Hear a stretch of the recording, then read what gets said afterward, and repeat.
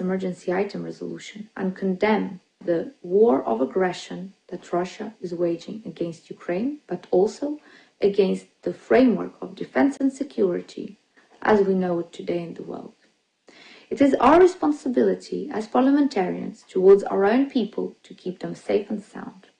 And as long as Russia's aggression continues, be it in Ukraine, be it somewhere else in the world, our people, our nations, will never be safe and sound. By taking a soft stance towards Russia right now, we are sending a message to other totalitarian and authoritarian leaders, to terrorist states across the globe, saying that it's okay. It's okay to break the law. It's okay to break every single rule in the international humanitarian law rule book. There won't be any sanctions. The international community will just keep calling you to dialogues. But you know, it is wrong. It is not the world that I envisage for myself, nor for my 3 children. It is not the world that I would like future generations to live in. So now we must act in a uniform manner, and we must condemn in the strongest possible terms the aggression of the Russian Federation against Ukraine. We must make sure that Russia comes back to the dialogue at the IPU and at other platforms. But there is a condition to that. The condition is the deoccupation of Ukraine, reinstatement of Ukraine's borders within their internationally recognized margins, and the payment of reparations for all the harm and damage done by the Russian army to Ukraine, and also to the other states who so courageously support Ukraine in this fight, in this struggle for the very existence of a sovereign state against another sovereign state and the world's 2nd largest army. Only with strong action and strong words can we ensure that the world of tomorrow is a world of peace and security where our children can live. Thank you, and glory to Ukraine.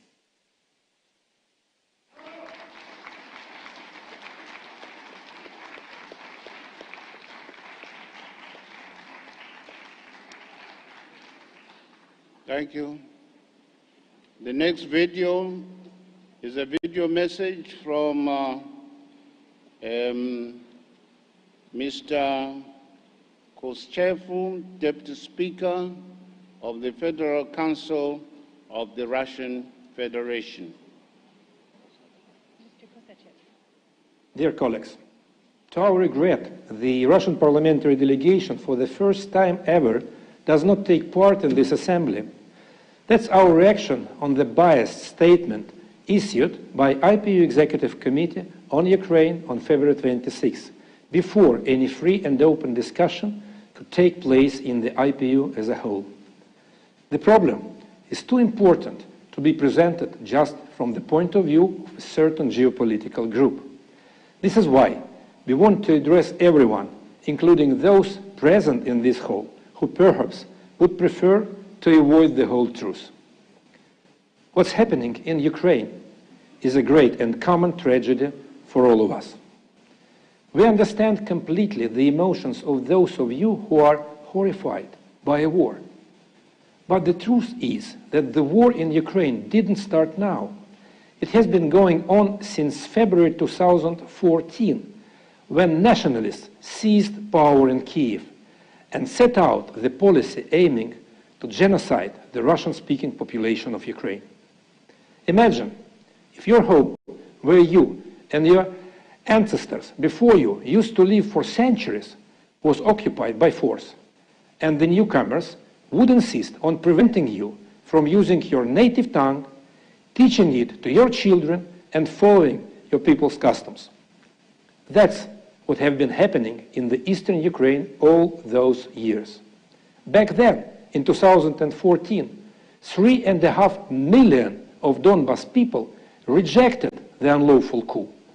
Since then, 16,000 people were killed there by Ukrainian forces. Unfortunately, it's not even mentioned in the draft resolution proposed to you yesterday. Along with that, pro-Nazi collaborators who used to assassinate Russians, Ukrainians, Belarusians, Jews, and Poles during the Second World War were declared heroes of Ukraine.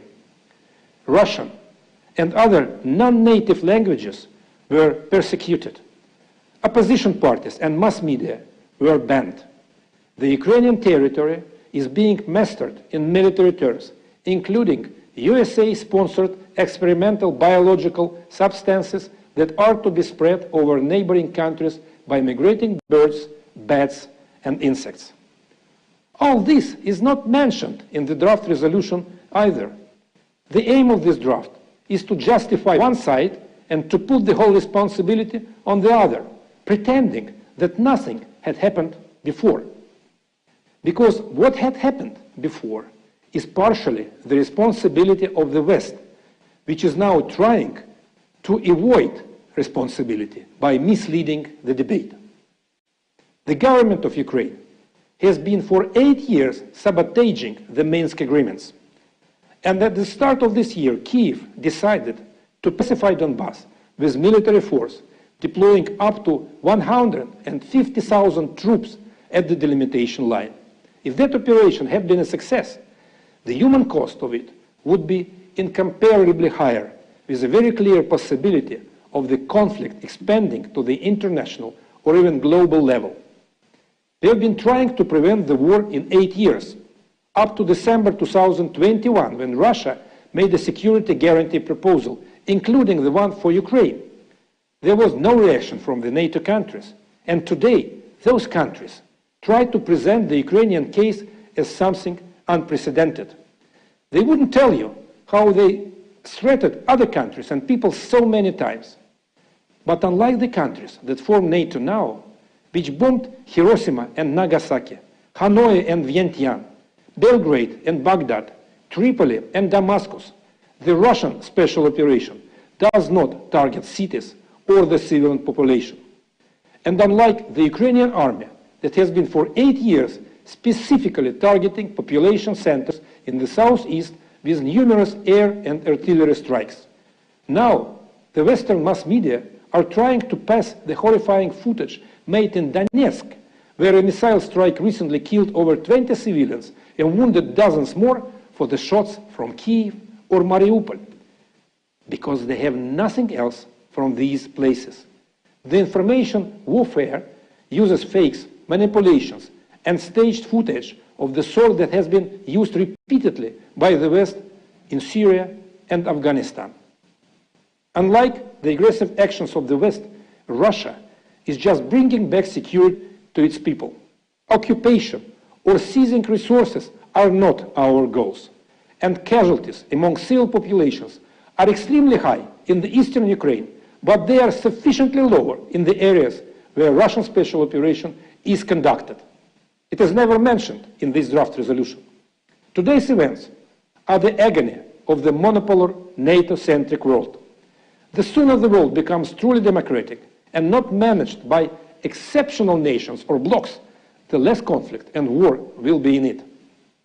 Dear colleagues, the debate today will only bring result if it preserves the objective approach aimed at human beings, not countries.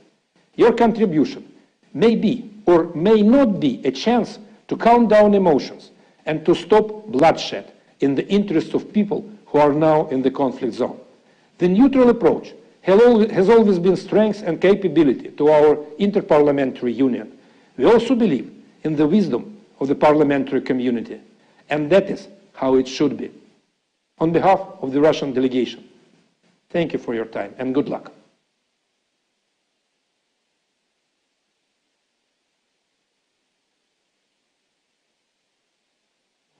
Thank you. Before we start the debate, one announcement. Please, all delegates are reminded to put on their mask or wear their masks. Please wear your mask. I'm the only one exempted because I've got to address you. Now, before we start our debate, there are questions relating to the drafting committee that will draft the final document. after receiving the contributions from the floor, as we shall do this morning. Let me remind you that the Standing Committee Rule number 16 stipulates that the composition of the drafting committee, and I quote, shall take into account equitable geographical distribution and political as well as gender balance, and that the number of its members shall normally not exceed 11. We have received preliminary indication of interest in participating in the drafting committee from a number of delegations, and have also been informed of the decisions taken by some geographical groups. And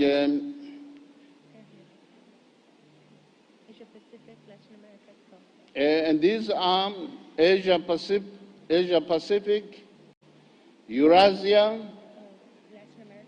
Latin America, 12 plus group. We are missing representative into that drafting committee from the African geopolitical group and also the Arab group and Eurasia. So those geographical groups, the three of them, please come up with names to join the drafting committee.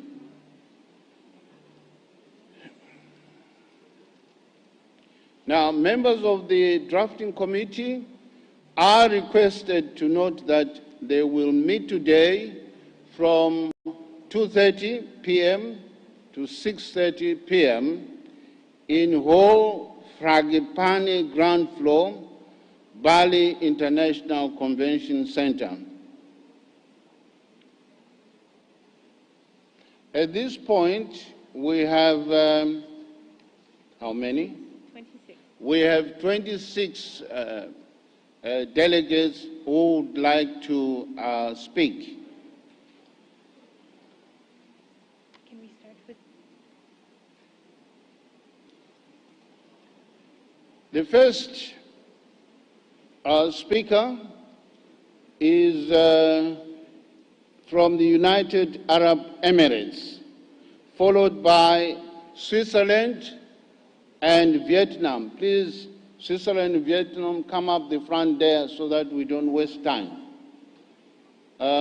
United Arab Emirates, please take the floor. Sayyid Rais. Mr. Chairperson, ladies and gentlemen, excellencies, with regards to the emergency item, I would like to confirm the following. Indeed, here we are undergoing international crisis, which is somehow undermining the international stability. This is where the role of our parliament comes. This emergency item should be based on two matters. First, the values and the principles on which the IPO has been based. And the second thing is that whatever would be coming out of the IUP should contribute to solving the problem and not steering it further. Here we are facing an international and global crisis, and we should be part of the solution and not part of the problem. The consequences are beyond every borders of this crisis.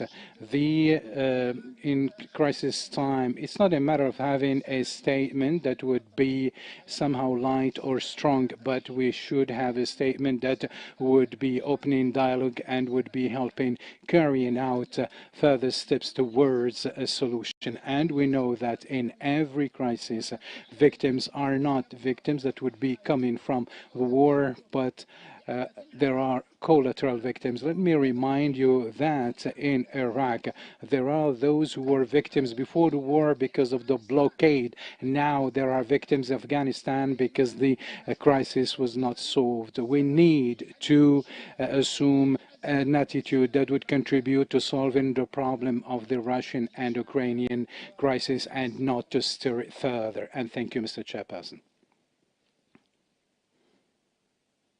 Switzerland, followed by Vietnam, and then Iran.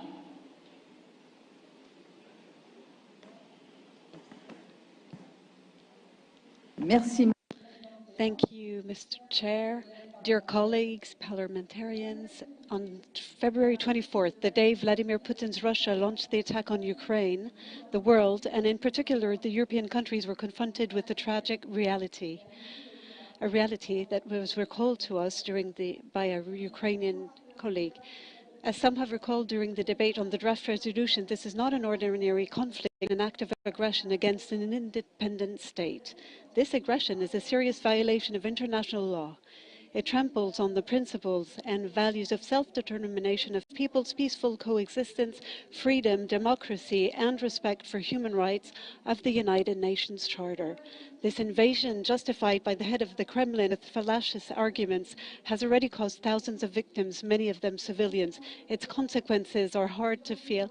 More than 1 million people are on the run. Hunger and misery are beginning to appear and awakening painful memories.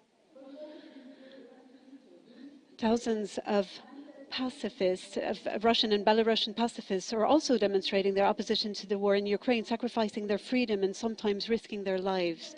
Ukraine needs humanitarian support, and the neighboring countries, as well as those of Western Europe, are mobilizing with a solidarity that has not been seen for a long time. Switzerland has been rather cautious in recent years in terms of welcoming refugees, has committed itself to receiving Ukrainian refugees who knock on its door, and measures have been taken to house the families and provide schooling for the children who are arriving. While supporting the reception of Ukrainian refugees, I have a thought for other refugees coming from more distant countries in conflict or suffering from persecution who do not benefit from the same solidarity. Let's come to the position of official Switzerland. Our government has finally decided to support the European Union sanctions against Putin's regime. The latter has urged our country to apply extensive sanctions, and not just to prevent the sanctions applied by others from being circumvented. Let's remind that Switzerland is one of the main trading centers for raw materials and an important financial hub for large Russian companies and oligarchs. When the Swiss sanctions were announced, many observers concluded that the policy of neutrality had been abandoned. However, this is not the case. Switzerland asserts its neutral status whenever two or more states are involved in a military conflict, because its neutrality forbids it to make its territory and airspace available to the belligerents and to provide them with military support. In the case of Russia's attack on Ukraine, Switzerland has took over the EU sanctions based on a weighing of interests. Switzerland's neutrality does not exempt it from freely taking political positions in international bodies such as the UN, and from mobilizing to defend the respect of fundamental values, namely democracy, human rights, and the rule of law. As our Minister of Foreign Affairs has stated, neutrality is not synonymous with indifference.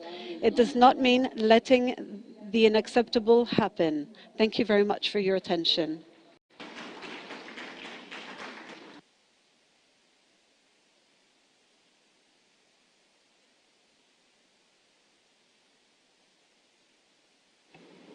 Vietnam, followed by Iran and Malta. Thank you, Mr. Chair. Dear colleagues, peace and cooperation are always the top priorities and goals of Vietnam, and are also the principal and noble purpose of the Inter-Parliamentary Union since its inception 133 years ago. Vietnam stresses that all international disputes should be resolved by peaceful means, adhere to principles of international law and the UN Charter, sovereign equality, respect for the political independence and territorial integrity of states, non-interference in internal affairs of states, and refrain from the threats or use of force. Accordingly, Vietnam has been extremely concerned over the ongoing armed conflict in Ukraine. We call on concerned parties to exercise utmost restraint and immediately cease the use of force to avoid further casualties and losses, to de-escalate tension, resume dialogue and negotiations through all channels. We take note of the negotiation between the concerned parties and look forward to continued engagement to safeguard the safety, security of the people and indispensable civilian infrastructure in line with international humanitarian law. We call on all the international community, including IPU members, to continue our support for and facilitations of dialogue among parties to ensure safety and security, property, legitimate rights, and interests of all people living in Ukraine, including the Vietnamese nationals, as well as the facilitations of their evacuation. Thank you. Thank you very much. Thank you very much. The next speaker is Iran, followed by Malta and Maldives.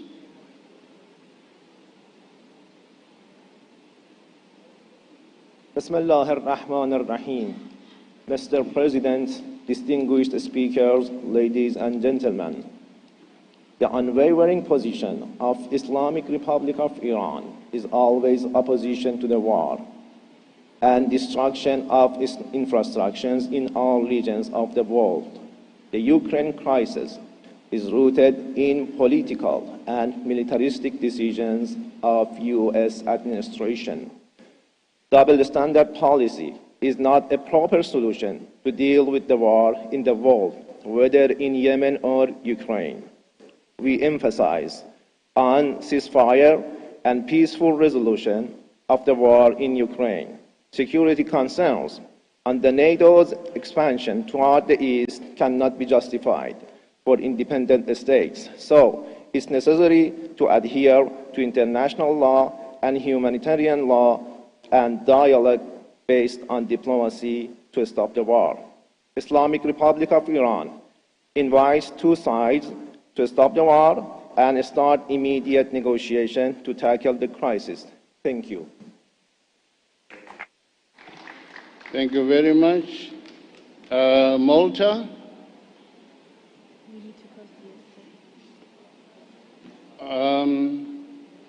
We now have 31 speakers, and we are closing the list. Thank you, Chair. Malta. Thank you, Chair. First of all, I would like to congratulate also the New Zealand resolution, which we are supporting, and Malta as being also a neutral country like Switzerland. We are part of the European Union, and we also joined the European Union sanctions with regards to Russia. However, we are in a parliamentary forum, and I think we should also consider, as parliamentarians, our position, how it should be in order to calm down emotions. First of all, with regards to the problem of Ukraine, definitely we have to have the war to stop immediately, without any other delay. Yet, as parliamentarians, we have also to discuss issues that relate both countries, how we can contribute. Being a neutral country, Malta, I mean, we have been neutral for many years, and the neutrality is entrenched also in our constitution. Because we believe that in the Mediterranean, in order to have peace, we have to have our role not to be engaged in any defense alliance. That's our position. However, we should also, as parliamentarians, consider the position whether Ukraine should be also an independent country and should be also a neutral country. Should it act as a buffer zone between the West and Russia? We have to talk about these things. And I think the IPU as it is included in paragraph 14, in paragraph 16, paragraph 14, calls upon the IPU to use its good offices, we should engage ourselves with the IPU to start relations, to start discussing, to start debating with Ukraine and Russia in order to see how we can diffuse this problem. Because definitely there are issues with regards to minority rights, for example, how we can ensure that the minority rights in Ukraine are, of course, respected. So these are areas which I feel, as parliamentarians, we should consider. But definitely, the war must stop immediately. Immediately, and short of that, we cannot discuss anything. Thank you very much. Thank you. The next speaker is from Maldives, followed by Greece and Indonesia. Followed by Greece and Indonesia.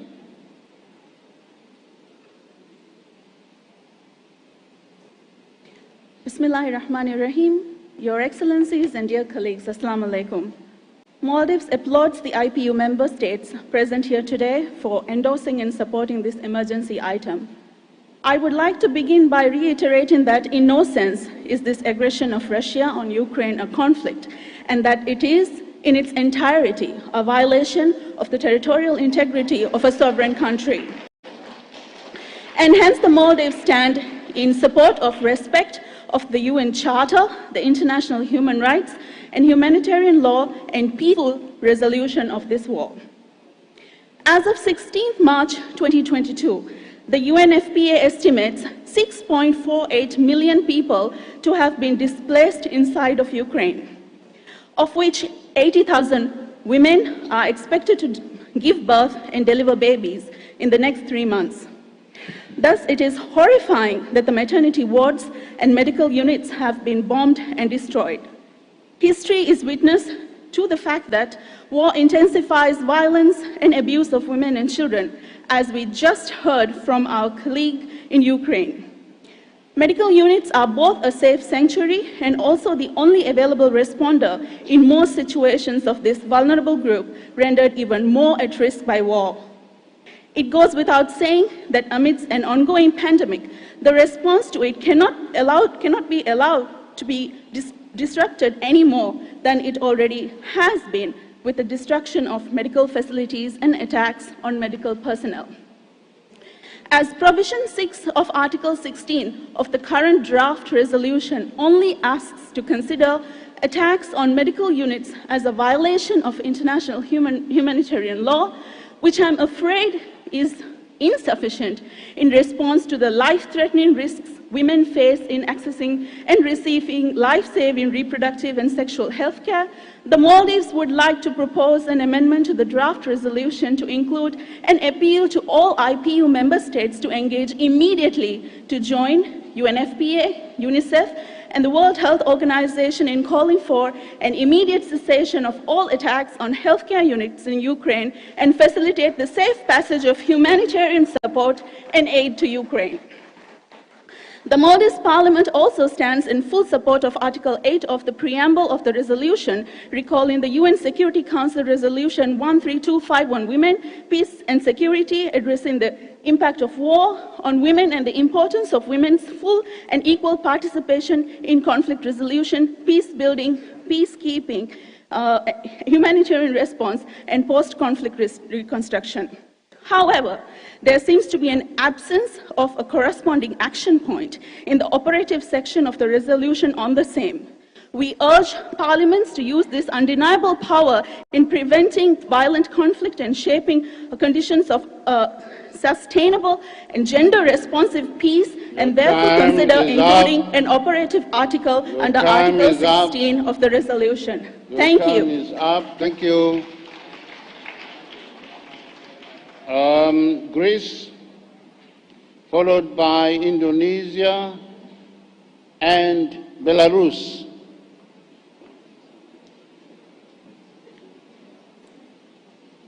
Thank you, Chair. Ladies and gentlemen, Russia's unprovoked and unjustified military aggression against Ukraine grossly violates international law and the principle of the UN Charter. It also undermines European and global security and stability. Russia bears full responsibility for this war. We are talking about the clash between the rule of the international law and the rule of the gun. And this is not acceptable in the 21st century. Revisionism is not acceptable in the 21st century. We demand that Russia ceases its military actions and withdraws all forces and military equipment from the territory of Ukraine. Diplomacy has now to take over. There is a massive aggression against civilians. A humanitarian catastrophe is taking place in Ukraine, unfortunately, and we see this every time in our TVs. According to the UN Refugee Agency, more than 3.5 million people are now refugees, and another 10 to 12 million inside Ukraine needs our assistance. Mariupol and other cities are under a brutal siege. We witnessed tragic images with the bombing of maternity hospitals and other civilian sites. In Greece, we continue to follow the dramatic developments with great concern, especially in the area of Mariupol, where diaspora Greeks are over there for more than many centuries, and we have more than 130,000 people from Greek origin in Mariupol. And our Minister of Foreign Affairs, before 3-4 days before the war, went to Russia for this reason, and Mr. Lavrov said that no problem, there is not going to be anything in Mariupol. And now we see what is happening in Mariupol. This is not acceptable. Ladies and gentlemen, we believe that more humanitarian corridors have to be established quickly and safely, and they have to stay open in order to ensure supplies for the civilian population and the possibility of their evacuation to safer areas. We call everyone to respect humanitarian law and to refrain from targeting civilians. Thank you very much. Thank you very much. The next speaker is from Indonesia, followed by Belarus and Czech Republic. Bismillahirrahmanirrahim. Assalamualaikum warahmatullahi wabarakatuh. Peace be upon us all. Om Swastiastu. Honorable Chair, fellow Member of Parliament, on behalf of the Indonesian delegates, I would like to express gratitude and thanks to all IPU members in utmost commitment to our common values such as democracy, human rights, peace and security. We also have to appreciate this 144th IPU Assembly, which has adopted an emergency item regarding the situation in Ukraine.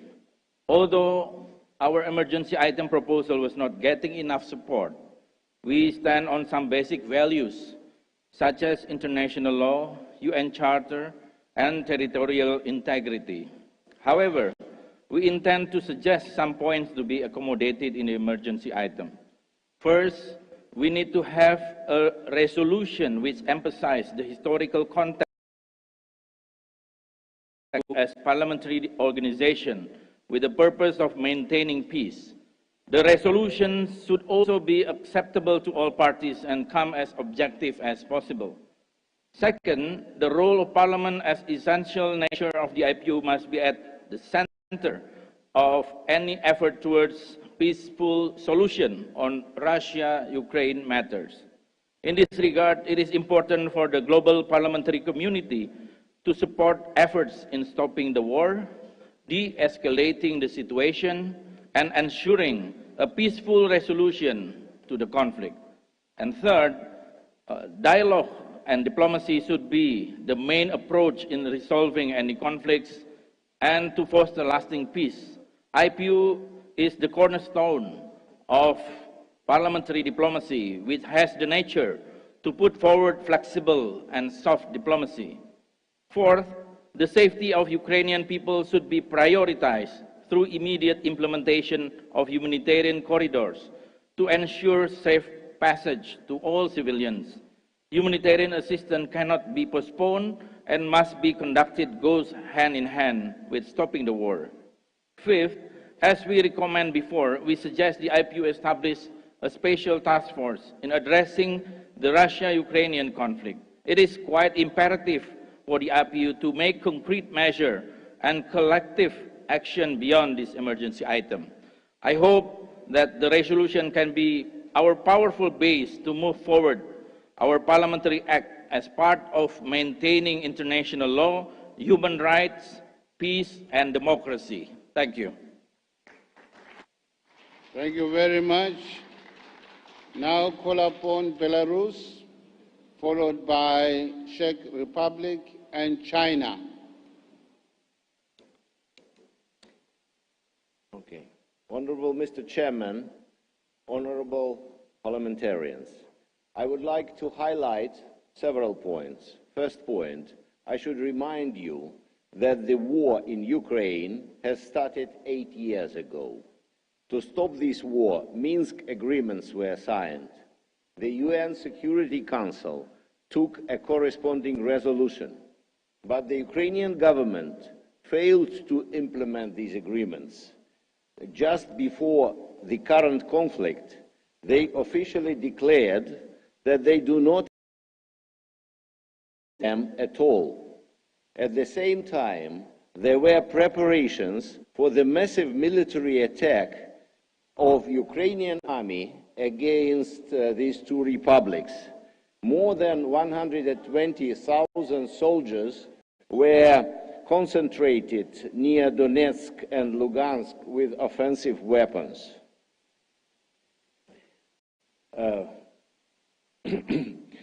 This offense could cause numerous thousands deaths of the civil population. The overall death toll of that civil conflict is more than 16,000 people in 8 years, and we should not forget that. And second point, which is very important and which is also neglected in New Zealand resolution. For decades, Russia was repeatedly reminding of the pivotal principle of security. Nobody must ensure its own security at the expense of other countries. But they were engrossed. In that respect, now NATO countries, by moving to the border of Russia, was performing the role of an instigator of tensions and disruptor of security system in Europe as a whole. The New Zealand resolution ignores all these facts. We believe that this resolution is a reflection of bloc thinking and based on domination philosophy, and it undermines the true principles of IPU and put that organization into a biased position. In that respect, we would like to commend the efforts of Indonesian delegations which tried to defend the true spirit and true values of IPU. And in that respect, we would like also to support the statement of Indonesian delegate. Thank you very much. Thank you very much.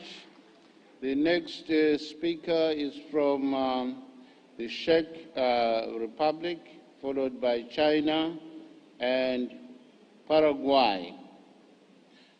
Please wear your masks.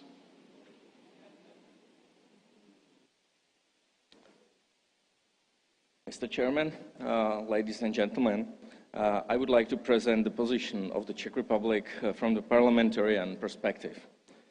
First of all, if we are to consider and take proper actions, we should use proper words to describe what is going on. And the present situation is a war, is a war, is a war. It's not a conflict. It is a full-scale military attack by Russian Federation to Ukraine, and it takes place in Ukraine, not in the Russian Federation. It's a blatant violation of international law, and there are many war crimes happening there. Ukraine is a victim, and it needs our full support, both politically, in the humanitarian aid, as well in means of defense. And the war must stop as soon as possible. It should stop now. I would like to present our experience with such an aggression. You may know that in 1968, there has been such an invasion in the Czech Republic, or Czechoslovakia in that time, by USSR-led Warsaw Pact. And this aggression really changed our view of such things, and I think we have to stress that out. The second point I would like to mention today is what we've done in the Czech Republic to deal with the situation. Just to tell you, there are many refugees right now. In the Czech Republic, we have roughly 300,000 refugees coming. It's an unprecedented scale of a tragedy. And we've done a lot in the legislation in the past few weeks to help them, to integrate them into our society, to help them with healthcare, social care, to help them with schools and education of Ukrainian children. And we also have done a lot to allow the refugees to be involved in our employment market. So the same would happen in some other countries. I would like to remind Poland, Moldavia, etc. They are taking even more refugees. We are not direct neighbors of Ukraine, but the situation is really bad there. So it's also necessary to deal with that. We are coping now, but it's not enough. What should we do? We should help Ukraine a lot. We should put pressure on Russia to stop the war immediately. And we should also revise and consider changes in the global security framework and pay attention to increased risks of human trafficking, hunger, etc. Thank you very much. Thank you. China, followed by Paraguay and Australia.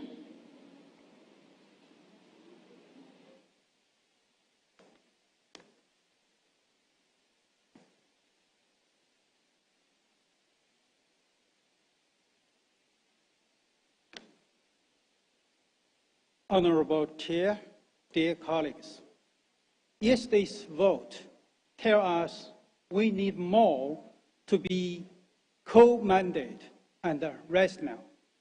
What is pressing now is for all the parties to work together to promote dialogue and negotiations between the parties concerned, cease hostilities as soon as possible, and avoid civilian casualties, in particular preventing a humanitarian crisis.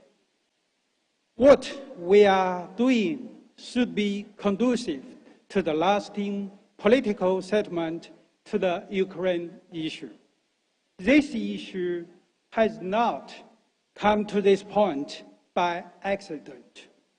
It is the result of the confluence of the various factors and an eruption of the tensions that we have built up over the years. We all believe that the purpose and the principles of the UN Charter should be observed. The sovereign independence and the territorial integrity of all countries must be respected at all times. International disputes should be resolved peacefully. When addressing regional and international passport issues, war and sanctions are not the only option. Dialogue and negotiations is a fundamental way out. The measures to be in place should be conducive to realizing ceasefire and put an end to the war as quickly as possible, rather than add fuel to the fire. China has always been a force for maintaining world peace. We are committed to facilitating dialogue for peace and providing humanitarian assistance to Ukraine. Thank you. Thank you very much. I now call upon Paraguay, followed by Australia, and South Africa. Be ready.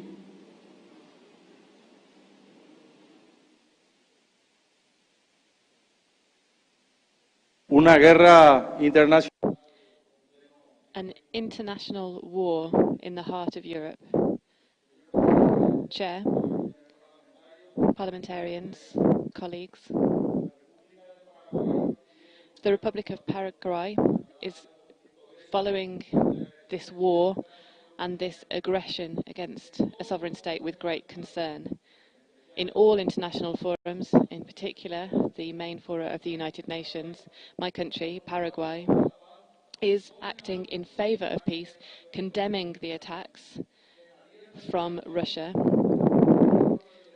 which goes against the principles of international law, in particular sovereignty, independence, unity and territorial integrity of Ukraine, putting at risk the dialogue. In this sense, and Paraguay would like to support the resolutions passed within the UN General Assembly and in the Human Rights Council, calling for the end to the aggression immediately from the Russian forces in Ukraine and an urgent start to dialogue, finding a peaceful solution which is accessible and sustainable within the UN Charter. Similarly, Paraguay, as a member state of the Human Rights Council, has stated that the life and security of the civilian population should be protected and respected. And to this end, we would like to make a new call for parties in the conflict to facilitate access without any obstacles to humanitarian assistance. President, delegates, I must state that the Paraguayan Congress has also said through various statements that it condemns the armed aggression against Ukraine and would like to make a call for dialogue and the seeking of a peaceful solution. We are convinced that within the framework of the multilateral system and the UN Security Council in particular, for those permanent members, it is essential that we need to unite efforts to find international order and to guarantee a lasting peace.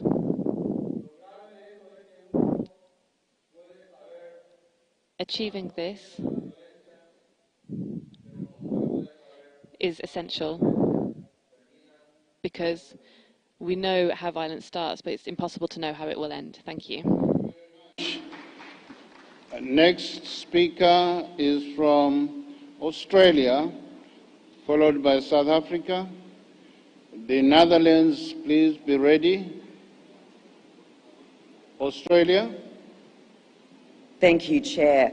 Australia has always promoted international peace, security and the rule of law. We have a strong history of standing up for the rights of all countries, large and small, to pursue their own interests free from coercion. Russia's invasion of Ukraine is a gross violation of these principles. Australia condemns in the strongest possible terms Russia's unprovoked, unjust and illegal war. We urge President Putin to withdraw Russian troops. We stand in solidarity with the people and government of Ukraine and our colleagues in the Ukrainian parliament. The Ukrainian people have shown incredible courage, and resolve in the face of Russia's aggression. Russia's invasion of Ukraine has caused immense human suffering. We are concerned by the high number of casualties that are particularly continuing to affect Ukrainian civilians. And alongside our international partners, Australia has acted swiftly to impose a series of sanctions that are wide-ranging to inflict costs on those in Russia and Belarus who bear responsibility for this unjustified war or who hold levers of power. The Australian government is deeply concerned by the humanitarian cost of this conflict and has committed over $65 million in humanitarian funding, as well as $91 million in military assistance, with Australian aircraft already having delivered supplies to the Ukrainian armed forces. There is no question that the Russian war on Ukraine is extracting a catastrophic humanitarian toll. It is creating the fastest growing refugee crisis since the Second World War. There is no question that we call on Russia, with our colleagues here, to immediately withdraw its forces from Ukrainian territory, consistent with the legally binding decision of the International Court of Justice. We also call on China to play its role. A country that directly supports Russia in this unlawful invasion must face consequences, as we are doing with Belarus. Australia will always work with partners and allies on a coordinated response. China has talked about its commitment to global peace and respect for sovereignty and territorial integrity for some time now. China must now demonstrate that this is more than just words. Australia's position is clear. China should join the rest of the world in denouncing Russia's aggression. We do, however, welcome Indonesia's decision to join 140 countries in supporting the UN General Assembly. Thank you. South Africa, followed by the Netherlands and Italy. Be ready.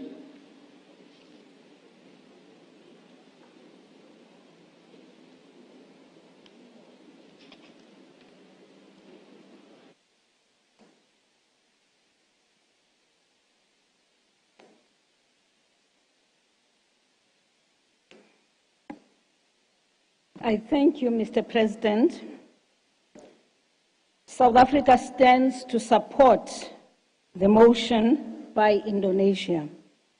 In this respect, I want to quote the Nigerian poet Ben Okri, who states that human life has equal value.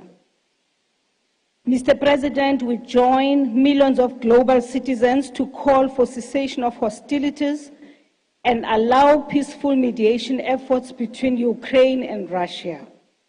We further call for the United Nations Security Council to pursue its objective of maintaining international peace amongst nations of the world. In calling for peace between Ukraine and Russia, we are mindful and cognizant of many acts of aggression in many parts of the world, such as Afghanistan, Palestine, Syria, and Western Sahara, where there is continued loss of life. Yet, these conflicts have not received the global attention they deserve. Of great concern, Mr. President, is the fact that in these situations, women and children suffer the most. We call upon world leaders to desist from making inflammatory statements and demonstrate political maturity to calm waters everywhere where there is conflict. Do not exacerbate the situation by being emotional and irrational in the manner in which conflict is dealt with. We are of the firm view that durable peace is needed in Ukraine and that our collective efforts as the international community in general and parliaments in particular should seek to help the two countries to find a peaceful solution. In this regard, it would be wrong to simply and selectively blame one country. We urge both parties to fully commit to the peaceful negotiations process. We therefore call for cessation of hostilities and de-escalation in order to enable the mediation process, which is a catalyst for lasting peace. In conclusion, Chairperson, it is unfair that the African continent, with a population of 1.3 billion people, is still not fully represented in the UN Security Council. On the basis of the above, we call for the urgent transformation of the UN Security Council to ensure inclusivity. Thank you very much, Chair. Thank you. I now call upon the Netherlands.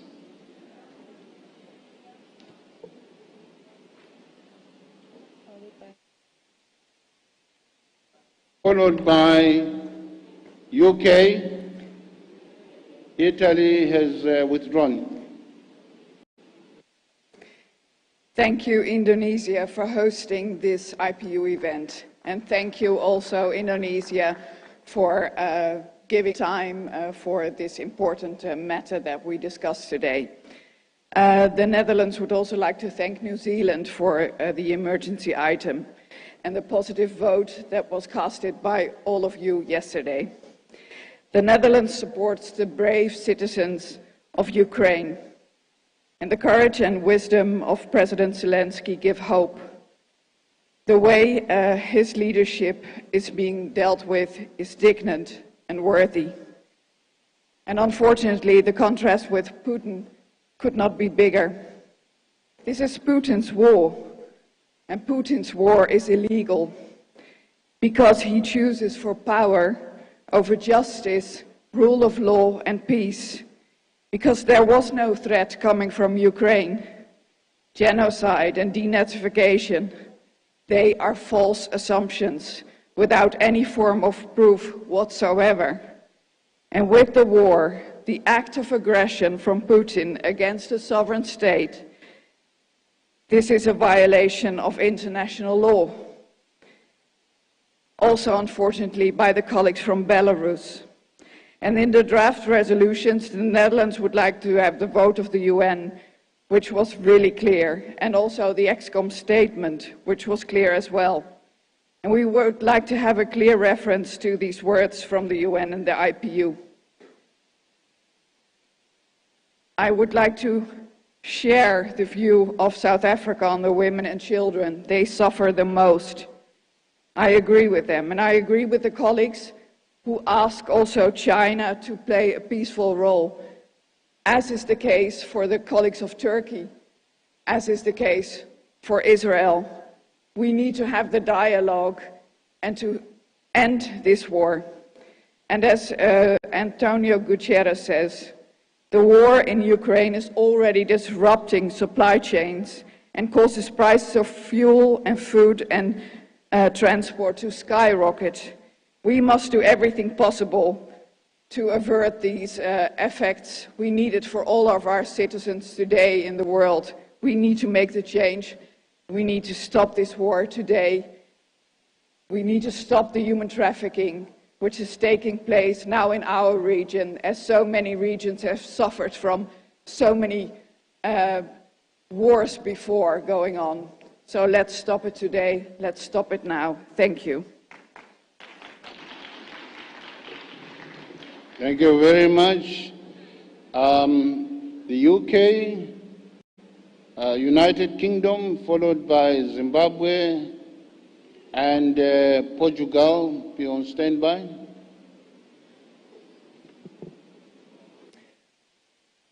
Putin's unprovoked attack on Ukraine is without doubt an illegal and unethical war against an innocent country and its people. A UN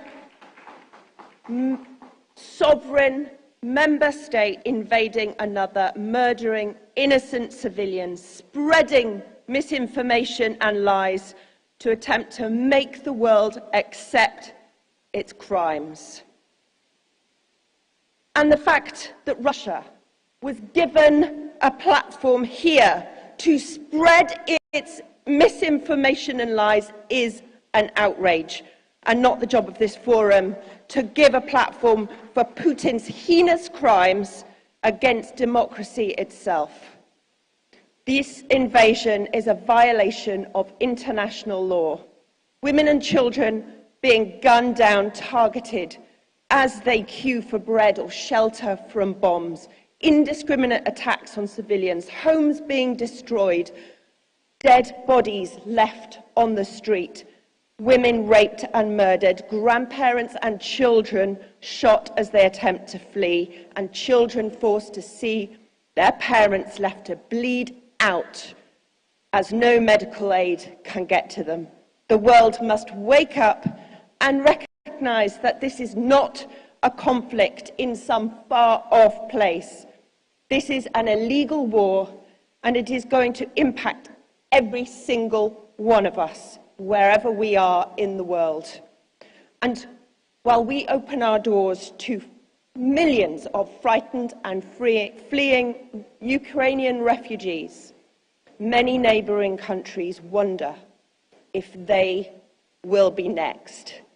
Terrified as the history books are replayed, the tales told to them of the Second World War still imprinted on their memories. 96-year-old Boris Romanchenko, a Ukrainian Holocaust survivor, was killed yesterday during the shelling of his apartment block. Indiscriminate and unjustified attacks. We are at a turning point in history, a turning point for our generation and our children. This war will touch every part of humanity if it isn't stopped. We must not be asking ourselves in years to come why we didn't stop Putin when the signs were so clear. We know how this ends. The question is, what will we do now?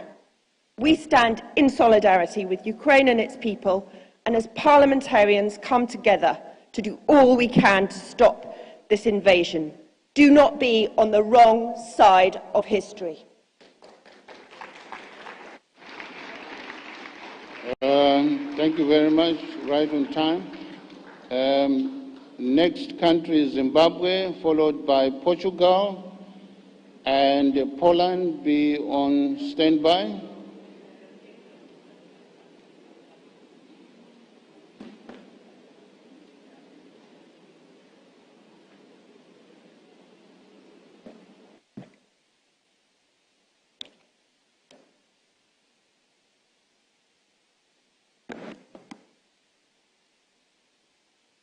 Honorable President, dear colleagues, the world finds itself in crisis obtaining in Ukraine. This conflict has and is having consequential negative impact on the global economy. The call to reconciliation and peace through diplomacy is an urgent imperative. It is therefore Zimbabwe's considered view that an earnest and constructive dialogue is the only viable option out of the deepening crisis in Ukraine. Zimbabwe affirms that it is the duty of the international community to ameliorate conflicts. To that end, the international community must tirelessly facilitate honest engagement to find a durable solution to the current Russia-Ukraine conflict.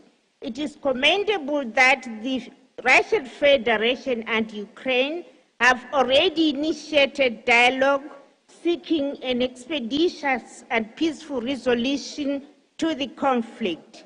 The two parties to the conflict are encouraged to further intensify their efforts towards finding a lasting solution to the crisis.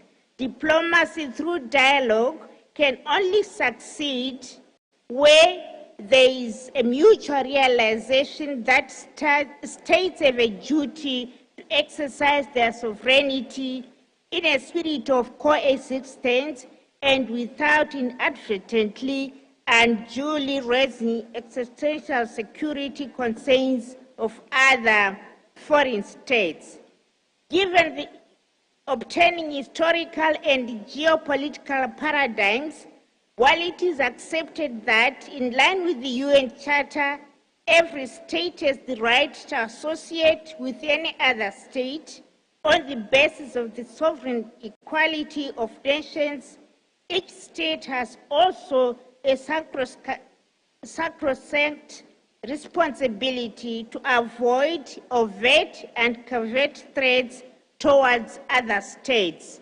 To this end, the United Nations Security has a duty to work without bias or undue influence for an end to the current conflict. After cessation of hostilities, the United Nations must facilitate the deployment of a credible monitoring team to secure unhindered access to post-war recovery and humanitarian operations. Guided by the principles of neutrality, impartiality. Your time is up. Thank you.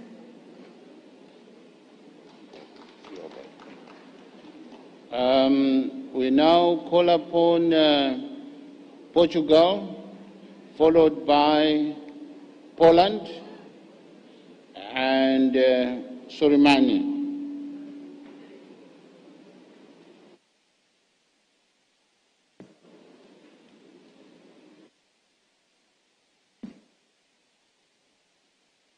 Honorable President of the Assembly, Honorable Mr. President of the IPU, Honorable Mr. Secretary General, dear colleagues. Yesterday, we approved with a qualified majority the draft proposal of an emergency item resolution proposed by New Zealand about the highly appalling situation on Ukraine after the invasion of Russia. Russia's invasion of a legit country violating its territorial integrity is not admissible. The majority confirmed the strong commitment on this war. Dear colleagues, yesterday on the voting we were many. Today, allow me to request that we may be many more. And that, if even so, not everyone can now be in favour of the New Zealand proposal. Portugal agrees with this decision taken on the IPU Assembly that follows the understanding that we have about this cruel war. This was never about a special operation of denazification, and we cannot be in a neutral stand in front of the lies of Mr. Putin. I praise those countries that historically assumed a neutral opinion on this kind of events, but today have made clear their positions, demonstrating the strong censor against these war crimes and violation of international law. IPU, as an international organization, has the duty of putting it clear on what is the opinion of parliamentarians of the world. What we think about the destruction of one country by another one, about the violation of international law and the Charter of the United Nations, the violation on human rights, and so on. For most, we agree with the necessity of an immediate ceasefire, the enforcement of diplomacy efforts on the resolution of this event, and the total respect for the Ukraine sovereignty. Today, Portugal is side by side with the Ukrainian people that have demonstrated a strong conviction and unite to continue to exist as a country. Let us all respect that sense of belonging. We are also putting our efforts to receive in our country Ukrainians and to help them going ahead. But we are also side by side with those young Russian soldiers sent to a war that probably they don't understand. Unfortunately, so many come to die on the battlefields, causing suffering to their innocent families. Also side by side with the people in Russia arrested by expressing their free opinion. This war must stop for the good of the world. Thank you.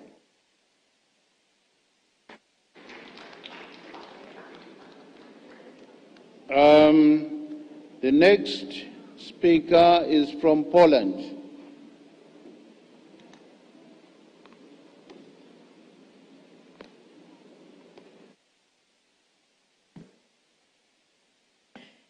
Dear colleagues, we have to repeat again and again, this is not a conflict. This is unprovoked, unjustified aggression of Russia against Ukraine.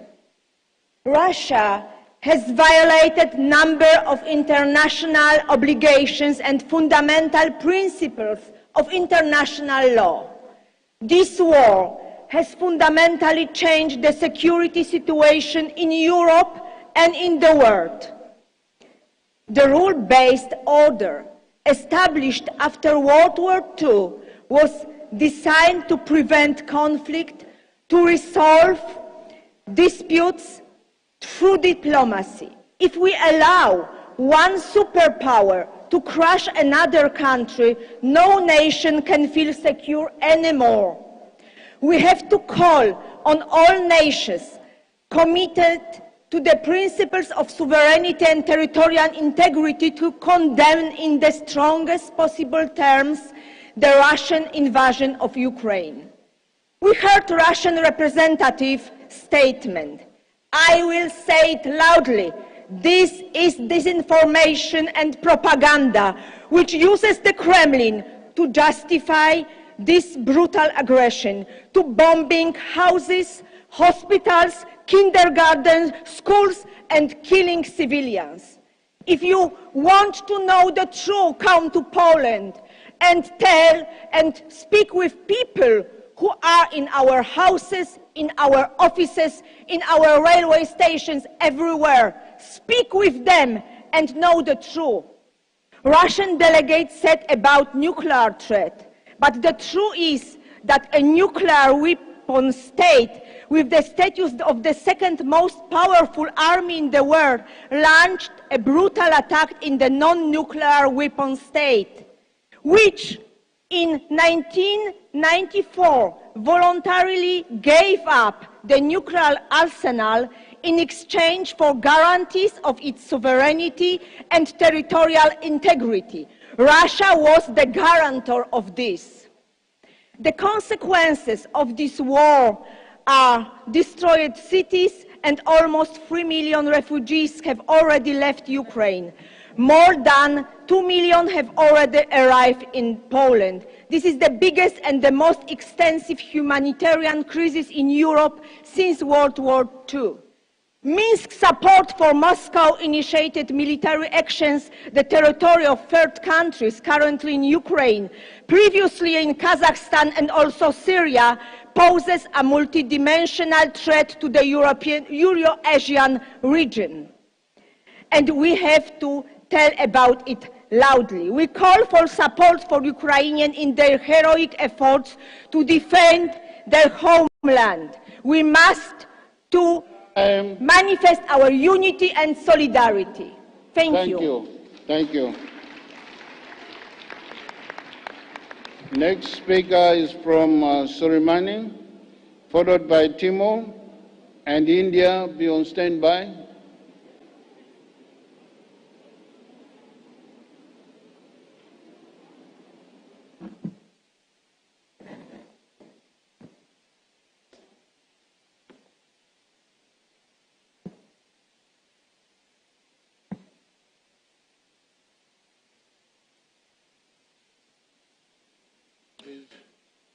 Yeah.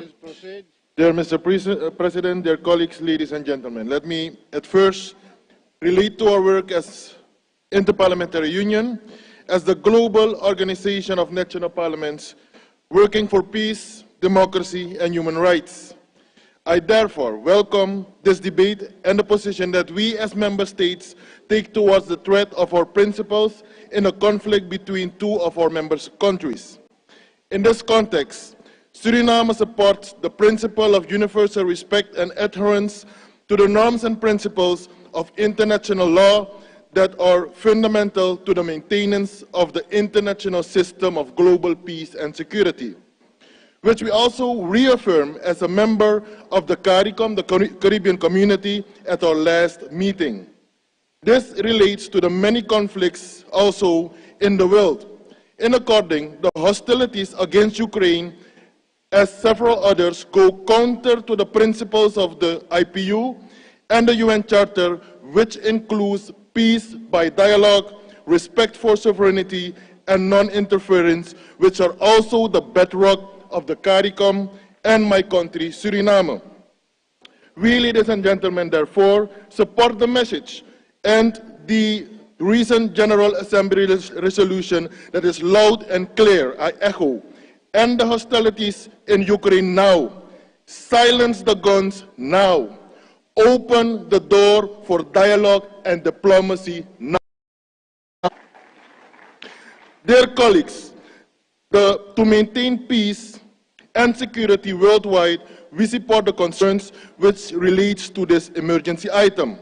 This war affects us all, not only the loss of many lives, but also from oil and gas prices to the excess and prices of food and the threats for our economies.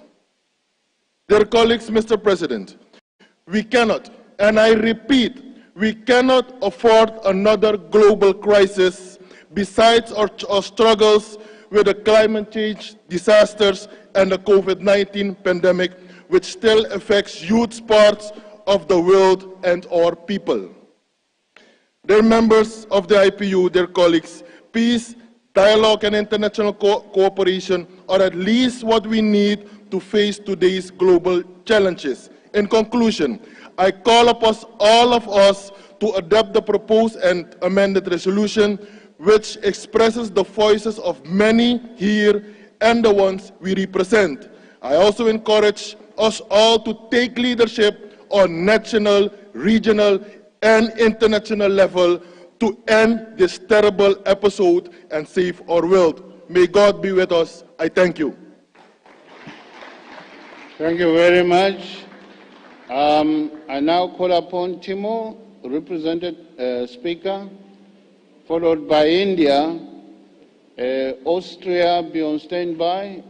Austria, be on standby. Timo.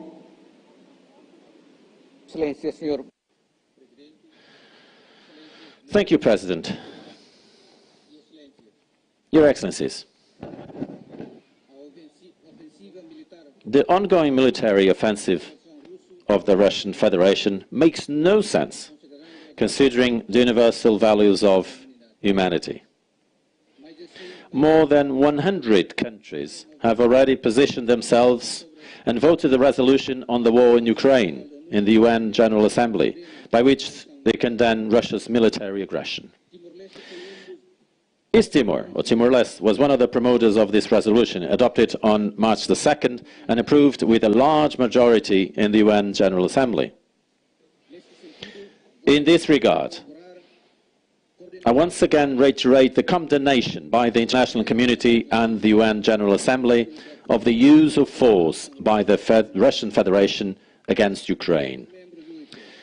Distinguished members of the IPU, the Democratic Republic of Timor-Leste upholds the principle of national independence, the right of the peoples to self-determination, the permanent sovereignty of peoples over their wealth and natural resources, the protection of human rights, the mutual respect for sovereignty, territorial integrity and equality among states, and non-integration in the domestic issues of other member states or other states.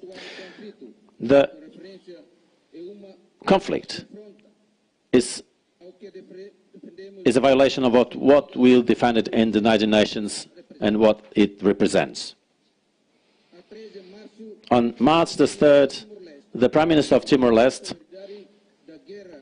showed its government's solidarity with the Ukrainian people and declared that war benefits no one, and Ukraine's independence must be respected.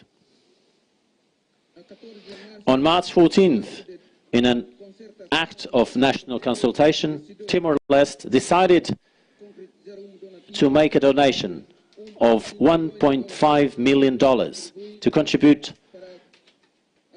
towards humanitarian assistance for the Ukrainian people, through which we reiterate our solidarity with the Ukrainian people who are currently defending their land, their rights and their independence against the Russian invasion. The violence has to stop.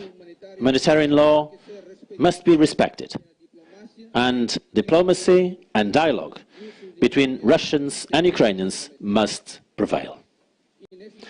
In this sense, that I call for the channels of diplomacy with Russia to remain open and for the parties involved in the conflict.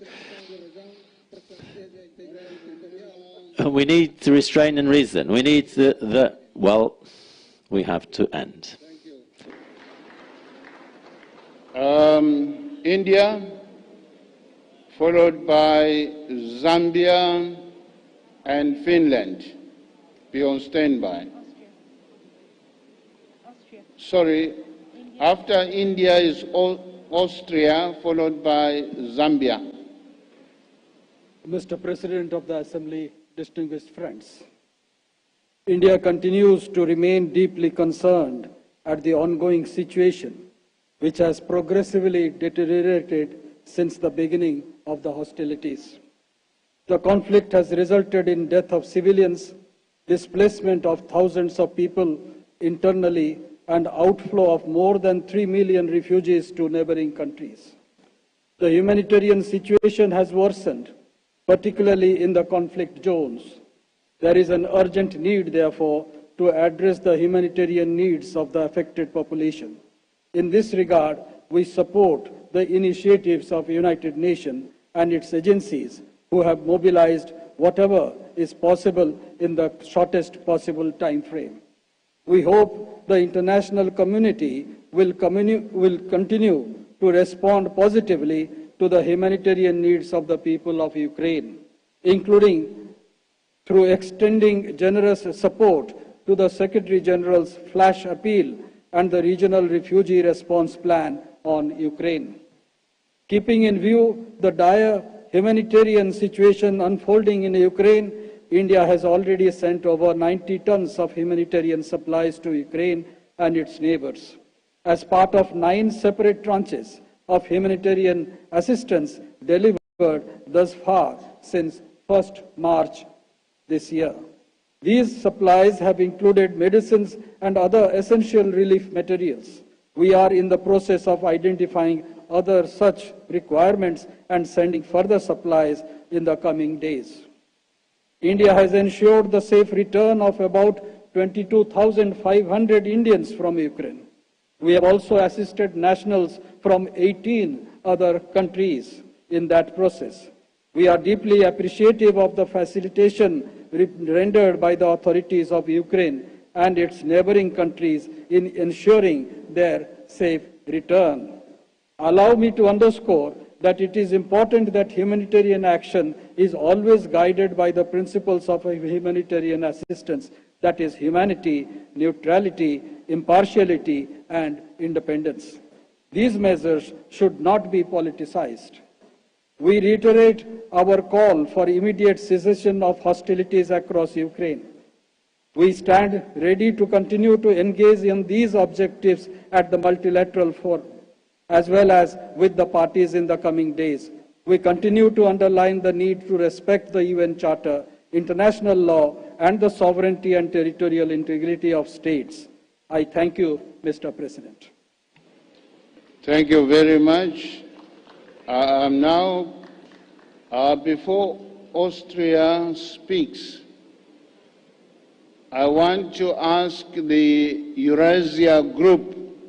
We are still waiting for those who are going to join the drafting committee. Eurasia, please, can you give us the names, at least 2 names? Thank you. Austria? Mr. President of our Assembly, Secretary General, honorable speakers, dear colleagues, the war in Ukraine affects the whole world. It is not an European issue. Therefore, it is so important that we discuss today this emergency item. More than 3 million refugees after 3 weeks show the human tragedy of the Ukrainian people. Austria, as a neutral country, cannot be neutral when international law and the Charter of the United Nations is violated in such a strong way. Austria has to work 10 years to receive its sovereignty after the Second World War as a neutral country. And I think respecting the principles of sovereignty is essential for a peaceful world we all are working for. So we have to support all initiatives. Firstly, to stop the war immediately. Secondly, to do everything that negotiations between Russia and Ukraine start to think what is after the war, to rebuild this destroyed country as it is already. And thirdly, to come back and to return to a rule-based international order. So, war can never be the solution. President Putin, stop this war immediately.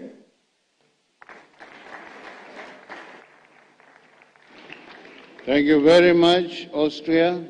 Zambia, followed by Finland, and Syria, be on standby. Syria, be on standby. And Finland. Zambia.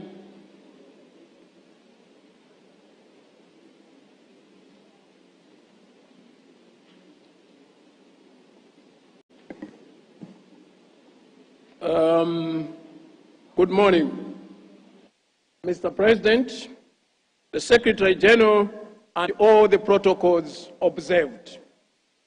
The idea of resolving issues using war is long gone. The world has developed so much that we have other means of solving problems. 2 wrongs do not make right. You cannot say because 1 wrong was done, then you can justify another wrong. That is not correct.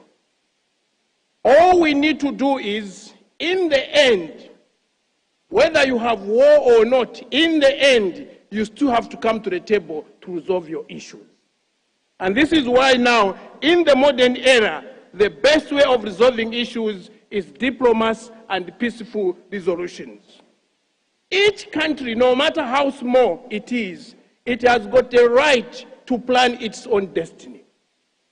If a country decides to take a certain ideology and you are not comfortable with it, it is always very important that you sit on the table and discuss, unlike using war, killing children, women, old people who are completely innocent. It is not wrong to tell your friend, a friend when he's wrong, that you are wrong. If your friend is doing something that is wrong, tell them what you are doing is wrong. That will not finish the friendship. Not where you think that because this friend helped me some time back, even if he is wrong, I must simply say it's okay. That's not the way we can solve problems. We need to put our position in this era very clearly. What is happening is not nice. And we urge those who are now in the war to sit down and resolve. If they destroy the whole Ukraine, who are they going to talk to? Who are they going to rule? It's a very primitive method of solving problems. You simply have to sharpen your negotiation skills and you will get what you are looking for. Therefore, in the end, ladies and gentlemen, it is very clear. If we say what is happening is wrong, does not mean that we hate this and that. No. Whoever wages war, we are going to condemn that. It doesn't matter who it is. Whether it's from the West, from the East, if you attack a sovereign state, we shall tell you what you are doing is wrong, stop it, and go on a table and discuss those issues. Thank you. Thank you very much. The next speaker is from Finland, followed by Syria, and Malaysia be on standby. Mr. President, dear colleagues, I totally agree with my colleague from Zambia. Mr. Putin, stop what you are doing. You are doing wrong.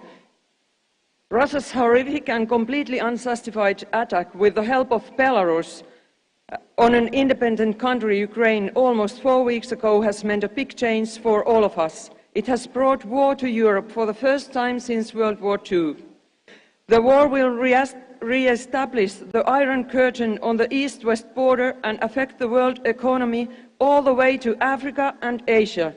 Russia's invasion of Ukraine has simply changed the world order for all of us for the rest of our lives.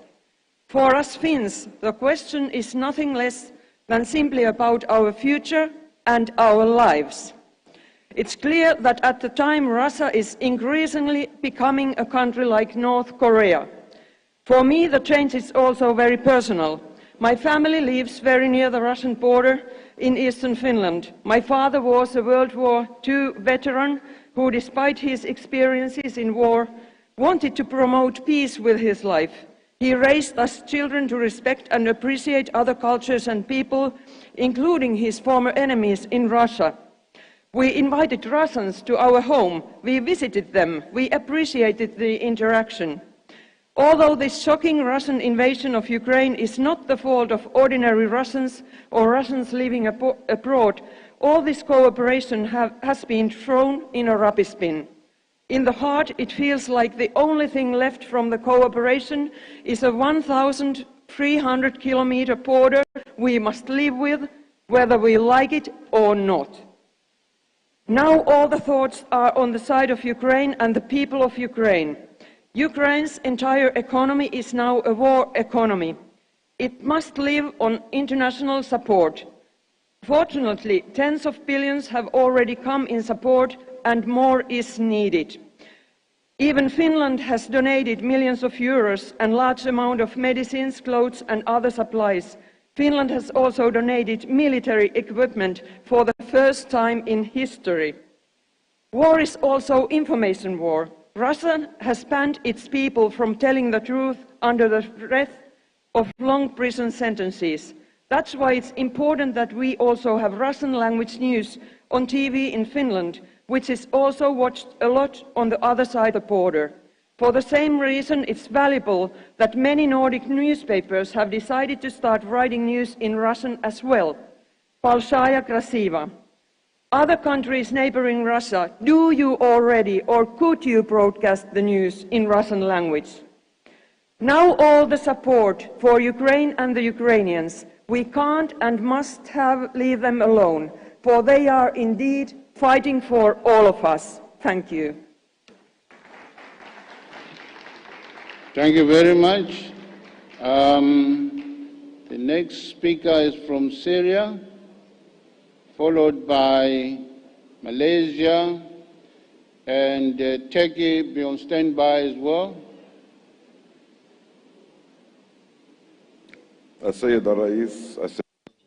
Mr.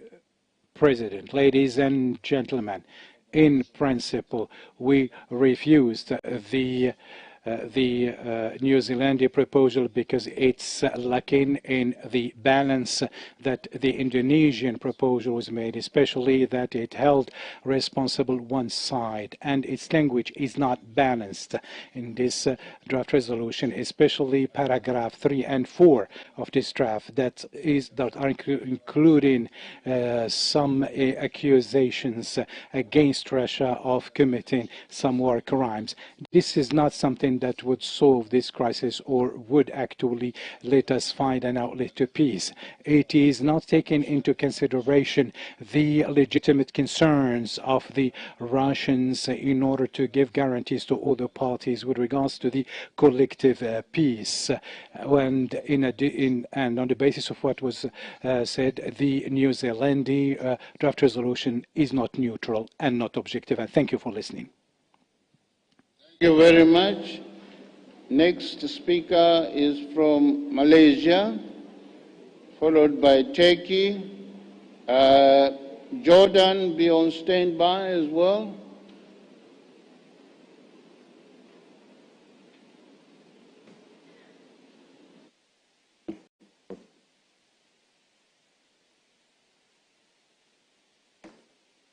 Assalamualaikum warahmatullahi wabarakatuh. Good morning, Honorable Chair and my fellow parliamentarians.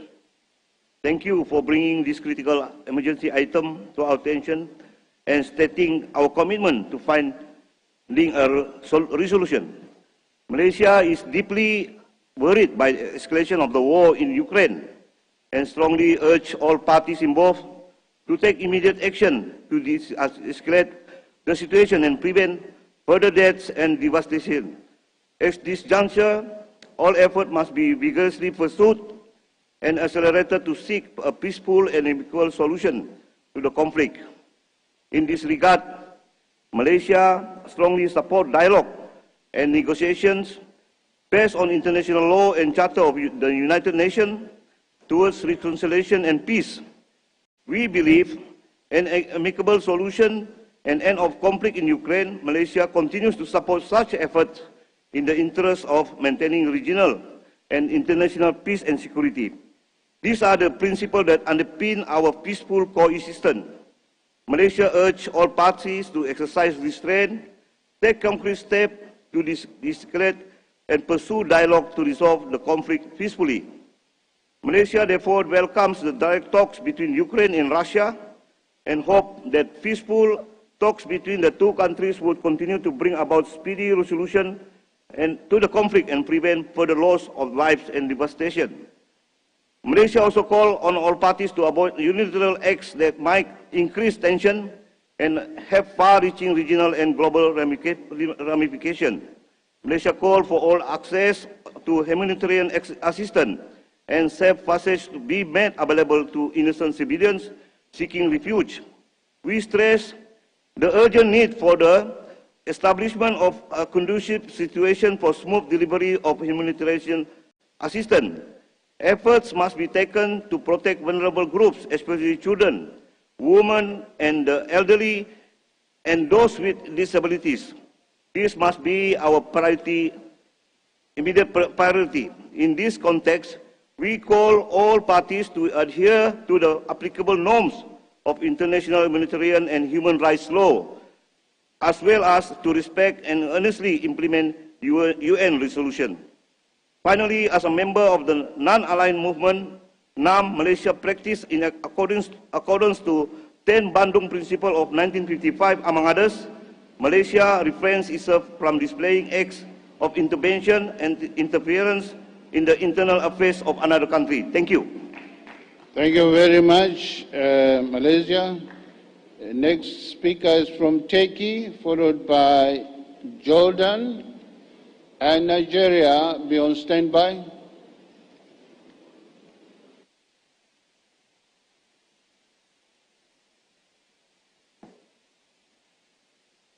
Thank you, Mr. President. I would like to thank the Indonesian Parliament for being such wonderful hosts, and my best wishes to all. We're still going through a pandemic, and we're living a war through the pandemic, so I hope that everybody is in good health. I was thinking what I should talk about. There isn't much left to say. I'm not going to talk about the fact that United Nations decision is one that Turkey supported from the first day.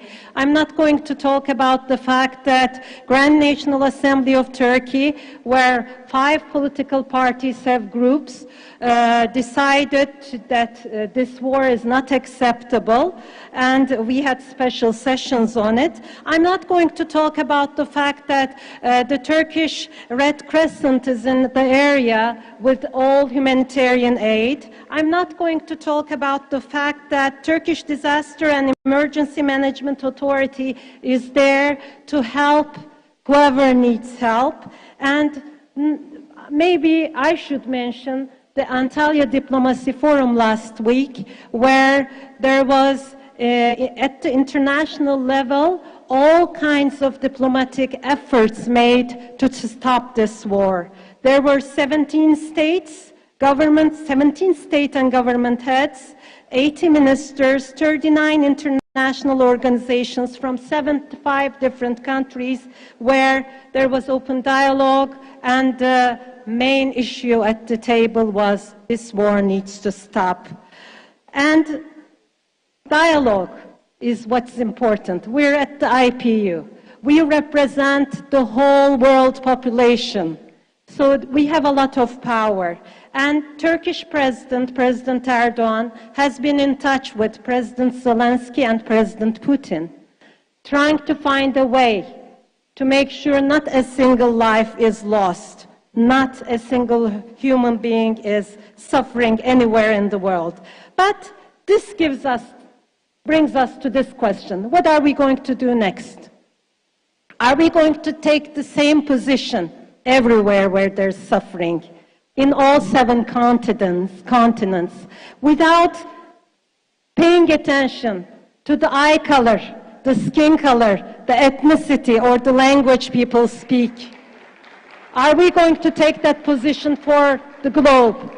This is what is important as well. Of course, we stand with our Ukrainian brothers and sisters, and they are welcome in Turkey like all the other refugees who have seeking refugee in Turkey. But we should have the same stand all over. I would like to conclude with this last remark.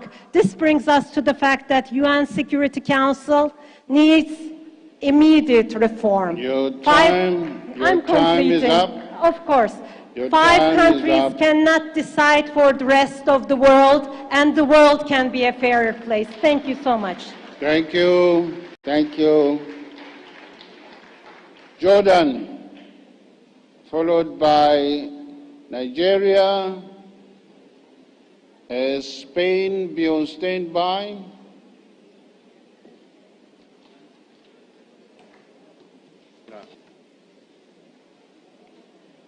Jordan. Mr. President, ladies and gentlemen, dear guests.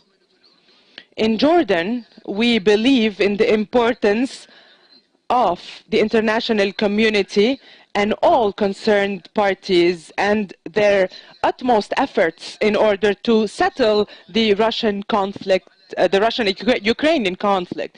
And in addition to this, all parties should abide by international charters, the UN Charter and all international laws and regulations, because the sovereignty of states and their territorial integrity are very important principles. His Majesty King Abdullah II and Jordanians are aware of the consequences of wars and famine. Since the mid of the last century, Jordan received a lot of refugees from neighboring countries. It also carried a lot of burden, but unfortunately the international community only contributed a little bit in this. Mr. President, we always look for our citizens and their safety, and we ask to stop any violation that targets them. Therefore, we ask for all parties to stop the war and resort to dialogue. All parties of a war are losers. It is high time now for peoples of the world to live in peace and stability, whether it is in our region, in the Middle East, or in our neighboring continent, Europe, and all countries of the world. We also want efforts to be exerted in the sectors of education, health, and other important sectors instead of focusing on wars and weapons. Thank you, Mr. President. I now call upon Nigeria, followed by Spain and Israel. Be on standby.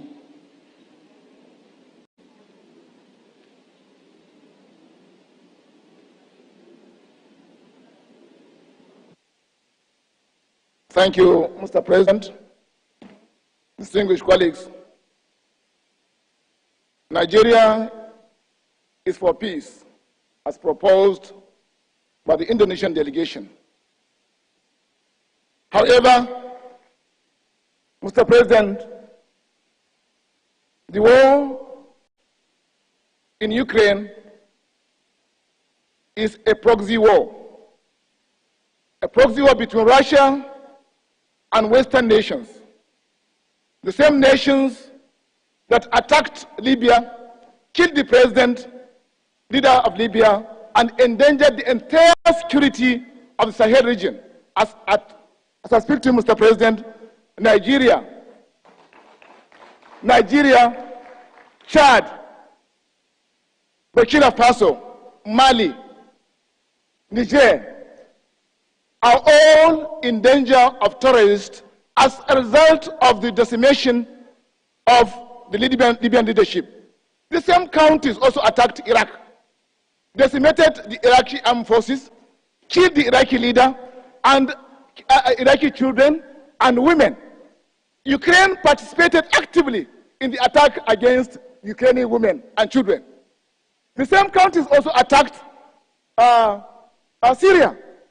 The same nations also that blocked their ways, their gates against refugees from Middle East and Africa are now opening their gates to the Iranian refugees. Mr. President, it is really unfortunate that we are accepting double standards and hypocrisy. The truth must be told that the West has been taking the entire world for granted. Africa has fought the First and Second World Wars. We will not fight another world war on behalf of anybody. We have endured a lot of humiliation, degradation from colonialism to date, perpetrated by Western nations. And it is high time we say, no, no, stop the war.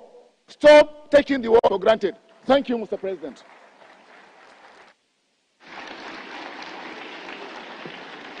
Thank you, Nigeria. I now call upon Spain, followed by Israel and Algeria.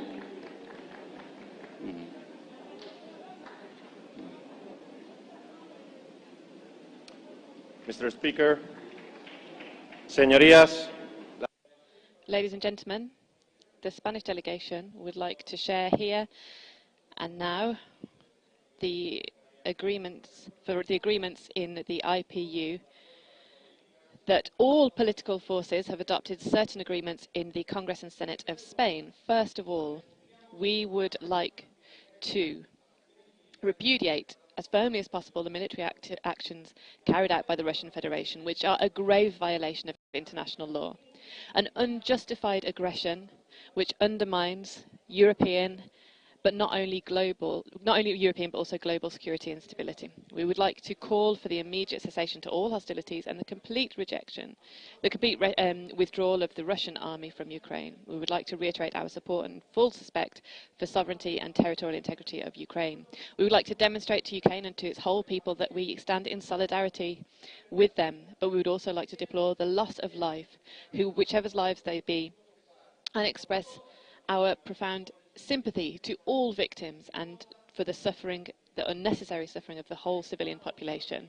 We would like to urge the European Union and here and now extend this call to all institutions to offer financial support and humanitarian support, which is an emergency for Ukraine and the Ukrainian people.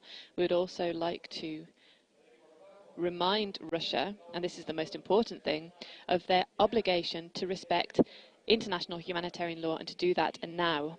We call on the Russian Federation from the Senate and Congress of Spain to respect international law, to lay down their arms and return to diplomatic methods immediately. Political groups in Spain came into agreement on full respect of all national frontiers and diplomacy as the only solution and the only way for conflict resolution. Exactly the same reason why Spain joined the Interparliamentary Union in 1889. Remember, this is what we are here for. Muchísimas gracias, señorías. Muchísimas gracias, señor presidente. Thank you very much. Spain, na kolapon Israel, followed by Algeria.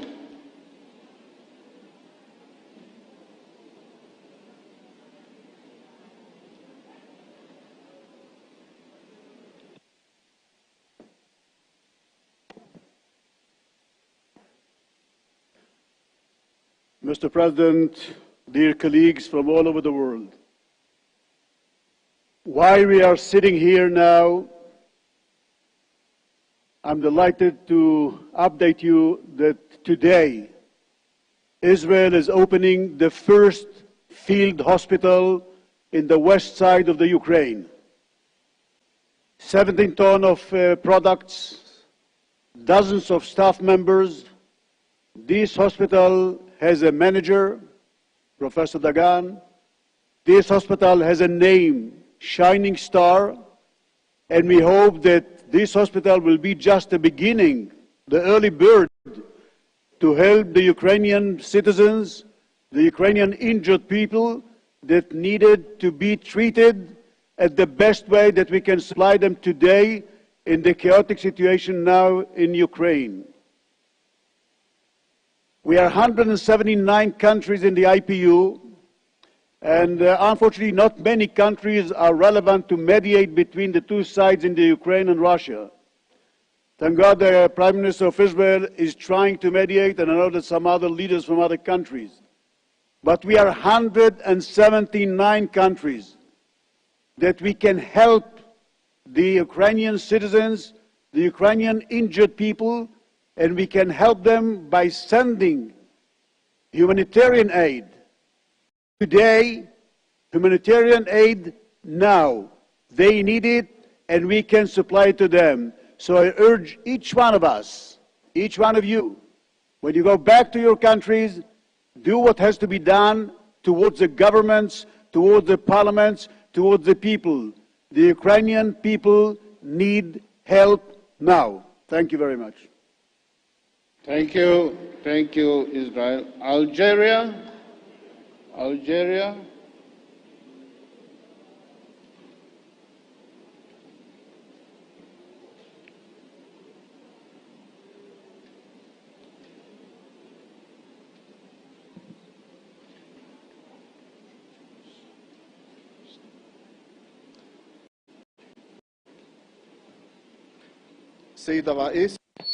Mr. President,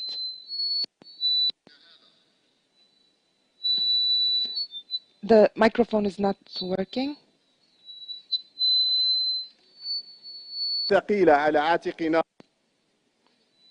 Test. I'm sorry, but the interpretation is not. Despite that, we have actually dual treatment in some cases, such as the quick reaction to the Ukrainian crisis, and this is what we are witnessing in different cases worldwide, especially the Palestinian question and the Western Sahara. and we are actually surprised about the Western Saharian case and their change. And this is not neutral with relation to a case that was categorized by the United Nations as the last colony in Africa. And therefore, our support of the Indonesian proposal is based on the call for dialogue between the parties with the de-escalation of this crisis. Thank you for listening. On Ms. Hall from New Zealand. Where are you? Right here, sir. Please wrap it up. 3 minutes.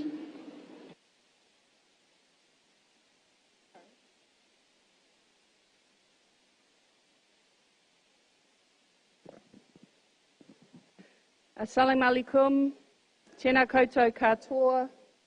Mr. President, friends and colleagues, thank you firstly for the opportunity to debate this emergency item. At the heart of this resolution is a commitment to peace. Peace for Ukraine, peace for Russia, peace for all of us, all of our citizens. And the UN Charter preamble states, we the people, and I think too, we the parliamentarians of the world, determined to save succeeding generations from the scourge of war. And we commit to practice tolerance and live together in peace with one another as good neighbours. Thank you, colleagues, for your contribution to this emergency item, confirming our parliamentary commitments to working for peace, for democracy and human rights, and to support for a free and open rules-based international order. So how do we achieve peace? It's about our citizens, the people we are elected to serve. We do all we can to feed our people, to house our people, to help create an economy that provides good jobs, health, social services. Fundamentally, we want our citizens to be happy, healthy. They are our responsibility. And how do we achieve peace? As the IPU legacy highlights, we need peaceful engagement through dialogue and diplomacy. And to do this, we need an immediate ceasefire. Without a ceasefire, there can be no meaningful dialogue. If dialogue is to prevail, Russia, please, we need the environment for peaceful engagement.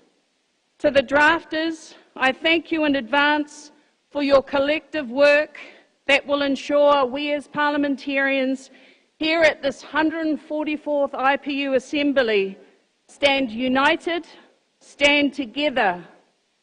Always, may peace be with us all. Kia ora. Thank you very much, Ms.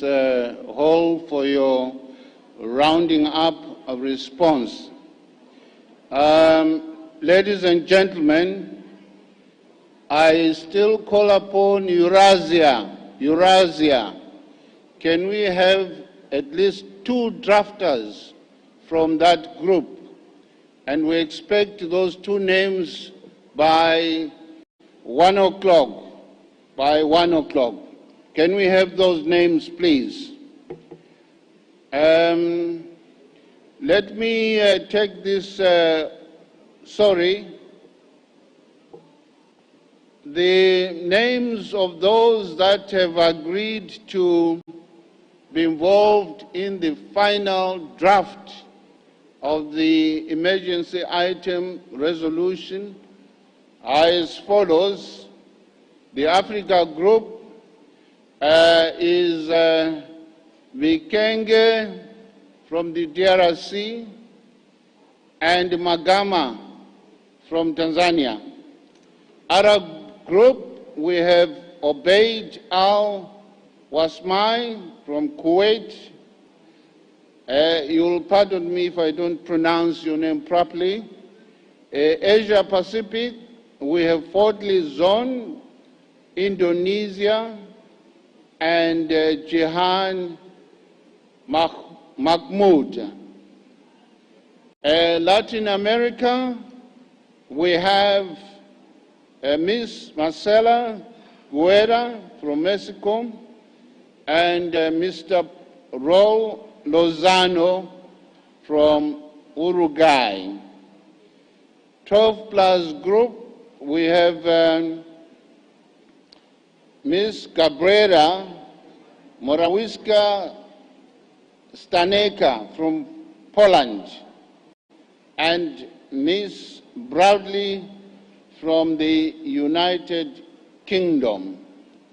May I take this opportunity to thank all those that spoke on this emergency item. I kept my breath, thinking that perhaps at some time we might have people losing their cool. But you maintain your cool and address the issues accordingly. I must congratulate you for that. Give yourselves a big round of applause. Yes. As I leave the chair, I would like to announce that the debate on the emergency item will be followed by the continuation of the general debate. The next segment of the general debate will be chaired by the Deputy Speaker of Mexico, Ms. Guerra. May I now invite Ms. Guerra to take the podium. Thank you very much for your attendance.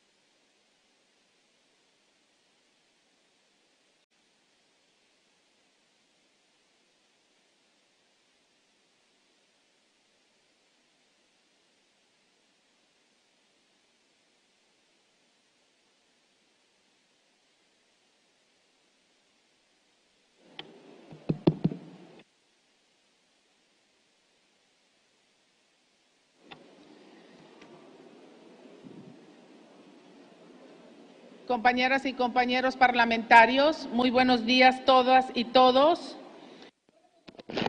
Good morning, everybody. We'll continue with the general debate. My name is Marcela, and I am the Vice President of the of MPs in my country in Mexico, and it's a privilege for me to be leading this work today. The name of the general debate, as you know, is Mobilizing Parliamentarians to Act on Climate Change. I'll ask Tanzania to come up to the podium to present their statement, and after that, Sudan.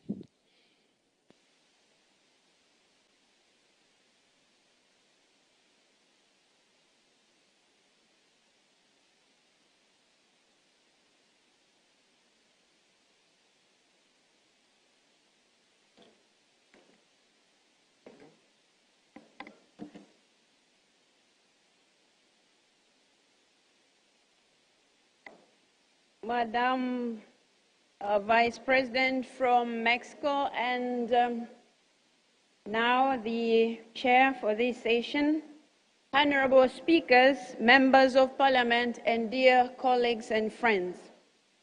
It is an honor for me to address this august assembly for the first time in my capacity as the Speaker of the National Assembly of the United Republic of Tanzania. Having assumed this position a few months ago, or 2 months to be more precise, please accept warm wishes from the members of Parliament of Tanzania.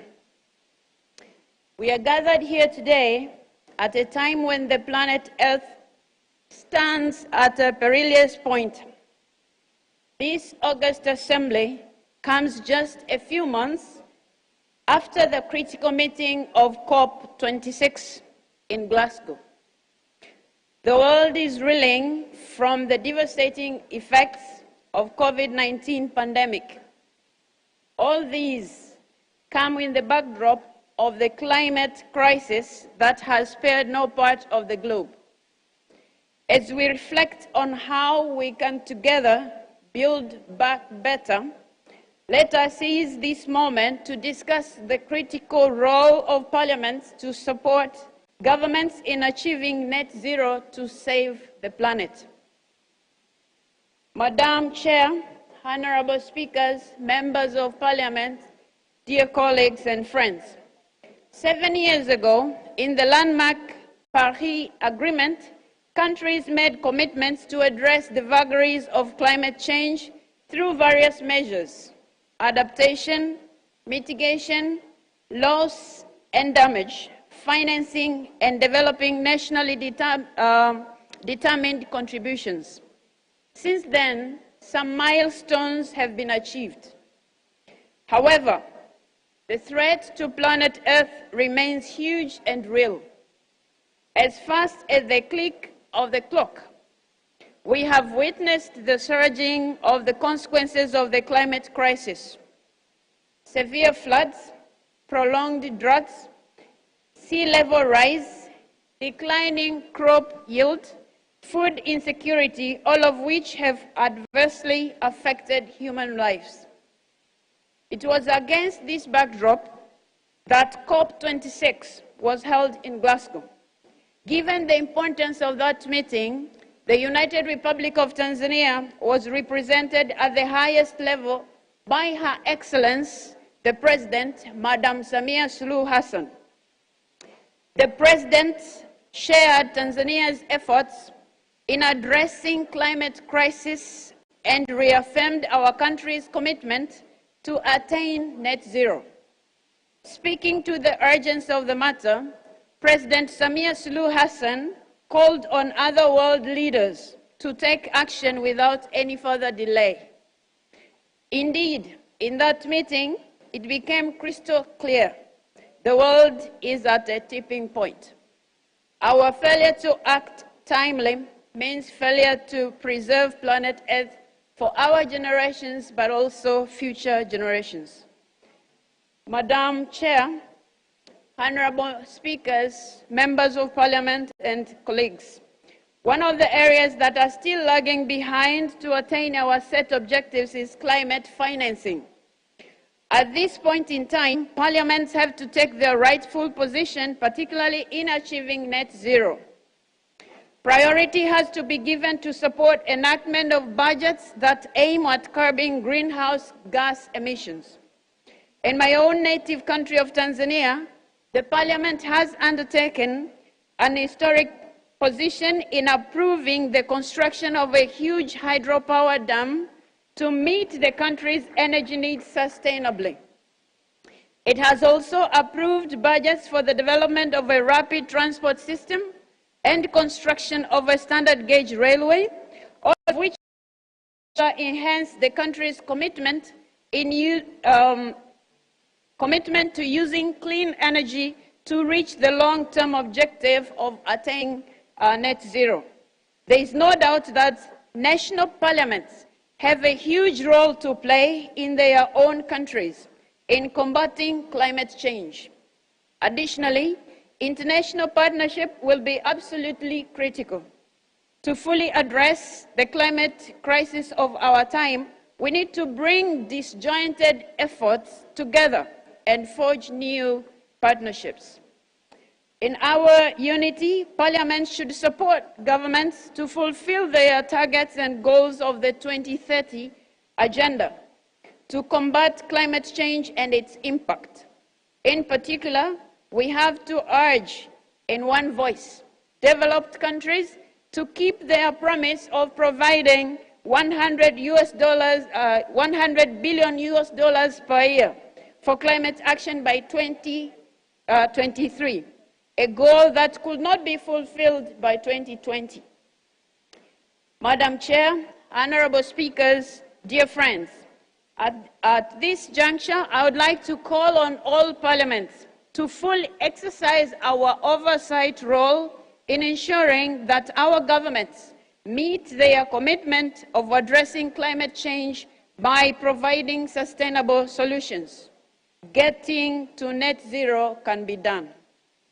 Our father of the nation, Julius Nyerere, affectionately called Mwalimu, a Swahili word for teacher, always inspired us with the words, "It can be done, play your part." I am happy to be his voice today to motivate this August Assembly by saying, "It can be done, let us play our part." I thank you for your attention. Gracias, Tanzania. Thank you, Tanzania. And now I give the floor to Sudan and Greece. Prepare yourselves.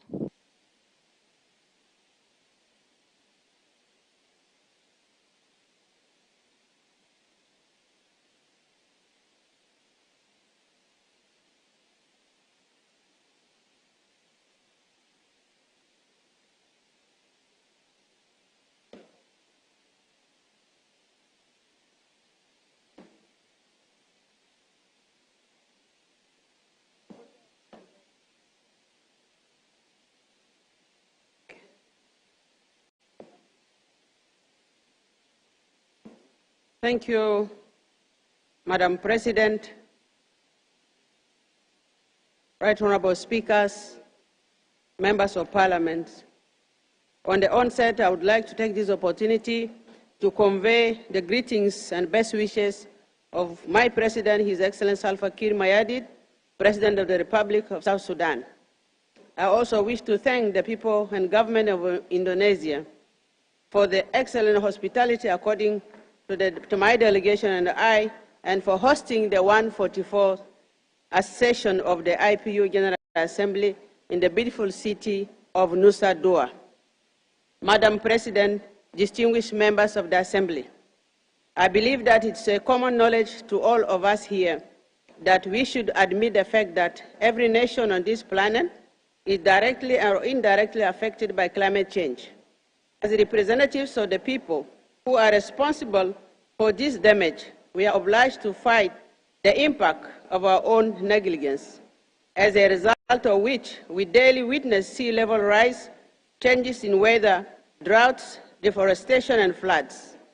In fact, we are witnessing the effects of climate change in things we attach value and on which our own livelihood depends on, such as agriculture, water, ecosystem, human health, wildlife, energy, and transportation.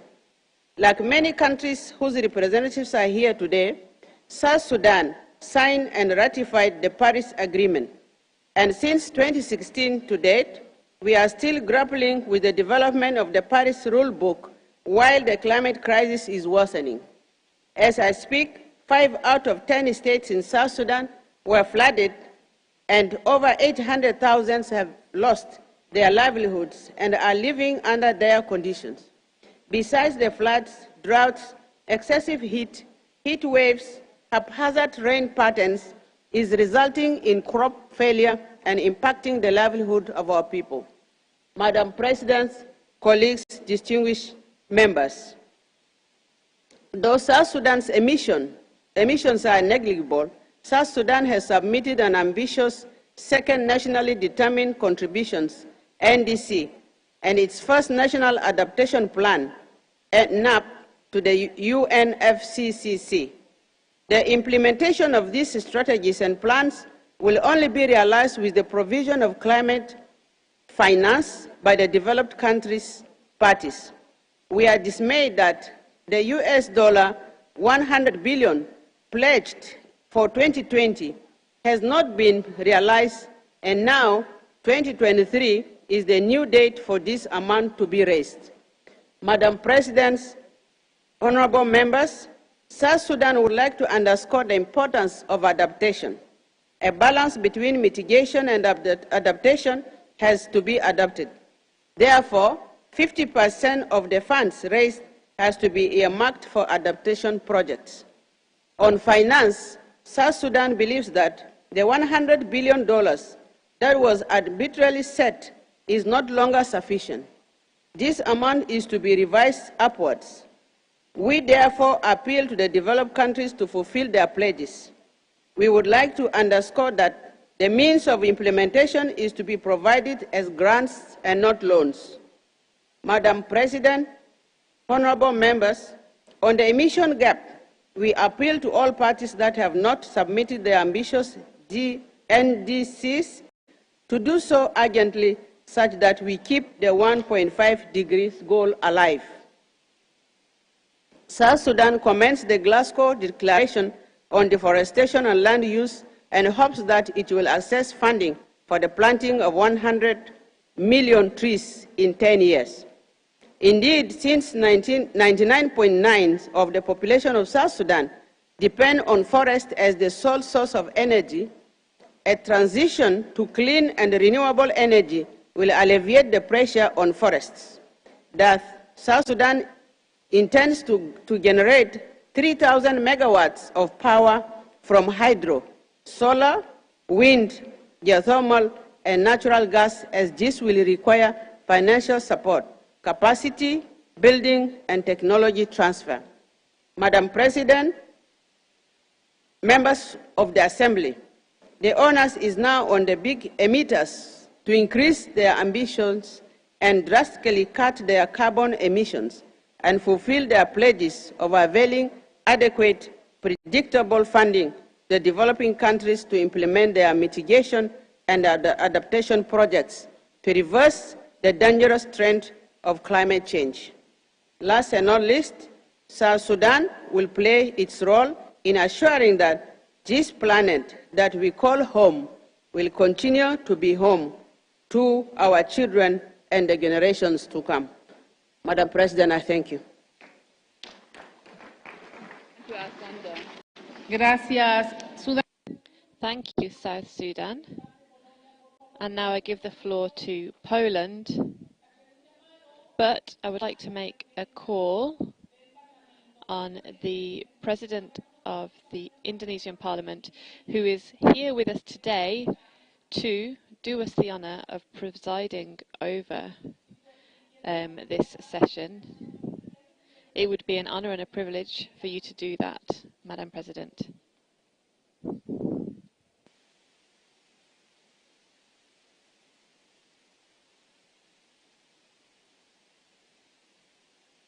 So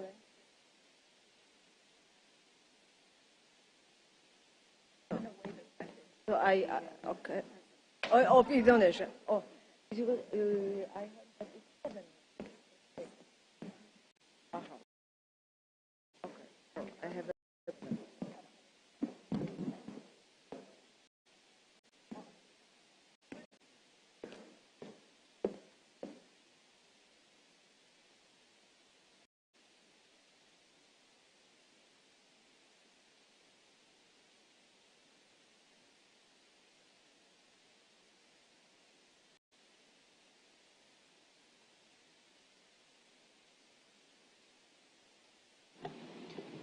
Poland, you have the floor. You can continue.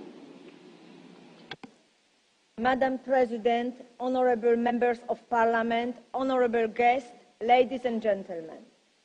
The greatest challenge of an effective climate policy is to influence the various areas of action taken by those in power so that they take climate problems into account in their planning and, ideally, always opt for climate-friendly solutions. The best way to achieve this would be to build a specific mechanism to ensure that climate issues and sustainable development are integrated into the country's strategic planning. This is not an easy task. Many projects turn to be more expensive and less popular with the electorate if they take climate protection into account. Interest groups whose arguments can be as socially important as environmental issues stand in the way. As members of Parliament, we have a responsibility to develop an appropriate system. We should be educating not only people in our constituencies, but also our colleagues in the chambers of Parliament on the importance of environmental protection for all aspects of our lives. It is we ourselves who can ensure that the specialized committees in their work never lose sight of the vision of climate catastrophe that we may face in the nearest future. When working on even the last important law, we must bear in mind the great climate objectives adopted by the international organization to which we belong. Environmental protection is, of course, a problem of global significance, but the decisions taken in our parliaments on a daily basis have an inevitable influence on the effectiveness of global action. This subject is particularly close to my heart, and it's with great interest that I'd like to focus today on finding common solutions to the problems in our planet. However, it's impossible not to refer now to the situation Ukraine is facing today, and with Ukraine, the whole world. The threat of nuclear war could be the ultimate threat to us and our environment. The conflict caused by Russia casts new light on climate challenges, making Europe dependent on oil or gas imports on such a large scale gives the Russian dictator powerful tools to influence our decisions. Attempts to diversify sources of supply are extremely difficult and costly. The search for alternative sources of energy at this point not only began to be justified on ecological grounds, but became an element of securing the vital interest of the state. It is a guarantee of self-sufficiency, not only from the economic, but also from the political point of view. We were seriously concerned that this side of the conflict, in terms of the diplomatic dispute that was taking place, might tip the scales in favor of the occupying power. I'm proud of us, Europeans, for being able to stand together despite the threats that we were made. Faced with the tragedy unfolding in Ukraine, we did not hesitate for a moment as to which side was ours. We are showing that we are strong through our Euro-Atlantic alliance, strong through our ties of cooperation, and strong through our neighborhood. Poland supports Ukraine in very way possible in the current situation, at diplomatic, military, and neighborhood level. Our citizens, out of the need of their hearts, have become very actively involved in these activities, inviting refugees from Ukraine into their homes, collecting food and other necessary things. Thousands of volunteers are working everywhere to help refugees. But the threat we face is like a disease that attacks tissue. We try to prevent it, to treat it. Nevertheless, in the end, a radical operation has to be performed which should bring a cure. Helping the refugees is very important, but the most important thing is to end this war and punish those guilty of the crimes committed against the Ukrainian people. The threat from Russia is a threat of conflict on a scale we cannot even imagine. That is why Poland, we are standing plainly today that the war taking place in Ukraine is an act of genocide and violation of all humanitarian principles. This war has already changed our perspective, and there can be no return to tolerating the actions of the aggressor. I wish all citizens of Ukraine all the best, and I hope that thanks to your strength, thanks to the action and support of your allies, Kiev's Maidan Square will not become a place of battle. May the vision of Ukrainian citizens coming into this square to take a walk, to spend time with family and friends, be a vision that will come through thanks to your courage and your dedication. I hope that we will be able to fight together for the sake of protecting the climate and not for the sake of saving lives of our children. Thank you.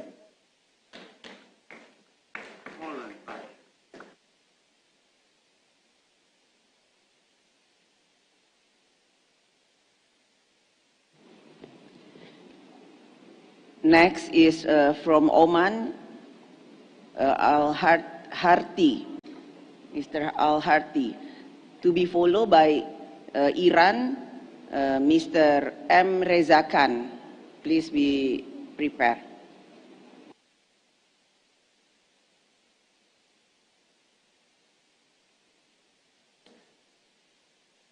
بسم الله الرحمن الرحيم والصلاة والسلام على سيدنا. In the name of Allah, the Merciful, the Most Merciful, and prayer be upon His kith and kin, Madam the Speaker of the Parliament of Indonesia, Mr. Duarte, the President of the IPU, Excellencies, members of different delegations, peace be upon you and the blessing of Allah. Despite the fact that we are talking about the Russian and Ukrainian crisis, here we have moved to the zero emissions. This is why I'm not going to talk about the Ukrainian and Russian crisis. And I would like to thank also the Secretary General for the organization and the continuous coordination and for the efforts that are deployed in this sense.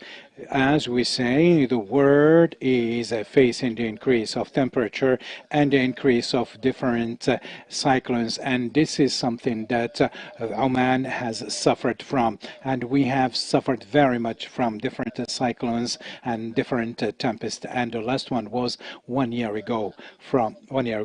In fact, Oman has been committed to fighting these phenomena and reducing the gas emissions and to protect the environment through the different experiences that it has undergone and through the Parliament of Oman, which has legislated many laws were it before adhering to the UNFCCC or to the Paris Convention that relates to the climate change.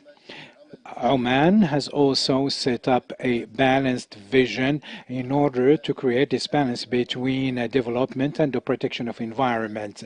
And Oman implemented a number of important projects that are mitigating and reducing the emissions. The most important of these initiatives and this project is the project of the green hydrogen, or what we call the Merat project, and also the plant for the generation of the power, and also the solar energy plant.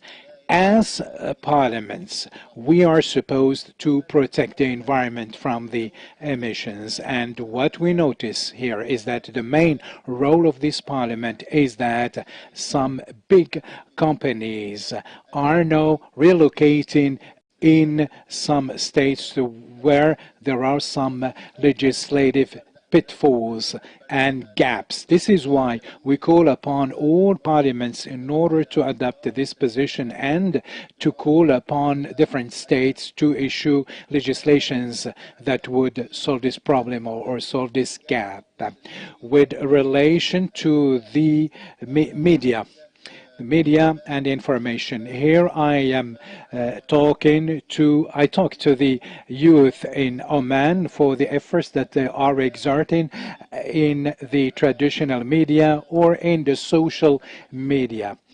Through the different messages that are sent by video or by audio, and these are messages that are trying to put an end to this phenomena, and which actually try to mitigate the impact of the climate change. And also what I did with the youth of Oman, I would like to call upon the different delegations to adopt the same method towards youth in their countries, so that we can solve this problem globally and with no exclusion. And peace be upon you. Thank you. Thank you. Next is Terima kasih. Berikutnya dari Iran. To be followed by Sweden. Kemudian diikuti oleh Swedia, Ibu White Green.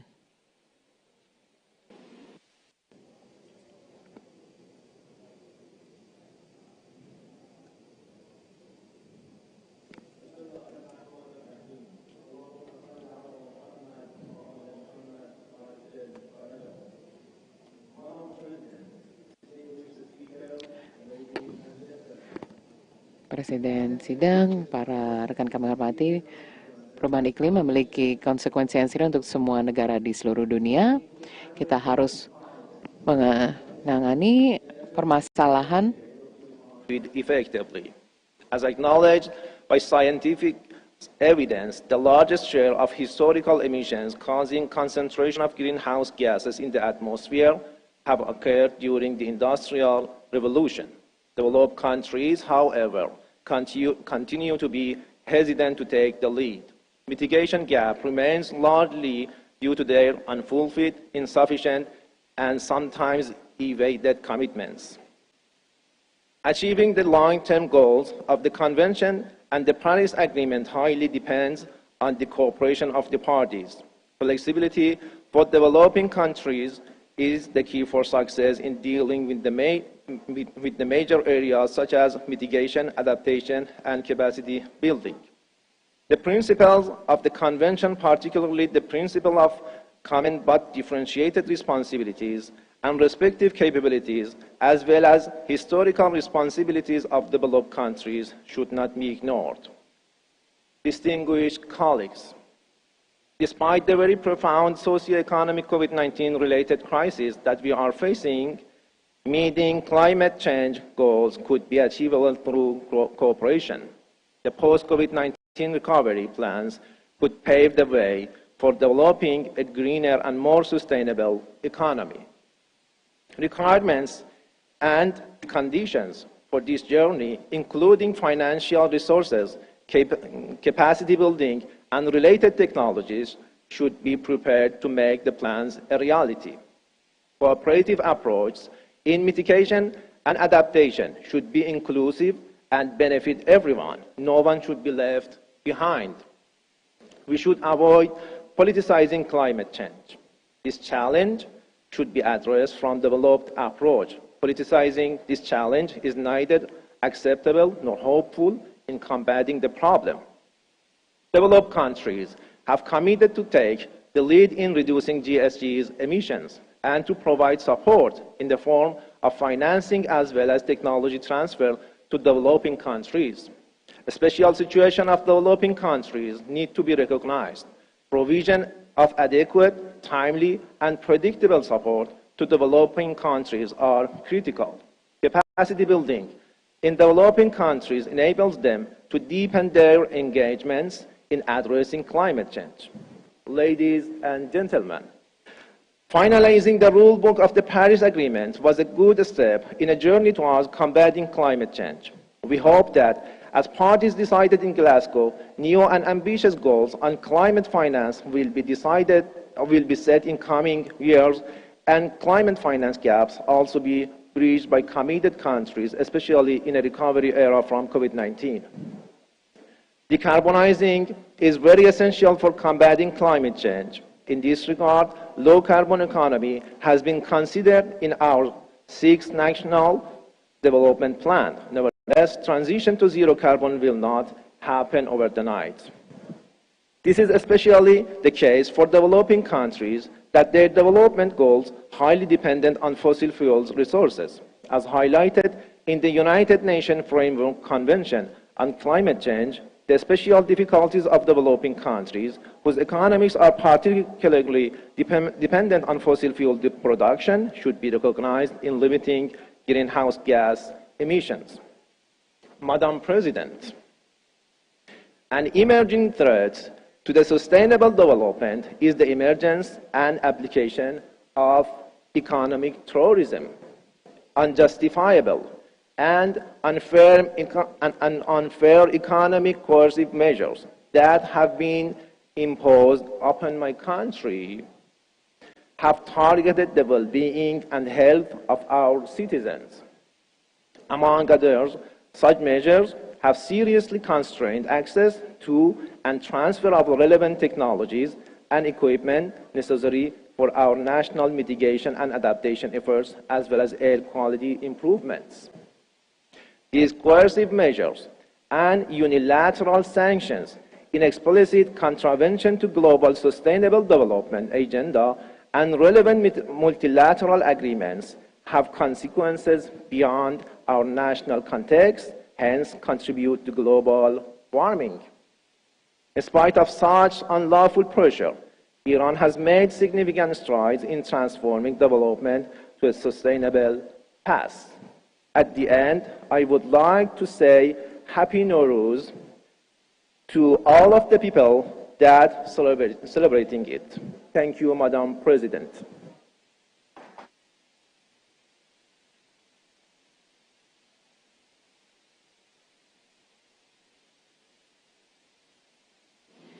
Thank you.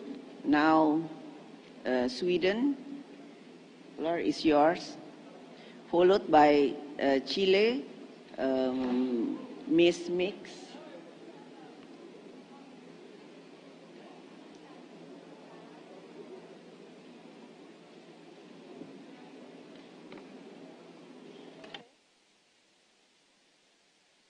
Madam Speaker, thank you for hosting a great assembly in Indonesia. Dear colleagues, members of parliament, ladies and gentlemen, nearly half of humanity now lives in the danger zone. Many ecosystems have reached the point of no return. The facts are there and undeniable. This abdication of leadership is criminal. Those are not my words, but the United Nations Secretary General Anthony Guterres, also a former member of parliament. In these days, though, he could be referring to either climate change or the illegal invasion from Russia of the sovereign state Ukraine, or the pandemic, or global health issues, because we're dealing with so many green factors of changing our lives and society. Climate change is a reality, and we have to deal with it urgently. It is no exaggeration to say that it is momentarily an issue for all of us. For Ukraine and its neighbors, it is the war when innocent lives are wasted because of Russian inhuman aggression. And it has to stop now, for so many reasons. But there is no development without peace. All development needs to start with peace and security. It's the essence to know that we will go forward, that we can develop mankind, human beings, our planet. And that is what we want to live to our kids and to our grandkids. A safe, sound, peaceful, green planet for the future.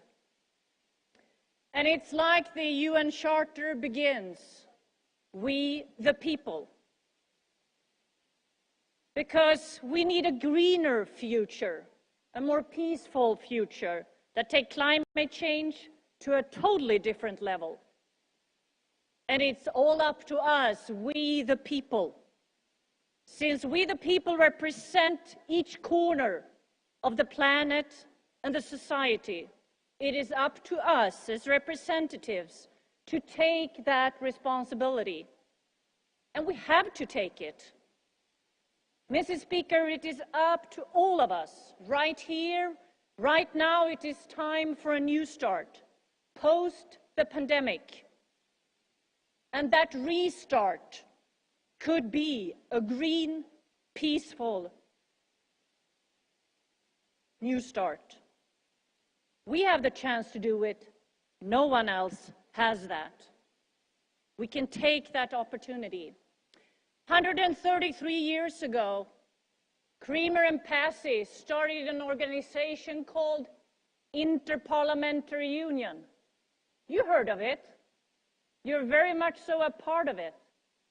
During those 133 years, IPU have had 8 recipients of the Nobel Peace Prize.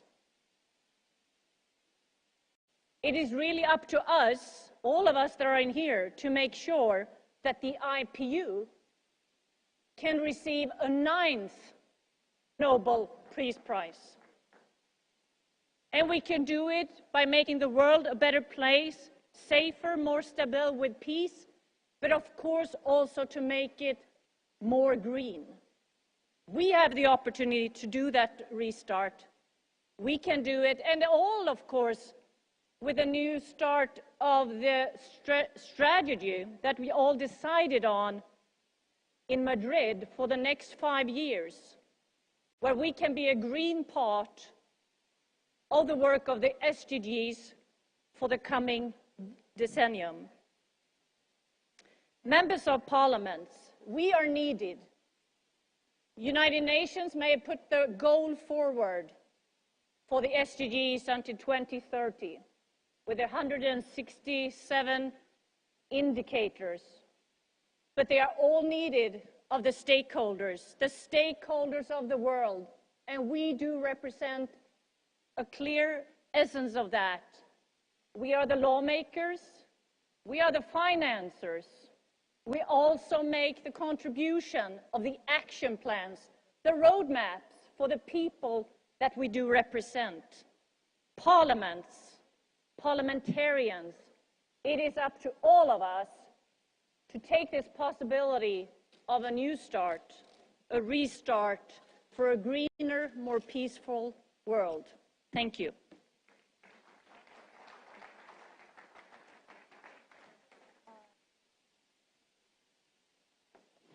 Thank you. Now, Chile,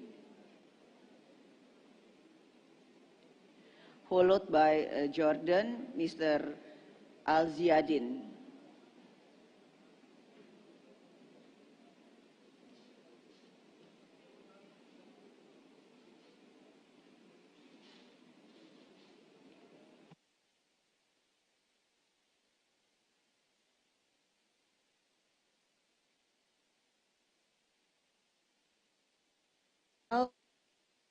Delegadas.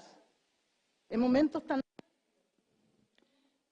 In moments like this, we need to act to show solidarity of peoples against the huge loss of life caused by COVID-19, as well as current conflict on the planet.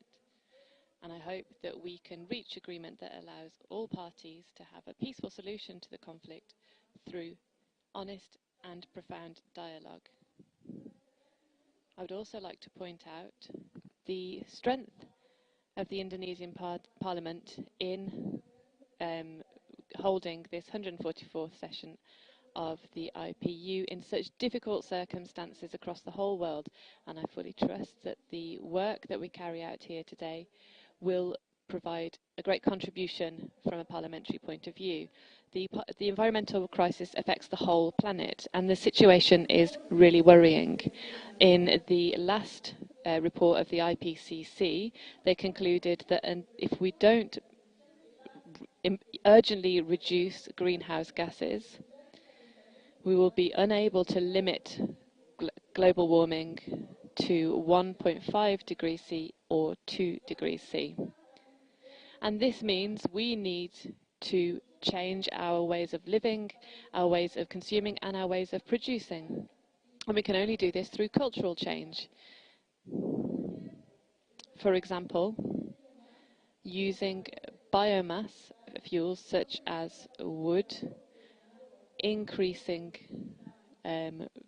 certain means of production, transport, and waste have a serious impact on the environment.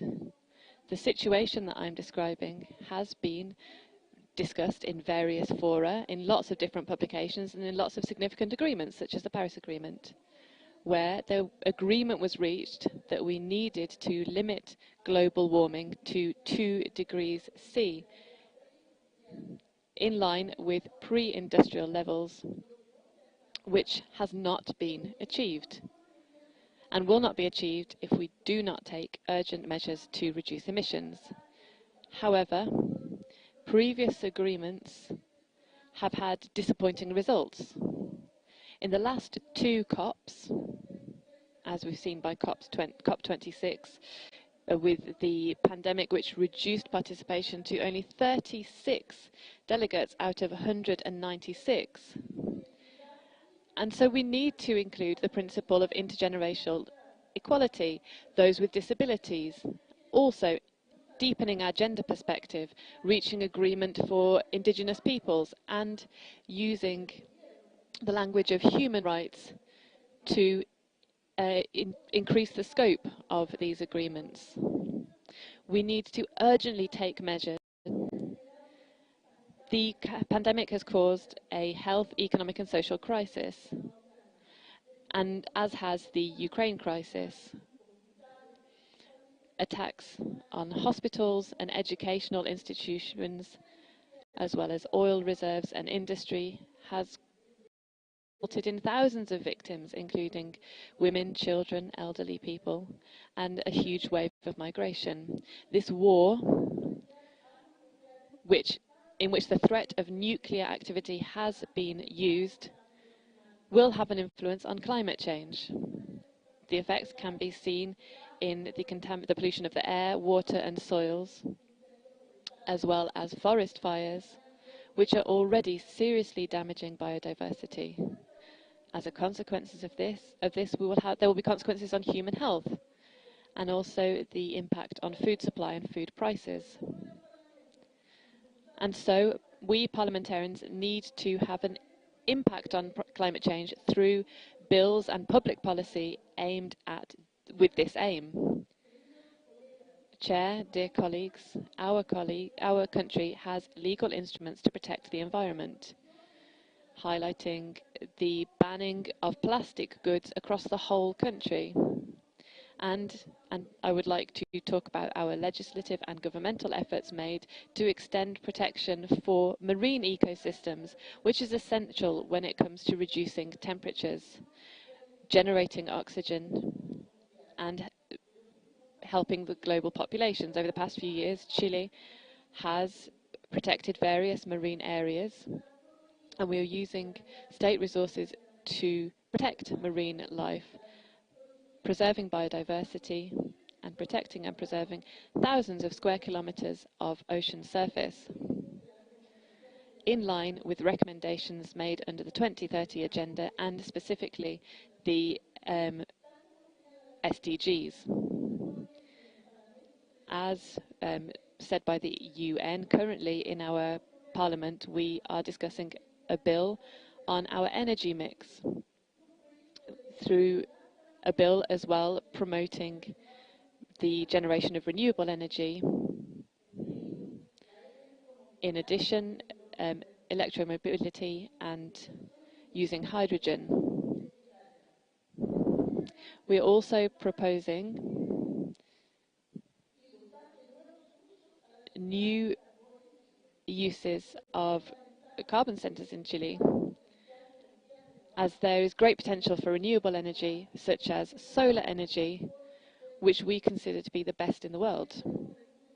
We have wind resources as well, and great geothermal potential, which means we are able to have fair energy transition. Finally, in terms of concrete action taken, just a few days ago, our government, within the framework of the environmental agenda, has complied with initiatives to achieving certain agreements, and we are backing this decision through environmental instruments that have great significance within our continent. And so, on behalf of our Parliament, I would like to inform you of our commitment to defend the environment. Thank you very much.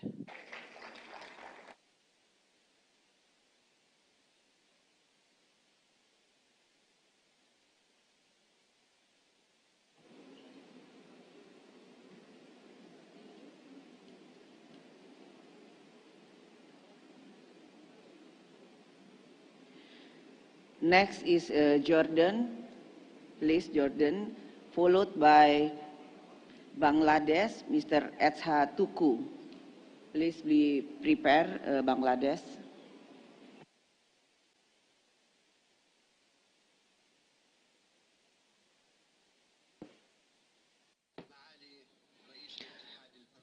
Mr.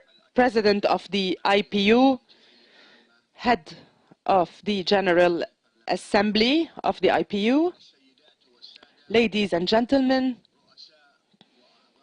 heads and members of parliamentary delegations, allow me first and foremost to talk about climate change. But first, on my behalf and on behalf of Abdul Karim Al-Dughmi, head of the Jordanian parliament, and also my colleagues in the Jordanian parliament and the members of the Jordanian delegation present at this conference, we call on the international community at all its levels to stand Jordan and support the efforts of His Majesty King Abdullah II in the Palestinian cause, our main and first and central cause. We would also like to reiterate our protection to all the Christian and Muslim places in Palestine. His Majesty said we will not be able to achieve peace and stability without finding a peaceful solution that protects the right of Palestinians, a solution that allows them to build a state, an independent state with Jerusalem as its capital. We meet here today in order to talk about a very concerning theme. Climate change is now a real threat that will reflect on our future generations. So the title of this session is Reaching Net Zero Emissions and Mobilize Parliaments to Work on Climate Change. This proves that this subject has priority and that it requires a common international response, a comprehensive and sustainable vision in order to reduce its consequences. Previous crises showed that unilateral responses will not contribute in achieving our goal. Ladies and gentlemen, Jordan has always believed that collaboration between countries is the only way to achieve goals, especially if the crises and problems are or cross all borders. For example, we have terrorism, the COVID-19 pandemic, climate change, food shortages. All of these crises have been witnessed by different continents. Their consequences are still being felt today. The biggest loser has always been the civilians, the innocents, in favor of the dealers of medications. Climate change had a lot of effect on Jordan. His Majesty King Abdullah II, may God protect him, and Crown Prince Al Hussein talked about this in all international fora. They talked about the commitment of Jordan to improve climate change for the improvement of our planet and future generations, because we cannot solve climate change in isolation of all other challenges. No geographical area and no economic sector can protect itself from the challenges of climate change that are facing the whole world. This requires common work at an international level with a sustainable momentum in order to reach tangible results. Ladies and gentlemen, Jordan's commitment comes at a time where we are still suffering from the climate change consequences at all levels. Jordan is the second poorest country in the world when it comes to water. We import more than 90% of our energy needs. This commitment comes at a time where Jordan receives a lot of refugees due to the wars in our region.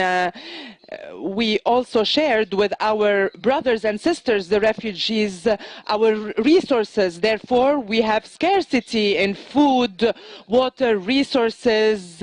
We also have an economic regression because the international community didn't fulfill its ethical commitments towards Jordan, towards refugees, and towards host countries. However, despite all of these challenges and this crisis, Jordan is still helping all of those refugees who were fleeing wars. And thanks to its institutions, it is a member that also abides by its climate change commitments. The Jordanian government is signing very important climate-related agreements, including the Paris Agreement and the Montreal Protocol and the Rio Conference Convention. However, if we do not include support to the countries that are mostly impacted by climate change, these conventions will only remain ink on paper. Therefore, we need to advance the implementation and we need to make the implementation binding for all countries. Ladies and gentlemen, in conclusion, we reiterate the importance of parliaments in monitoring the decisions taken by governments in order to face climate change. This is primarily a humanitarian mission. it is our obligation to find means to cooperate in order to face our problems relating to water scarcity, food scarcity, and especially helping the poorest countries instead of fighting for more wars and armaments.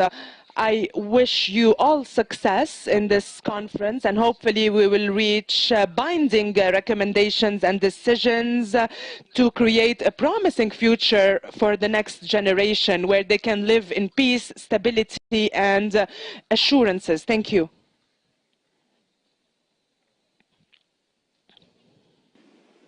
Thank you. After this, Bangladesh, and then followed by Qatar,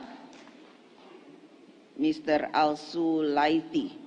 Sorry, Miss Al-Sulaiti.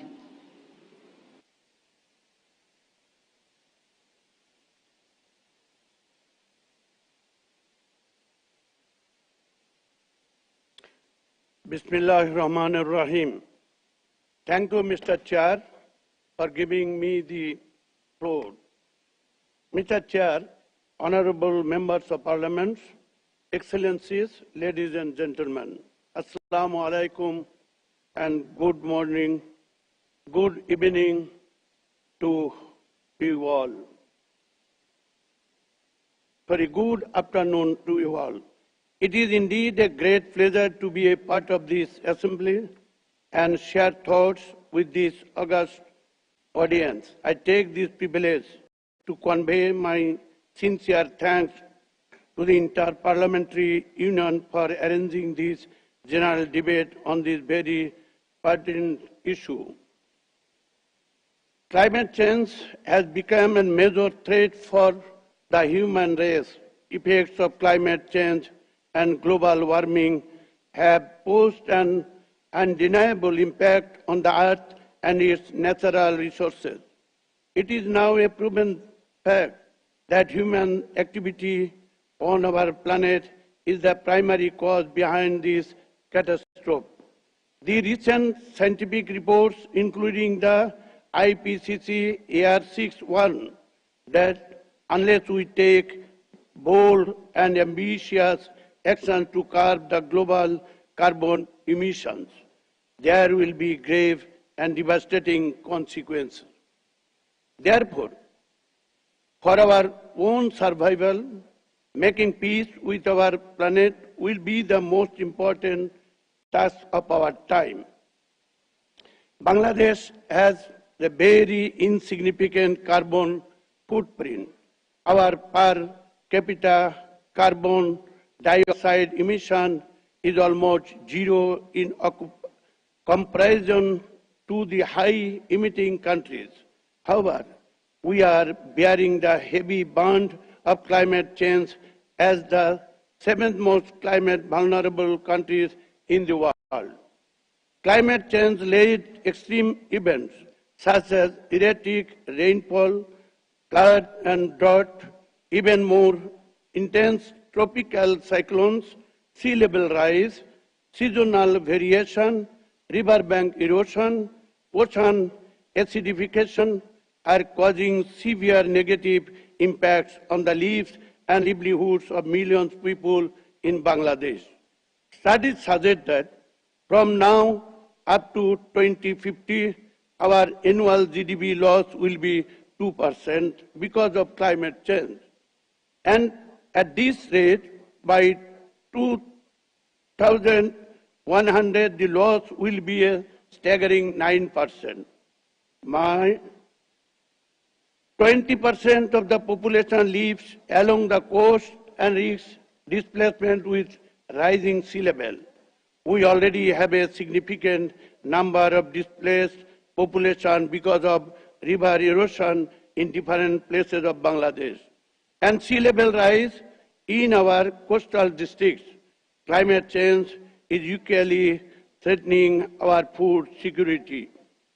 However, under the visionary leadership of our Honorable Prime Minister Sheikh Hasina, Bangladesh has emerged as a global leader in tackling climate change, both in the adaptation and mitigation front.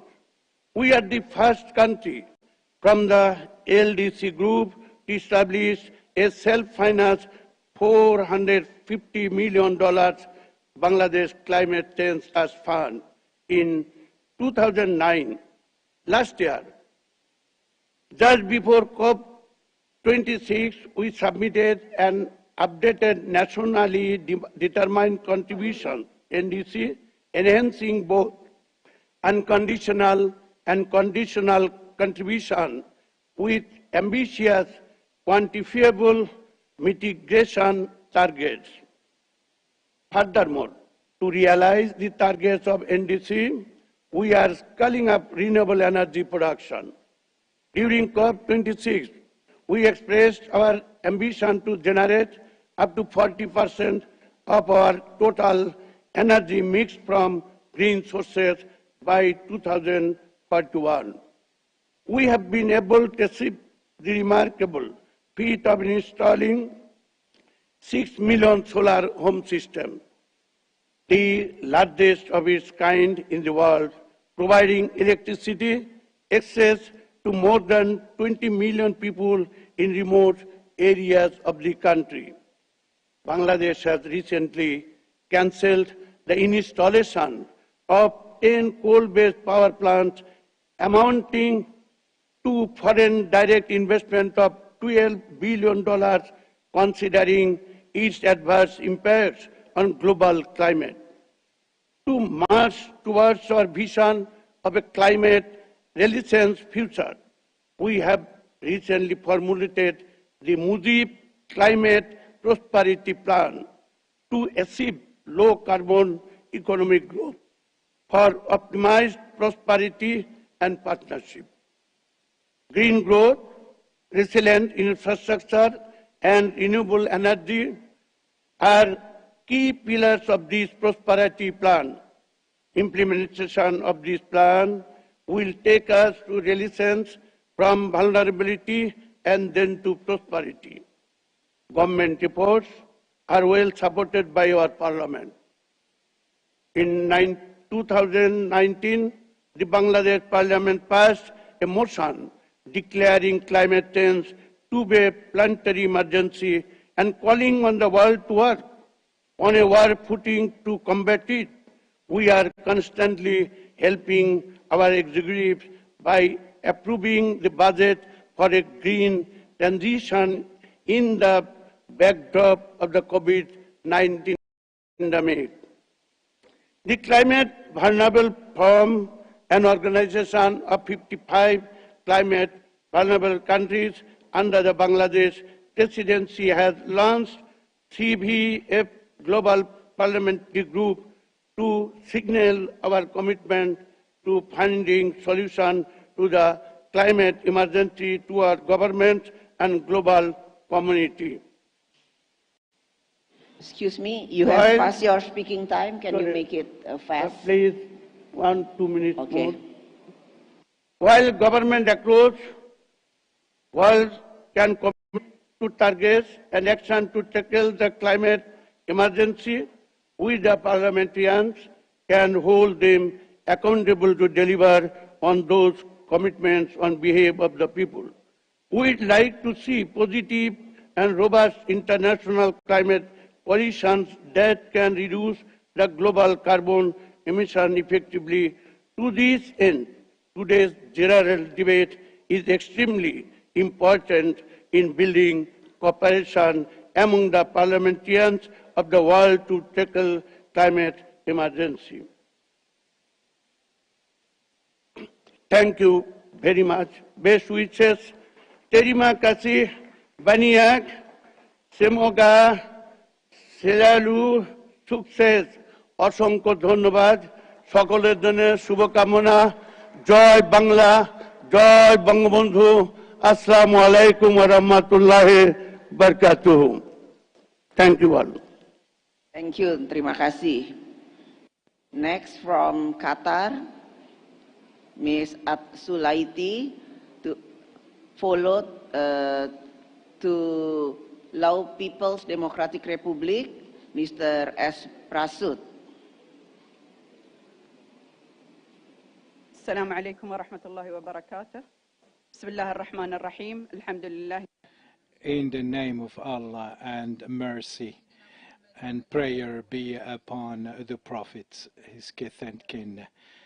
Mrs. Ruwan Maharani, the Speaker of the Indonesian Parliament, Mr. Dorothy Pacheco, and the head of the IPO, Excellencies, speakers and heads of delegations, brothers and sisters, good morning. On my behalf and on behalf of my colleagues, the delegates of the Qatari Shura Council participating to the IPO General Assembly would like to extend our thanks to the Parliament of Indonesia and to the people of Indonesia for hosting this assembly, and I would like also to thank the General Secretariat. Undoubtedly, holding the proceedings of this assembly is crucial because of the importance of the different topics that are included in the agenda of the Assembly and the Governing Council and all the other bodies, and because of its timely holding, because of the tension that is threatening peace and security worldwide. Sisters and brothers, the main topic that is being discussed by our Assembly is how we can work in order to limit the gas emissions and how can we mobilize parliaments in order to change climate. And this is something that is calling upon us to coordinate and to exert much efforts in order to save what we can at the right time. Undoubtedly, the fact of reducing the gas emissions is something that concerns humanity and impacts on humanity in general. And therefore, all states and all countries are supposed to reduce these emissions to zero by 2050 if we want to avoid the increase of temperature by 2.5 by the end of this century. The work towards putting an end to this risk is not impossible should all the efforts be gathered and all the stakeholders be involved. And this is something that will lead to this decrease, especially if the different states live up to their commitments that would help the developing countries deal with all the aspects that are threatened by the increase of these emissions.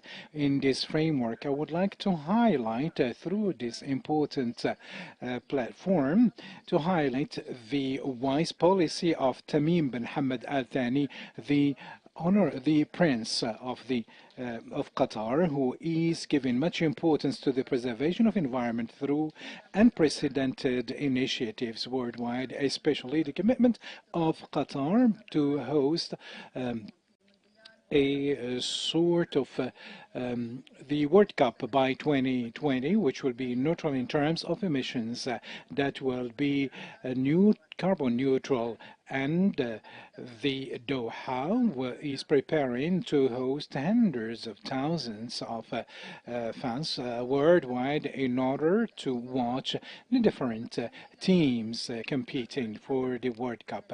For the time being, 4 stadia have received the Sustainability Evolution Organization, and Qatar will live up to its commitment by using solar energy to operate the different stadia, and we will be using water, and we will be recycling different equipments, and we will use the solar panels, and we will use also local plants and trees in order to avoid further gas emissions, and in order and also to dismantle different stadia and to offer it to friendly countries.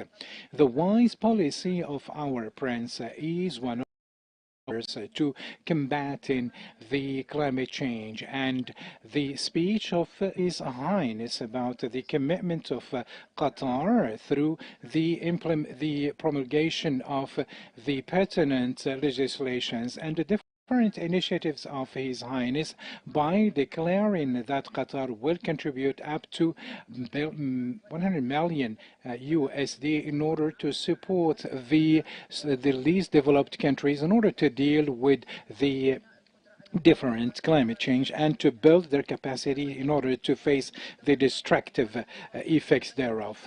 And we have also launched the National Strategy for Environment and Climate Change in Qatar, which is one of the main pillars in order to implement the National Qatari Vision, which is in coordination with the 17th development goals, especially that this strategy is aiming at implementing important projects at another level. The Qatari Airlines played an important role during COVID-19 in order to reduce the carbon emissions. A clean environment is an important condition in order to sustainable development, and this could be realizable if the international community lives in peace. And it is unfortunate that we see today the escalation of the conflict between Russia and Ukraine, which is threatening peace in the region and worldwide. In Qatar, we believe in the necessity to respect the national integrity of every state and the necessity of coexistence in peace and solving different conflicts between states in peaceful ways, and the necessity to use international law in order to solve different conflicts. And this is why we want our assembly to be an important party in calling upon other parties to stop the war for the benefit of humanity in general. I wish you good speed and success and achievement of the planned results, and peace and blessing of Allah be upon everybody. Thank you. Next is from Lao People Democratic Republic, Mr. S. Prasut.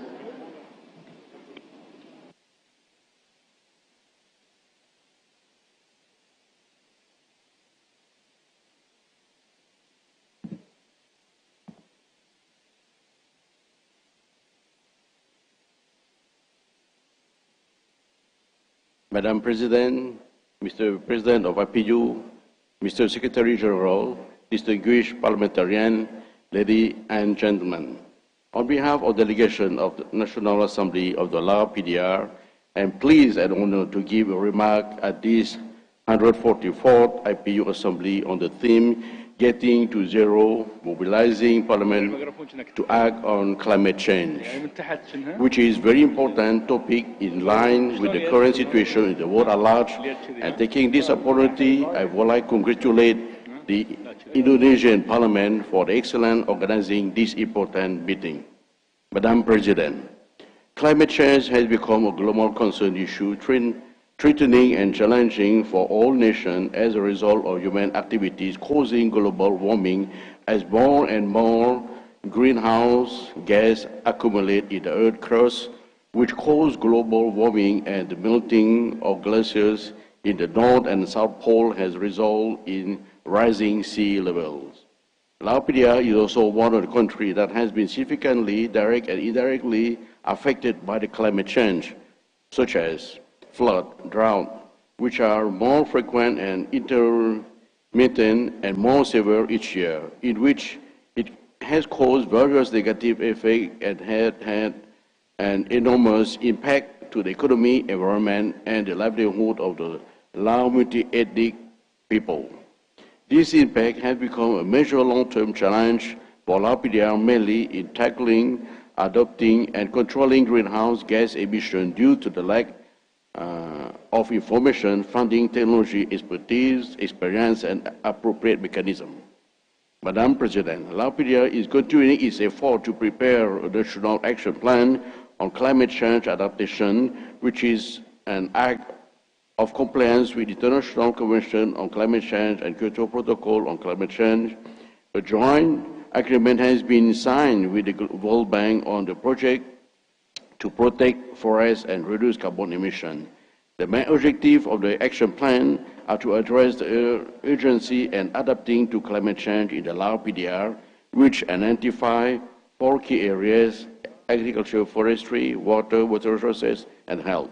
In order to address these issues, the National Assembly of the Lao PDR has adopted a socio-economic development plan, the National Green Growth Strategy, and incorporate relevant regulation into the implementation of climate change mitigation work. The National Assembly of the Lao PDR has also ratified the International Convention for Climate Change in 1995 and Kyoto Protocol on Climate Change in 2018, and have adopted a number of laws such as law on meteorology, law on water and water resources, law on environmental protection, and other laws.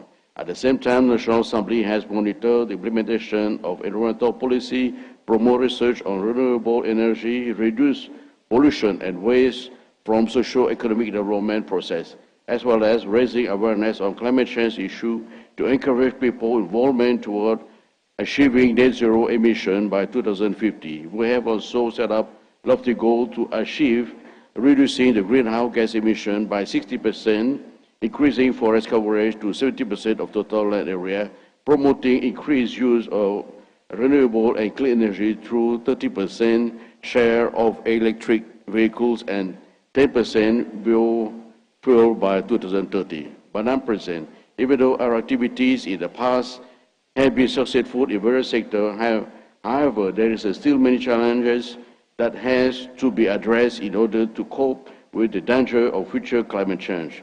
Lao PDR will establish an alert system and research on the effect of flood and drought, promote planting trees, environmental protection, and other by focusing on cooperation and seeking for technical assistance and funding, establish coordination mechanism with partners and related sector, as well as pay attention to widespread and in-depth publicity so that the society understand and participate in climate change. Madam President, on behalf of the Lao delegation, I would like to take this opportunity to express my sincere gratitude to our friendly country and international organization for their cooperation, assistance, and support to Lao PDR, and to hope they will continue support in the future. Taking this opportunity, I would like to call on all inter-parliamentarians to work together on the development of renewable energy and the reduction of greenhouse gas emissions as appropriate for each member state, and call for strong political will with concrete action taken by all parties to curb greenhouse gas emissions and limit global warming to 1.5 degrees Celsius set up in the Paris Agreement.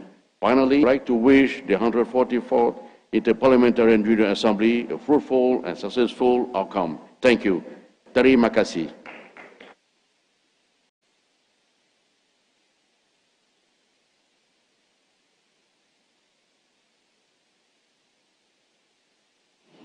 Thank you.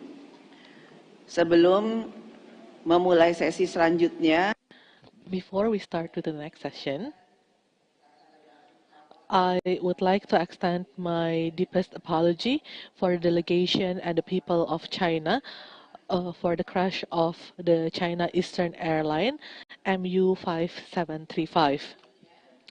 Now, I would like to invite Dr. Robert Floyd, the Director Executive of the Comprehensive Nuclear Test Ban Treaty Organization, or CTBTO, to deliver his remarks.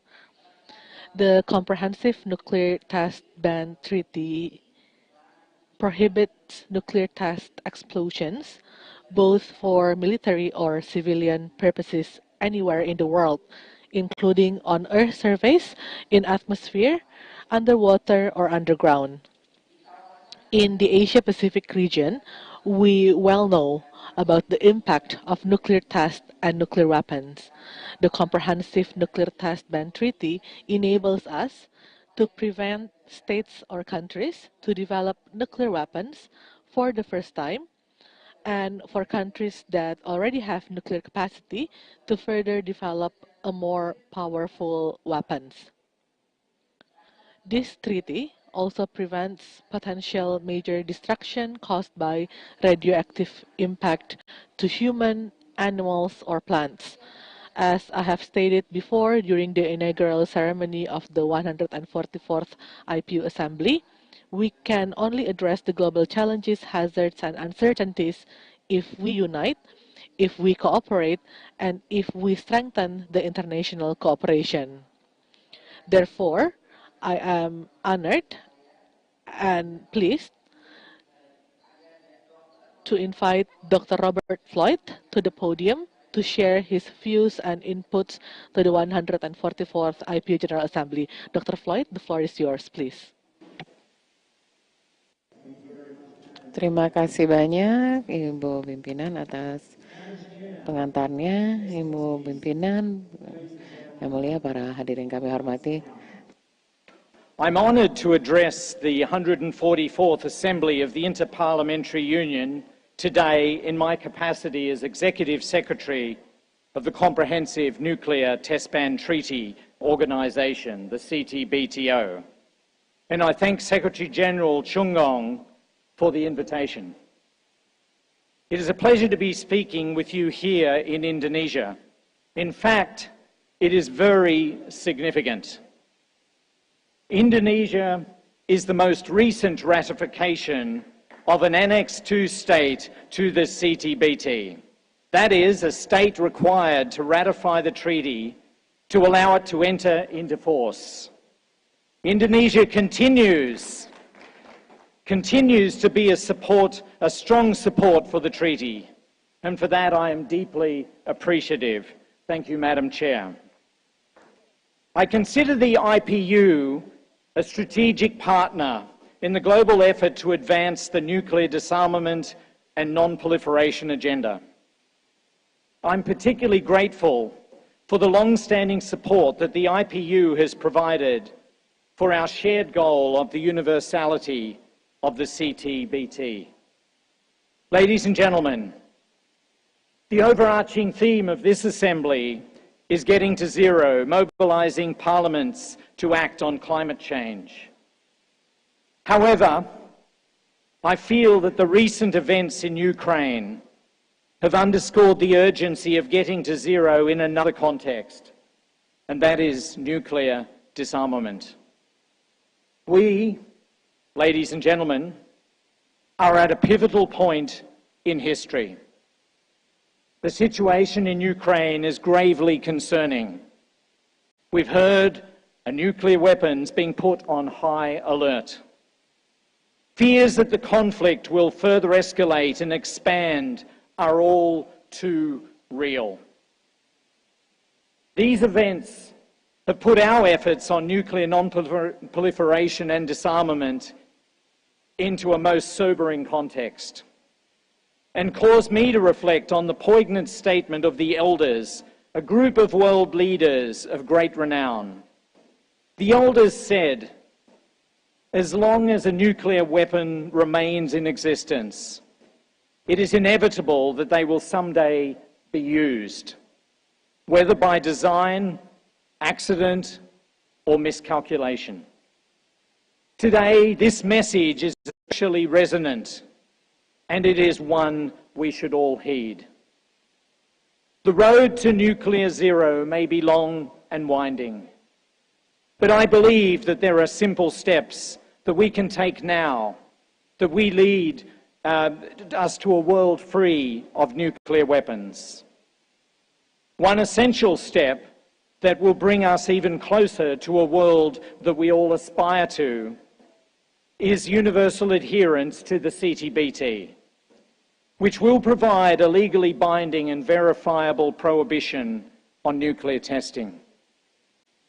We're celebrating the success of the CTBT in this, the 25th anniversary year of the treaty.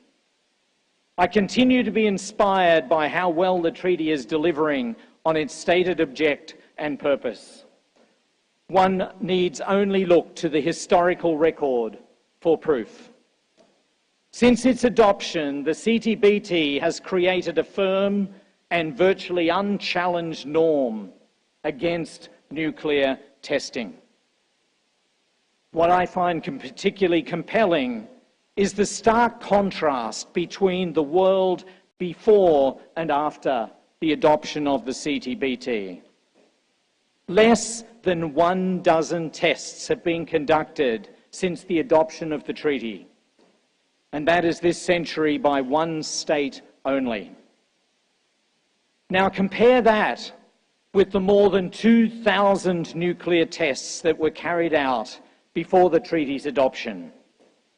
During this time, the average explosive yield of nuclear tests each year was equivalent to nearly 1,000 Hiroshima-sized bombs. But the strength of the CTBT is that its prohibition on nuclear testing is backed up by a global verification regime, the International Monitoring System. The IMS is nearly complete.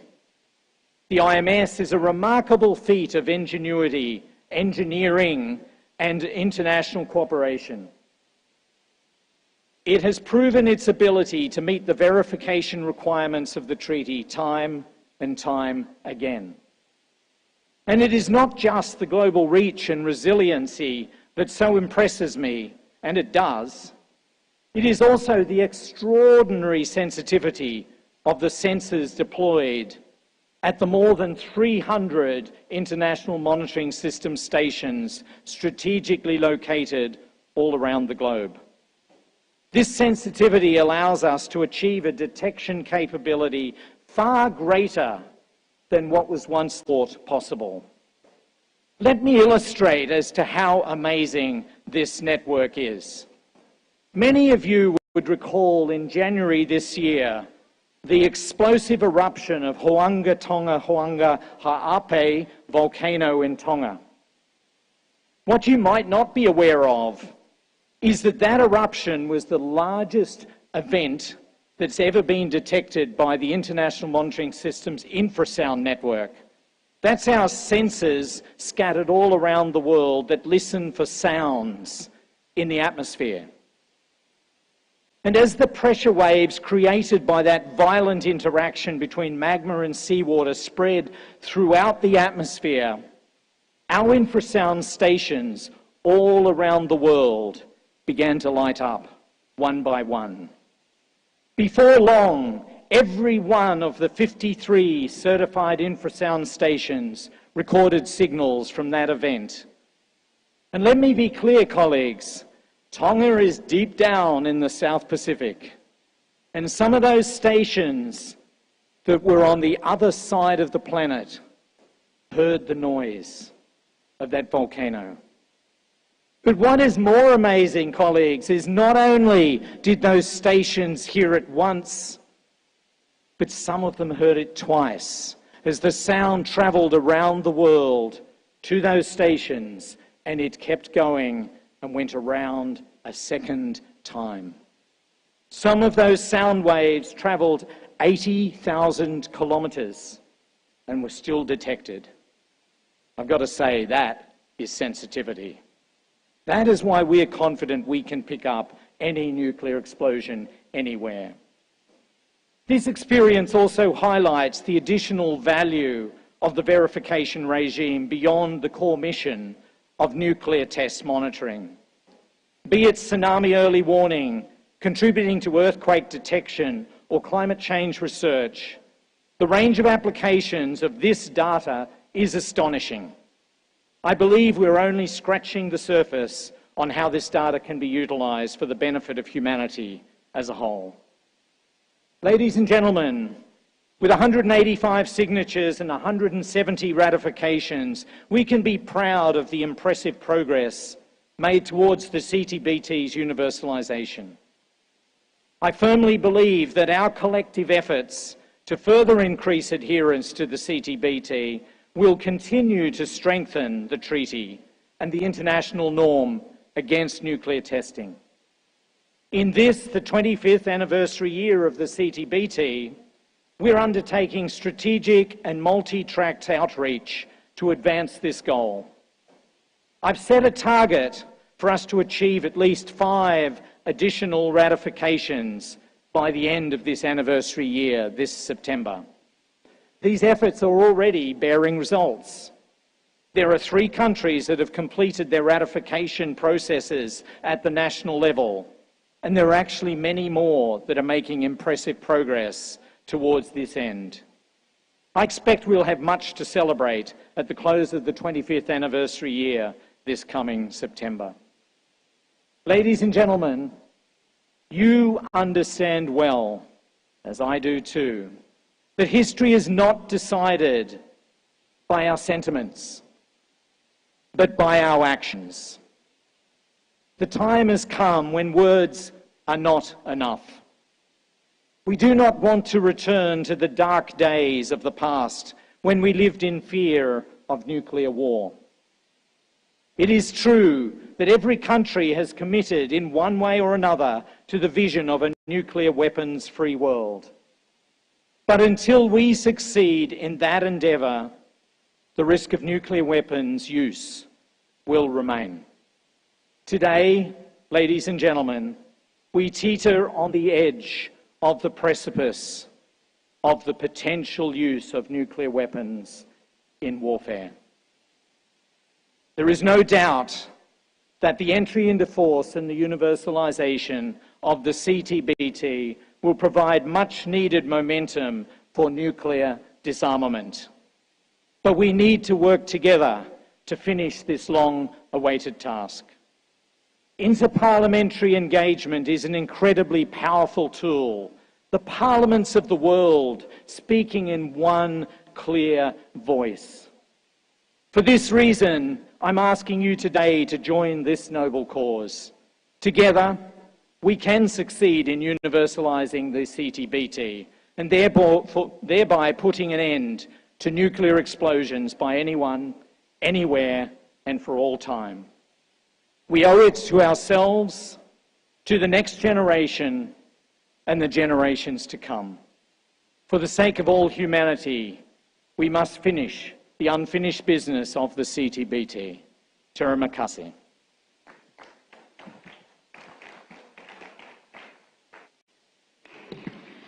Thank you, Mr. Dr. Robert Floyd. Next, we will continue to our session. I call Uruguay, Mr. R. Lozano, followed by Andorra, Ms. Bicoma.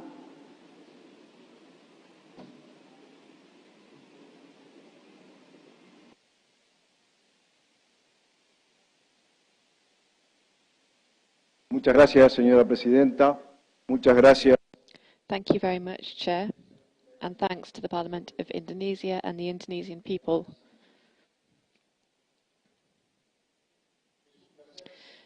It's a pleasure for me to speak in front of this Assembly, to speak about the topic that we've come here together to discuss and to which we are committed.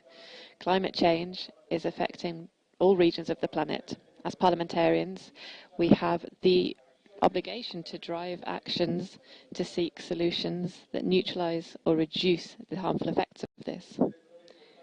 I would like to illustrate the importance of this topic by talking about the famous triple bottom line, where sustainable development should be in balance or balanced on top of a pillar that is economically viable, the economically viable dimension, a second pillar which is just socially just dimension, and a third pillar which is, by last but by no means least, the correct environmental dimension. If one of these three pillars weakens, then sustainable development falls.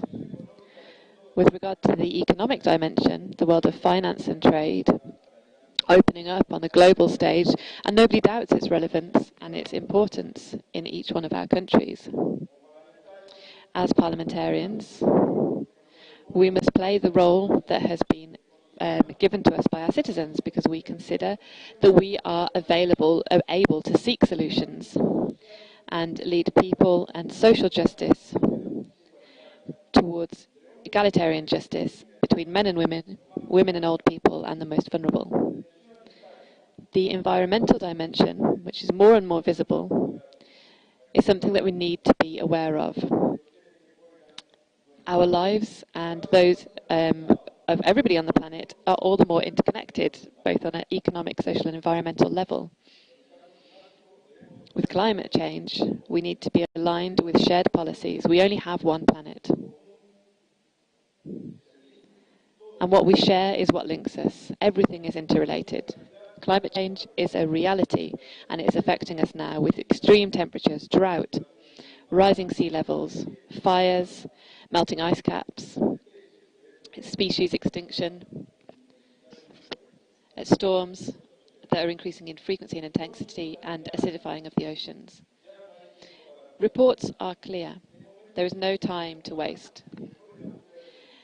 We need to act now to seek solutions. My country, the Oriental Republic of the Uruguay, homeland of General Jose Artigas, is not spared from the climate crisis that is affecting all regions of the world and continues intensifying at an ever greater rate.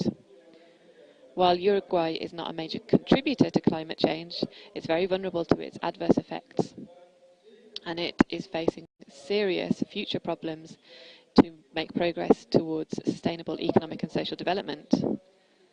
We experience the impacts of this and of extreme events with increasing frequencies, such as storms, increasing sea levels, fires, flash floods and droughts. This affects our population, our infrastructure, our productivity, services, ecosystems, diversity, coastal areas, and in particular, the fishing sector. My country's long-term climate strategy document provides us with an instrument to guide our deepening transformation in Uruguay, which is making a transition in order to face the climate challenges by mitigating and increasing our resilience to risks. While Uruguay makes a very low contribution to global emissions in terms of greenhouse gases, with only 0.04% of the total, efforts being made to promote development of low carbon emissions have always been present in our policies and instruments to do with climate change. And this is no exception. To contribute to the goal of limiting global warming under the Paris Agreement, Uruguay's strategy includes an aspirational goal of achieving carbon neutrality by 2050 and also stabilizing methane and nitrous oxide emissions, which are two gases that are linked closely to food production. When dealing with the climate crisis, we need to recognize that inequality and territorial imbalance, we need to stop legislating with an urban-focused mindset.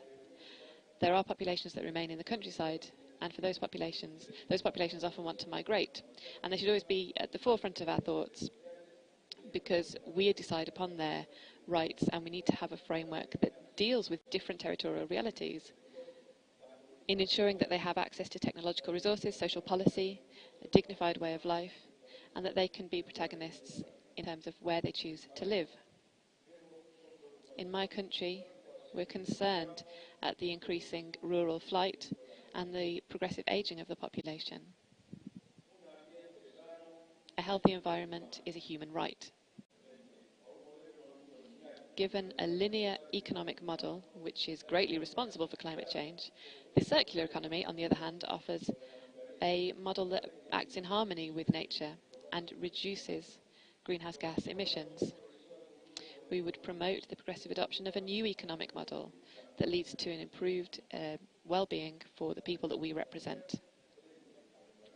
Tackling the serious environmental problems that we're facing is one of our key challenges that we come up against, and one of the key obstacles is the balance between the sustainable development pillars. We need to continue working on programs to drive a society that can work on this without having the strange hope that at the end of the day there will be some heroes that come along and transform our society into a place that is fair, with a viable economy and a harmonious environment.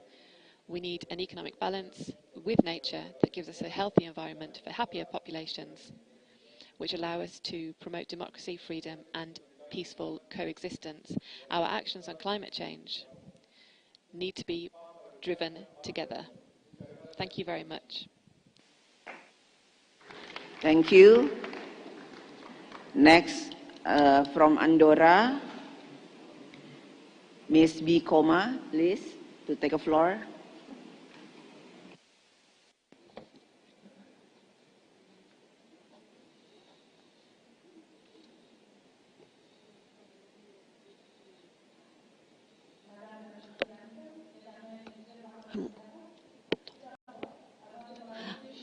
Madam President, Mr. Secretary General, ladies and gentlemen of the Parliament, first of all, before I begin, I would like to thank you for your warm welcome. It is a pleasure to be here in Bali and to share with you all the same concerns. Currently, climate change is a global issue that has very important consequences on the biosphere and human activities. Scientists are alarmed by the speed at which the climate is changing. Animal and plant species do not have time to adapt to such rapid climatic changes. That's why they are threatened, and so is man. It is really a very serious and complex problem, which implies a global and long-term action, which must be initiated first at the national level, that is to say, at the level of each country. As parliamentarians, we have the responsibility to engage in strategic decision-making with the collaboration of our citizens. On February 26, 2022, the second part of the sixth report of the Intergovernmental Panel on Climate Change, which confirms the urgency and seriousness of the problems associated to climate change. Its subtitle is very clear: Acting Now to Secure Our Future. We must face up to climate change and not leave our actions for later. We must therefore strengthen and adapt our legislation to current requirements. As a first step, we must become aware of the situation in our country and start to reduce CO2 emissions.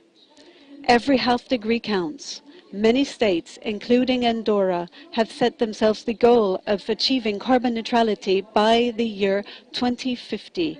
This objective is not at all easy because it implies the transformation of our economies, our lifestyles, as well as the reduction of excessive consumption. In fact, it has very important economic consequences. Although Andorra's direct contribution to global greenhouse gas emissions at the global level is extremely low, the country has committed itself to strong, decisive, and action in the face of the threat of the effects of climate on the mountain territories, which are very vulnerable to this phenomenon. Demonstrating this international commitment, Andorra is part of the United Nations Framework Convention on Climate Change since 2011 and was a signatory to the Paris Agreement in 2016. Both the Parliament and the government of Andorra are very sensitive to the fight against climate change, and they promote numerous actions on the environment which have a real impact.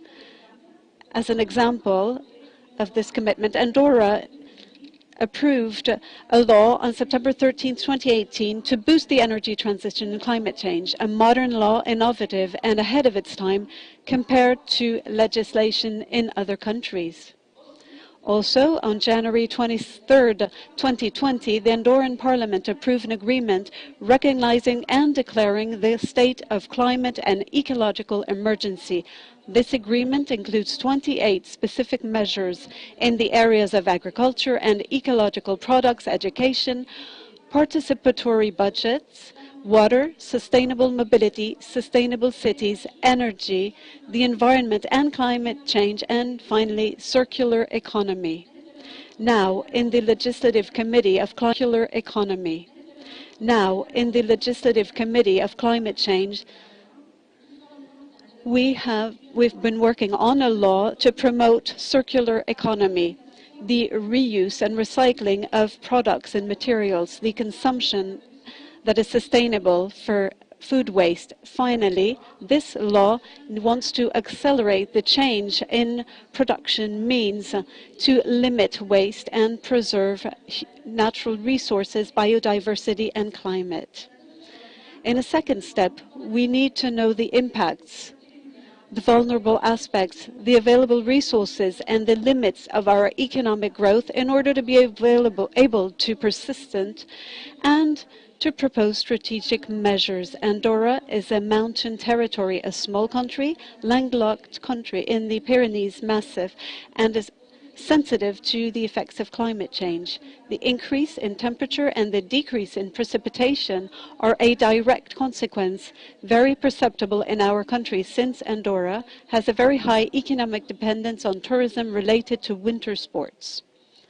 Despite all the efforts made, economic growth continues to be a priority for our states, even if we were trying to reorient ourselves towards a green economy. Finally, in a third step, we must involve our citizens, make them participate in the decision-making process through participatory budgets or other initiatives. Citizens must become the driving force behind the changes to be through awareness. The pandemic of the COVID-19 has accelerated this ecological awareness. It has been presented as an urgent signal to rethink our way of life. A real awareness is really essential to transform our ways of living. A sustainable energy transition is impossible without sensitive and convinced citizens to face this great challenge, without educational policies oriented towards the respect of the environment, and without awareness campaigns to adopt the right gestures, eco-responsible gestures, consuming less water and electricity, reduce waste, travel by car, etc., or by foot. As I said before, Andorra has made great efforts to fight against climate change. Nevertheless, there is much work to be done. First of all, find a balance between modernization and opening the countries towards the outside and sustainable development, supporting integrated urbanism in the landscape and based on renewable energies, ecological building materials, solar panels, geothermal energy, biomass. In this sense, the state has set up a program to increase the use of renewable energies among families through state subsidies to rehabilitate or reform their houses. We must also promote a more integrated and dynamic mobility within the country with the development of free public transportation. Some efforts have been made in this sense, but they're not enough. We must find a solution to reduce car travel and promote more ecological and sustainable transportation. Possible options are being studied, such as cable transportation, train, aerial metro, but nothing has been decided yet. The main obstacle being the cost of infrastructure and the impact on the environment. In recent years, the construction sector has grown exponentially in our country, a subject of great concern to us, where we will have to find a solution for by proposing changes in the law that dates from the year 2000, very obsolete now, and that does not take into account sustainable and balanced development of our territory. We must therefore plan to organize national debates to promote a constructive dialogue between all the agents involved and thus decide which economic and social model we want for our country, and above all, to reflect on what kind of country we want to leave to our children. We have a very long way to go together. It is not an easy path, but it is the only one that would allow us to have an optimistic future. The stakes are very high, but not impossible. We must continue to make efforts to mobilize all parliaments to act on climate change. Thank you all for your attention. Thank you. Sesi pagi siang ini di Thank you. We have completed the morning session of this general debate. We would like to thank you for your contribution and participation. We will resume with the next session of general debate at 2:30 p.m. Thank you very much. See you at 2:30 p.m. debate at 2:30 p.m. Thank you.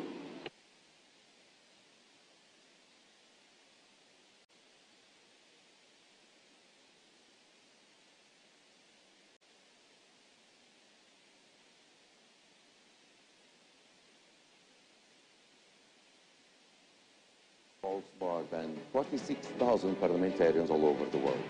Men and women dedicate their lives to defend freedoms, democracy, the state of law.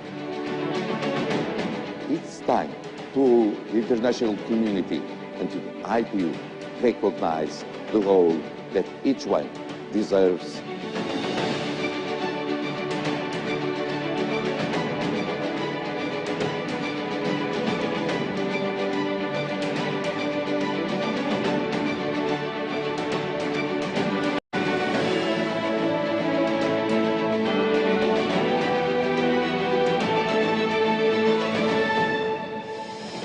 Each year, we will give this award to one parliamentarian.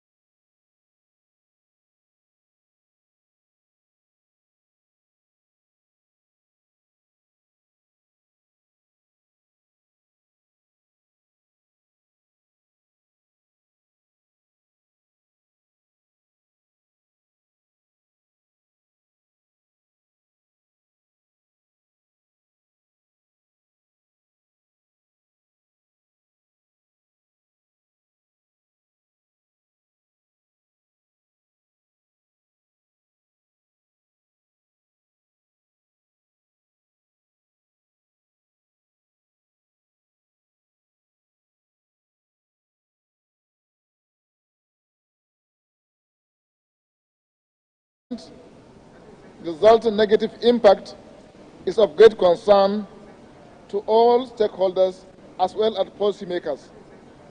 Despite the positive roles governments and other relevant stakeholders to curtail the rapid increase of global warming, climate change has continued to pose a great threat to agriculture, health, as well as social and economic activities of the people.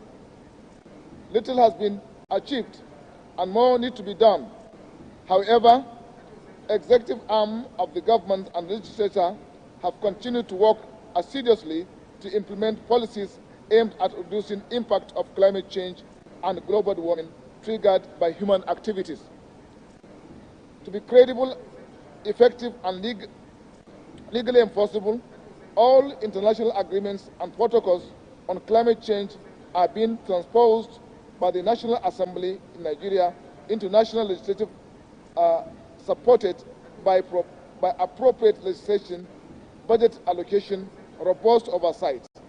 This puts the Parliament in Nigeria at the heart of the response to climate change.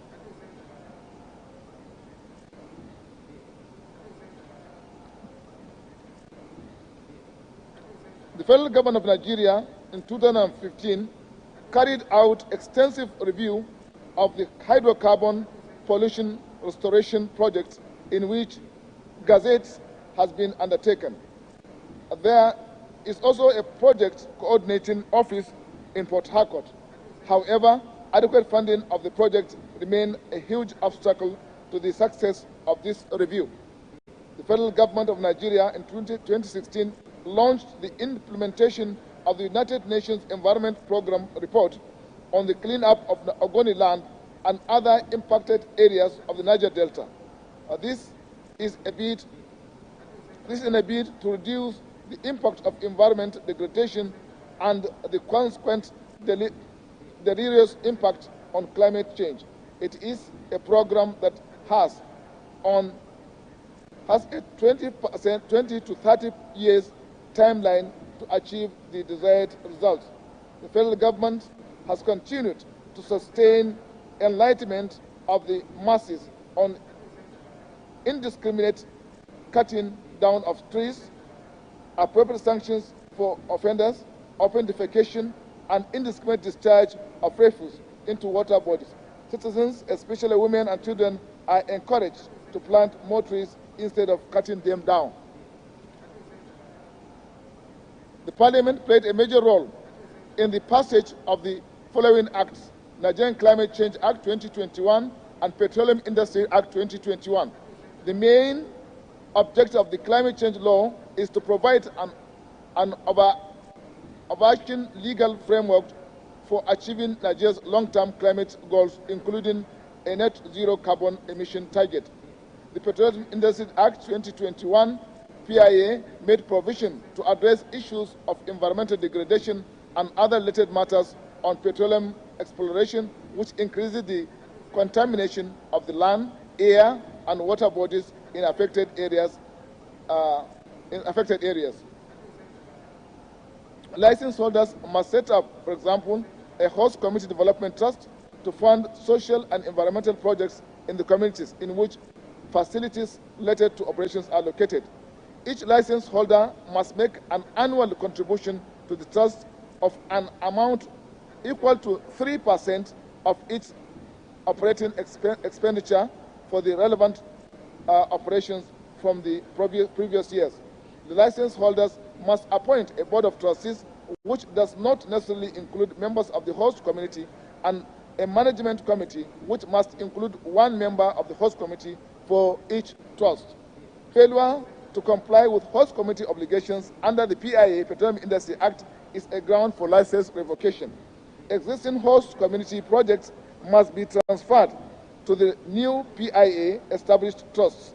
PIA host community development trust obligations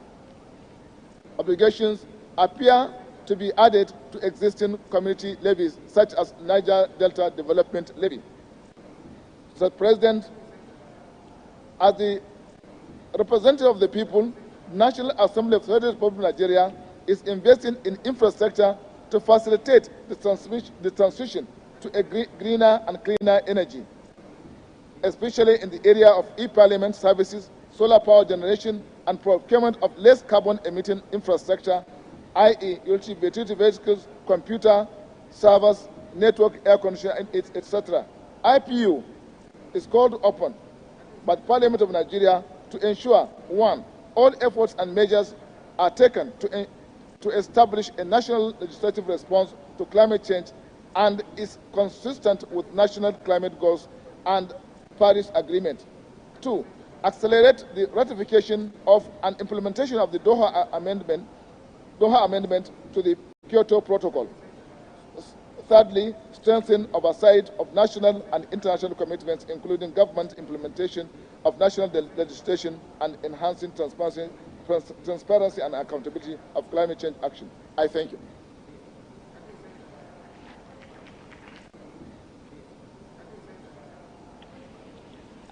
We now call upon Bulgaria, and after Bulgaria, Maldives, after Maldives, Mexico. So Bulgaria, come and sit on the next speaker's seat, please. Sorry, Maldives.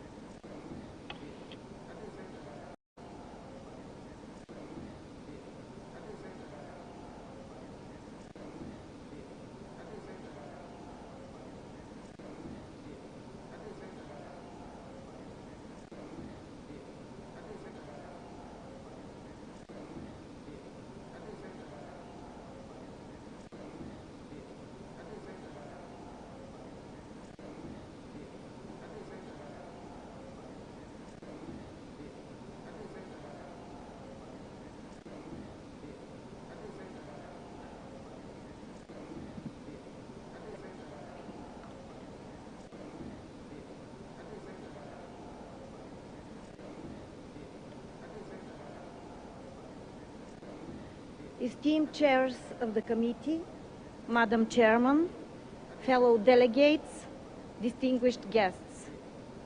Climate change has a major impact on the state of the environment, the economy, public health, and well-being.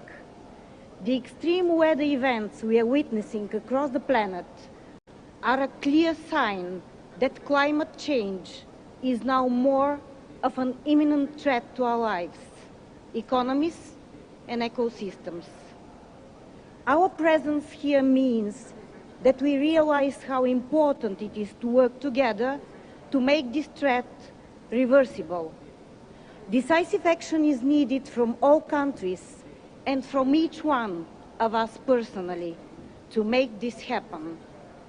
Science tells us that achieving a climate-neutral society is challenging but possible. A society of new green jobs and growth that still limits warmth and reduces it with 1.5 Celsius. The European Union has already shown that it is feasible to decouple economic growth from emissions. Since 1990, our GDP has grown by over 60%, while net greenhouse gas emissions have fallen by a quarter. A small but important step forward. Since July, we are negotiating internally our legislative package to implement the European Green Deal and deliver a net reduction in greenhouse emissions of at least 55% by 2030, compared to 1990. Marking the path to climate neutrality. This transition is how we generate and use energy, move around, build and heat houses, and use the land, and it has to be designed in the fairest way possible. If we do so, the world and post-COVID-19 Europe will be greener, more digital, more resilient, and better fit to the current and forthcoming challenges. Bulgaria is fulfilling its commitments to the Paris Agreement.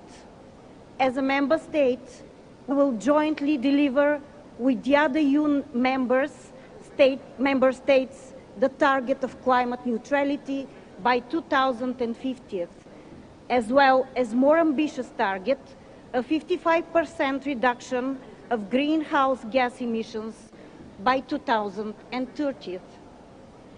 At national level, we have developed an entirely new set of investments and measures that represent our recovery and resilience plan. This is the new roadmap for decarbonization of Bulgarian industry, for development and growth of the economy as part of a sustainable and preserved environment. Our efforts are focused on three main areas: the creation of conditions for accelerated further development of renewable energy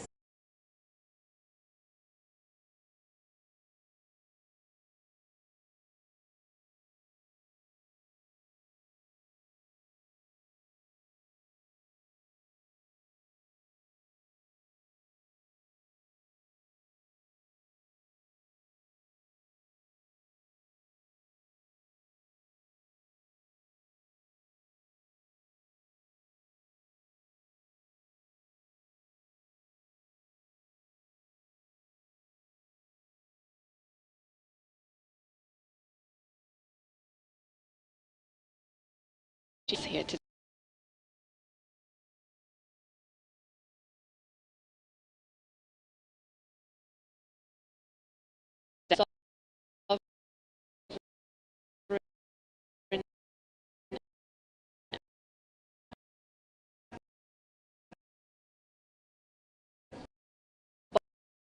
Bond to fund the achievement of the Sustainable Development Goals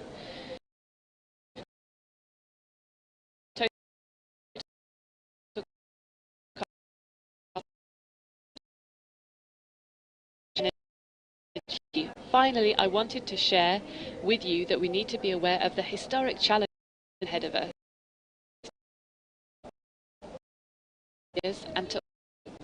And that is to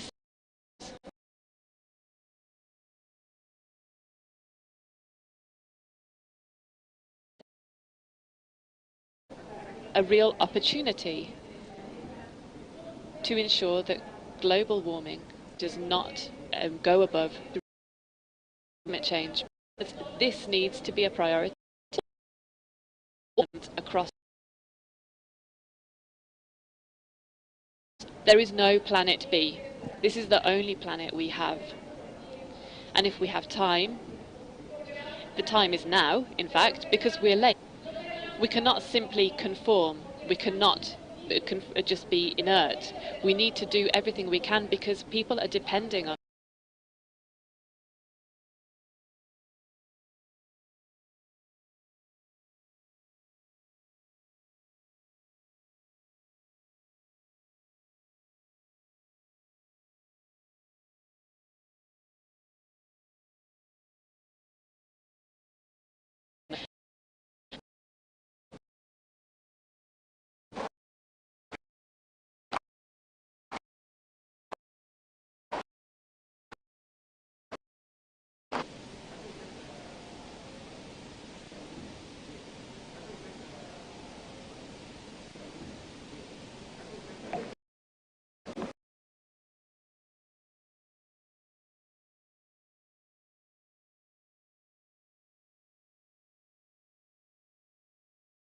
delegates, ladies and gentlemen. I'm grateful to the Chair for according me an opportunity to express my views on the subject. Aware, humanity is facing the biggest existential threat today in the form of climate change, rising continuously, and the warmest years on record have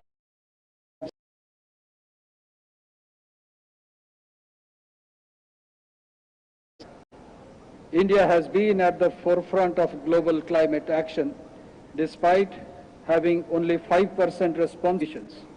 India's non-fossil fuel energy has increased by more than 25% in the last 7 years, and now it has reached 40% of our energy mix. Our country is on the track to reduce the emission intensity by 35% much before the stipulated time, that is 2030. This is remarkable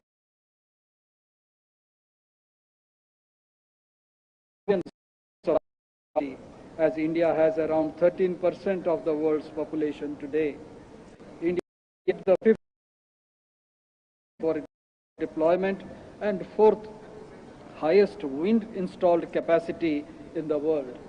India is reducing FC and HFC emissions in line with our international obligations. In the 26th session of United Nations Framework Convention on Climate Change, COP26, held in Glasgow, India, represented to the world 5 nectar elements, Panchamrit of climate action. It contained the target to reach net zero emission by the year 2070, along with other targets of increasing its non-fossil energy capacity to 500 gigawatts and meeting 50% of its energy requirements from renewable energy by 2030. This shows the collective will of the nation to contribute maximum towards the cause of our planet Earth. India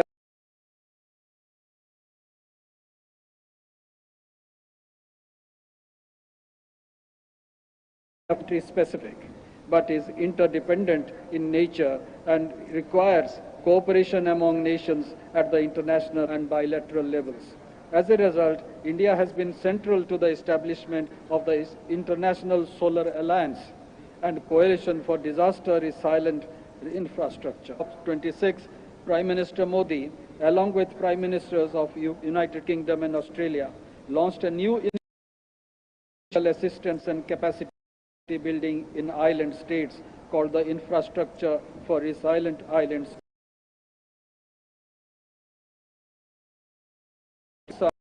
One World, One Grid initiative with UK Prime Minister Boris Johnson.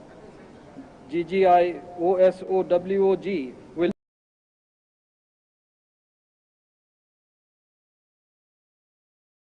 transfer projects.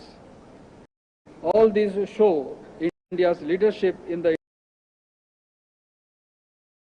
our nation is working with a wider global vision to build a world based on energy justice, climate justice. Today, that all the stakeholders contribute to the cause, the role of parliaments and parliamentarians is at the heart of our climate change response.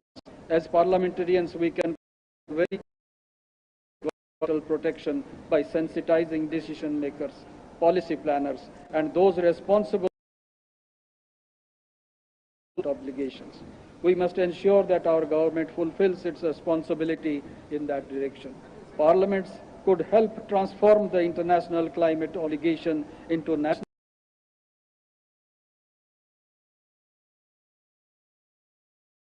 in fulfilling those goals. As the vital link between the constituents and the governments, parliamentarians and in the House to highlight important issues for the attention of the executive. Parliaments through legislation could incentivize the use of green alternatives during the production processes for transitioning towards green economy. Parliament could also consider imposing additional costs on the usage of polluting and emission-intensive sources of energy. They could ensure that the climate intervention of the country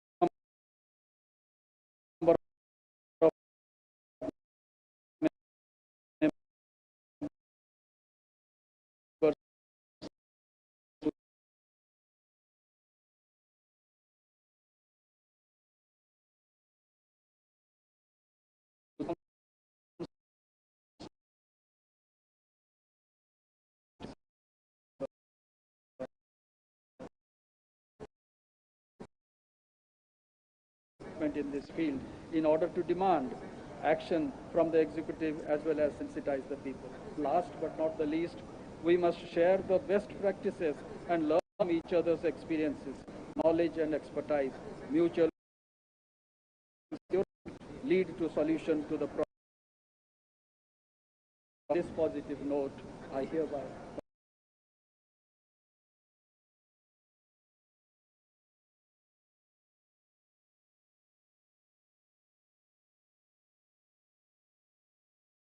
I'm calling upon Australia.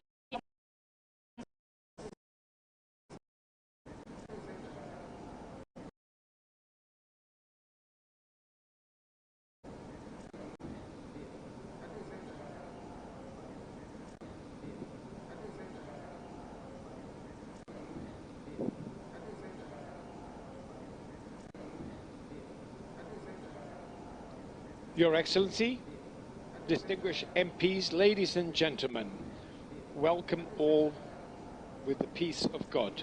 On behalf of the National Assembly of Angola and the Speaker and myself, I welcome all of you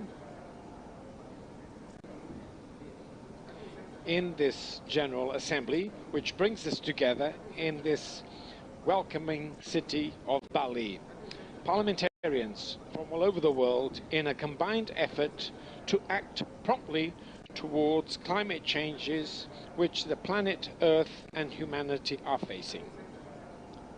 Your Excellencies, Angola considers climate change as one of the biggest challenges it is facing. On the one hand, direct and indirect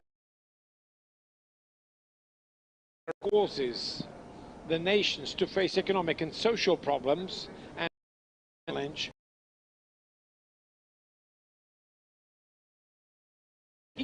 of this phenomenon, including its causes and effects, represents a test for multilateralism, which is the reason why we are gathered here today. No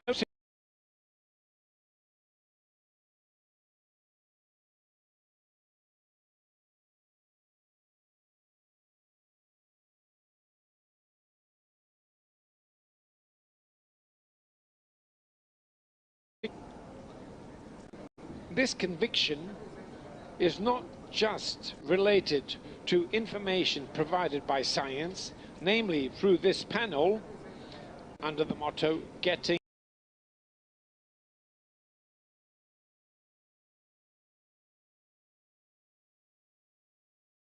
Unity," work which has been done in this field, but also because of all the findings which have been found at NAT are clear.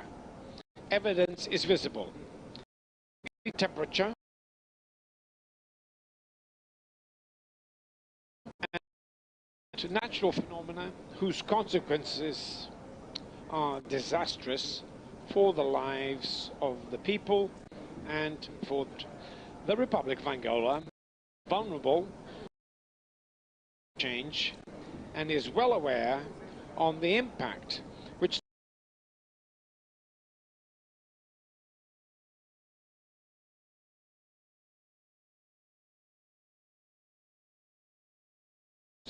on the behavior of climate change parameters at a national level.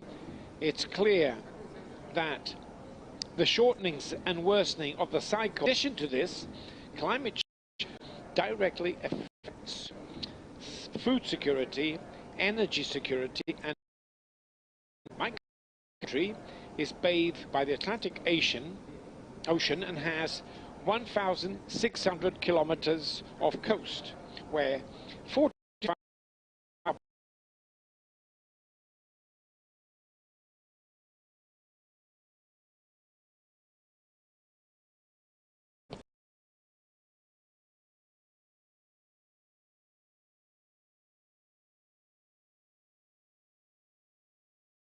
decrease in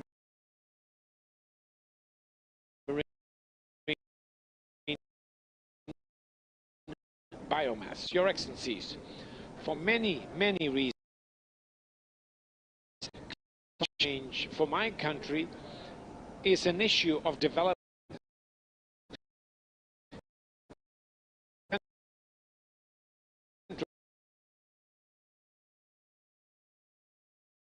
Water resources, a decline in product.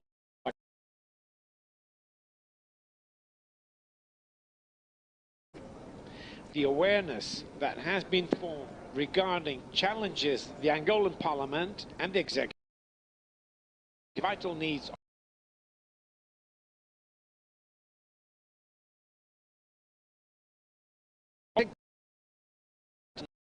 the impact of those processes. However, the path taken towards modernization and the development of our countries shows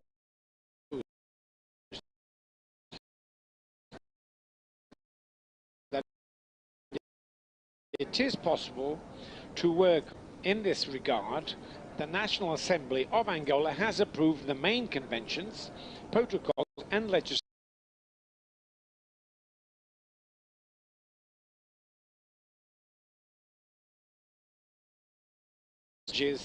imposed by the Human and Sustainable Development Process, adopted the strategy for climate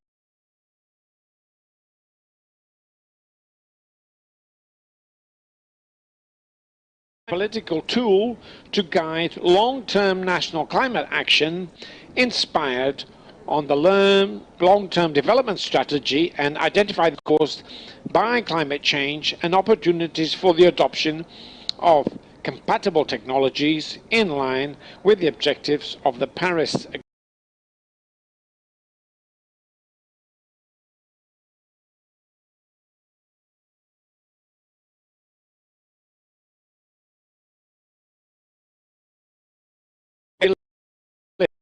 To the current concentration of greenhouse gases in the atmosphere, we still need to adopt a carbon temperature below the 2 as regards greenhouse gases.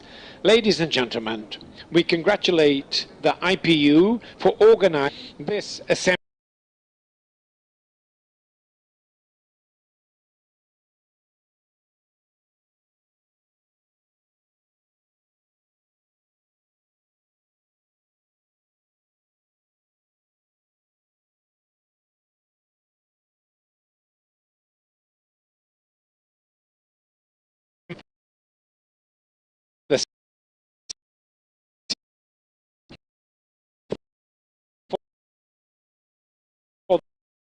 The horn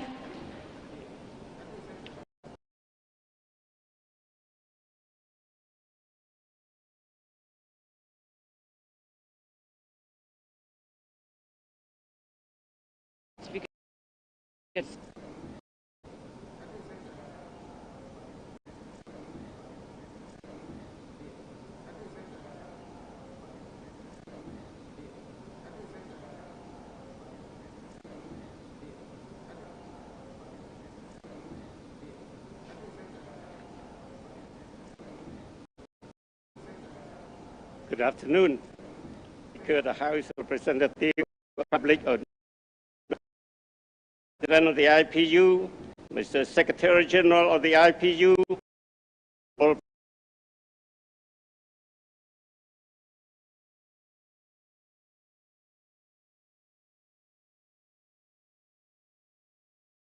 ladies and gentlemen.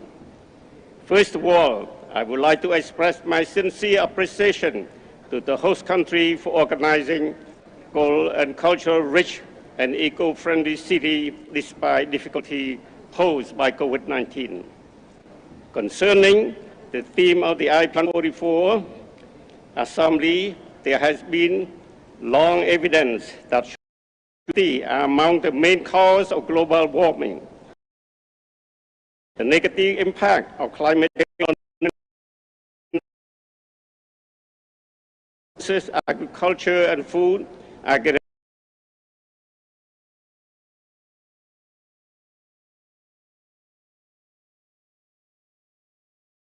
a single continent or no good is free from climate change. Honorable distinguished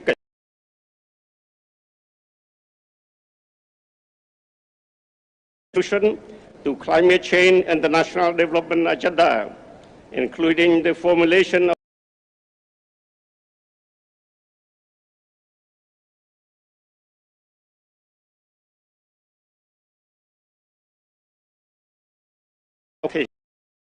in accordance with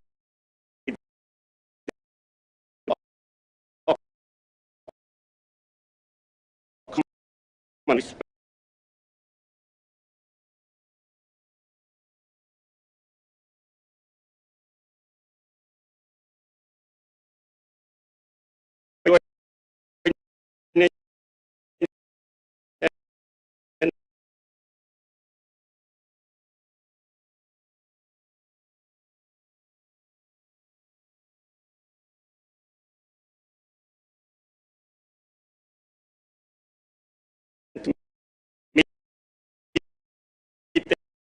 Even food research was discussed, following by the adoption of ASAP 11 declaration calling for global solidarity and Asia-Europe partnership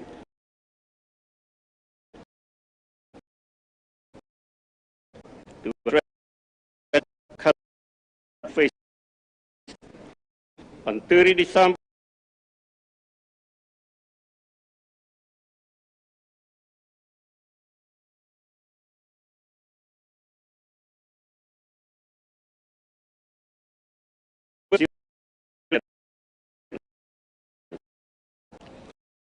On its conference on parties, Cambodia emphasized its commitment to address global warming by one, allowing a new coal plant, not allowing a new coal plant project, two, not permitting hydro dam construction along the mainstream of the Mekong River,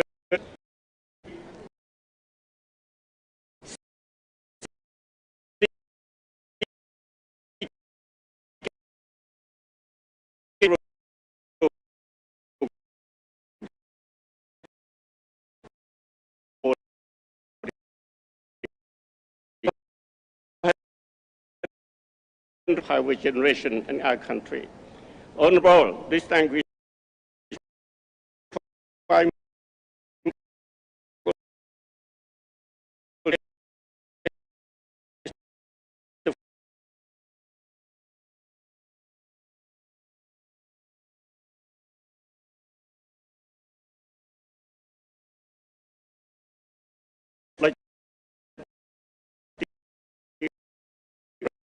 respect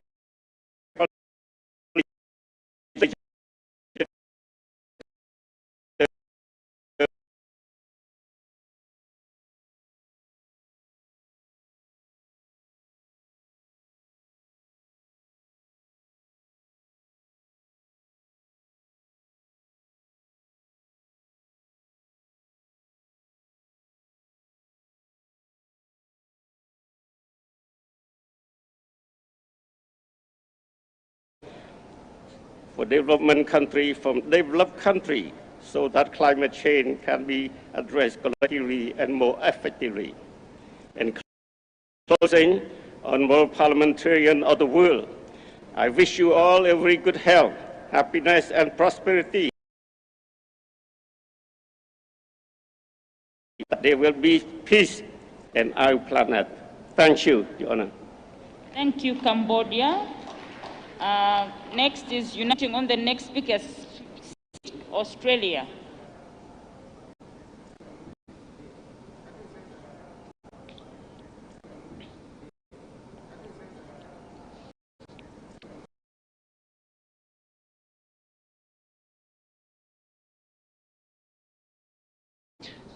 Mrs. President, Excellencies, Members of Parliament, ladies and gentlemen, Assalamu. It is my pleasure to extend to you, on behalf of the Parliament, our deepest appreciation to the parliament, government and people of Indonesia.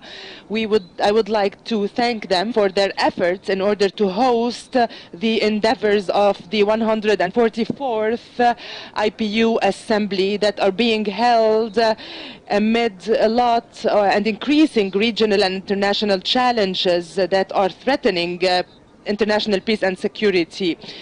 The Emirati parliamentary delegation stresses the importance of solidarity between different parliaments of the world in order to have a stable and secure international environment through innovative solutions to face international challenges. In addition to this, we should promote multilateralism because this is a platform that gathers all the cultures and nationalities of the world through the representatives of international parliaments. We reiterate the importance of parliamentary efforts in order to reach the best solutions, in order to disseminate the culture of coexistence and peace amongst people, because this is the best way in order for us to have tolerant cultures in a bid to reach international peace and stability. We also reiterate the importance and responsibility of parliaments in prohibiting the speeches of hatred by increasing the role of parliamentary diplomacy, by resorting to dialogue and the peaceful settlement of international crises. This is what we've been doing in the UAE, by enacting laws and legislation to combat hatred and extremist speeches. We also established Hidayah and Sawab centers in order to support the international and national efforts aiming at combating terrorism in addition to speeches of hatred. We also signed a humanitarian document in 2019 which includes principles that represent the importance of peace and coexistence between the world civilizations and religions. We consider that our parliamentary diplomacy is important more than ever in order for us to be able to promote international law and international humanitarian law in a bid to preserve international and regional peace and security. Parliamentarians should have real contributions in this regard. The Houthi terrorist militia is conducting aggressions against civilians in Saudi Arabia, in the United Arab Emirates. This is a blatant violation of international law. It is a real threat to regional and international peace and security. Therefore, the UN Security Council issued a resolution number 2624 condemning the activities of this group and describing them as terrorist activities. We hope that the decisions of the IPU during this assembly will be in line with this UN Security Council resolution by considering the Houthi militia as a terrorist group threatening international peace and security.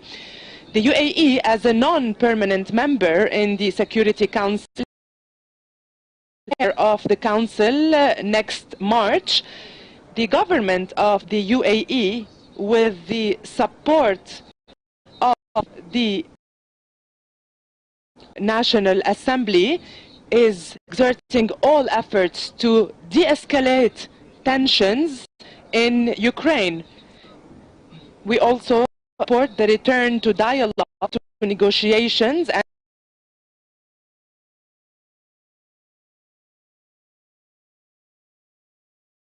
and international humanitarian law.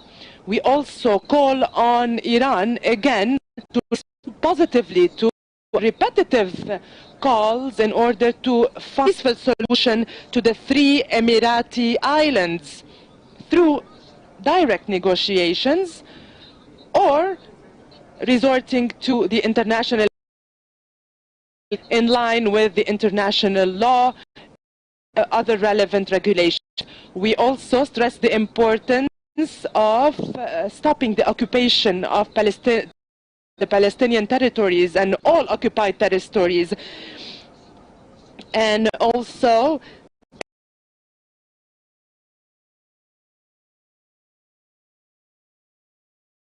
Jerusalem as its capital in order for both states to the cannot live in peace and stability with all these nuclear weapons because انتهى.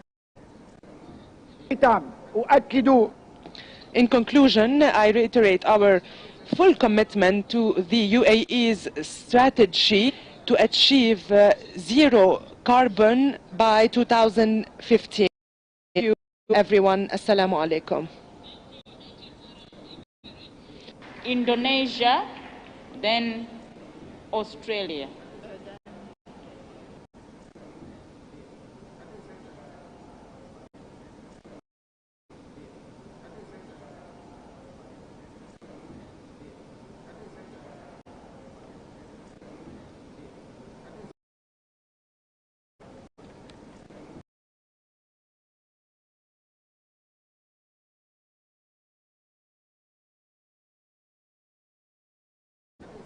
Assalamualaikum warahmatullahi wabarakatuh.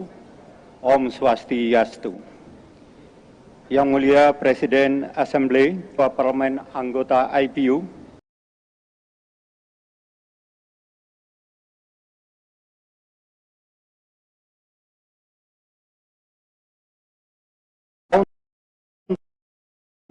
terakhir dunia goncangan yang berimbas pada berbagai sektor kehidupan. Krisis kesehatan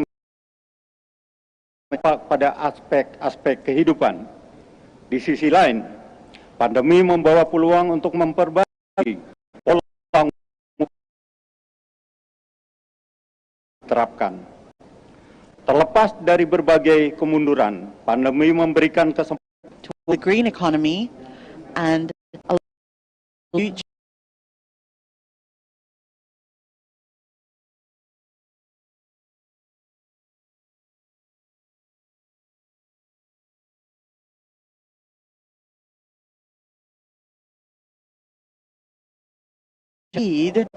global warming.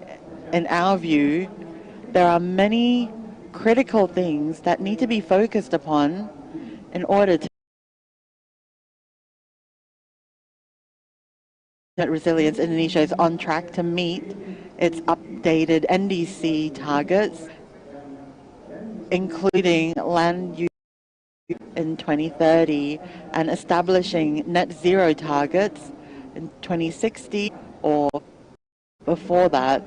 In order to achieve targets in the forestry, has established controls of forest fires, peats, moratorium forests to mobilize and adapt to climate.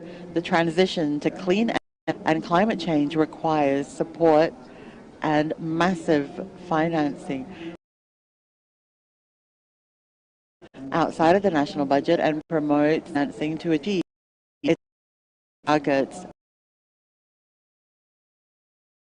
Green obligations, Sukuk as well.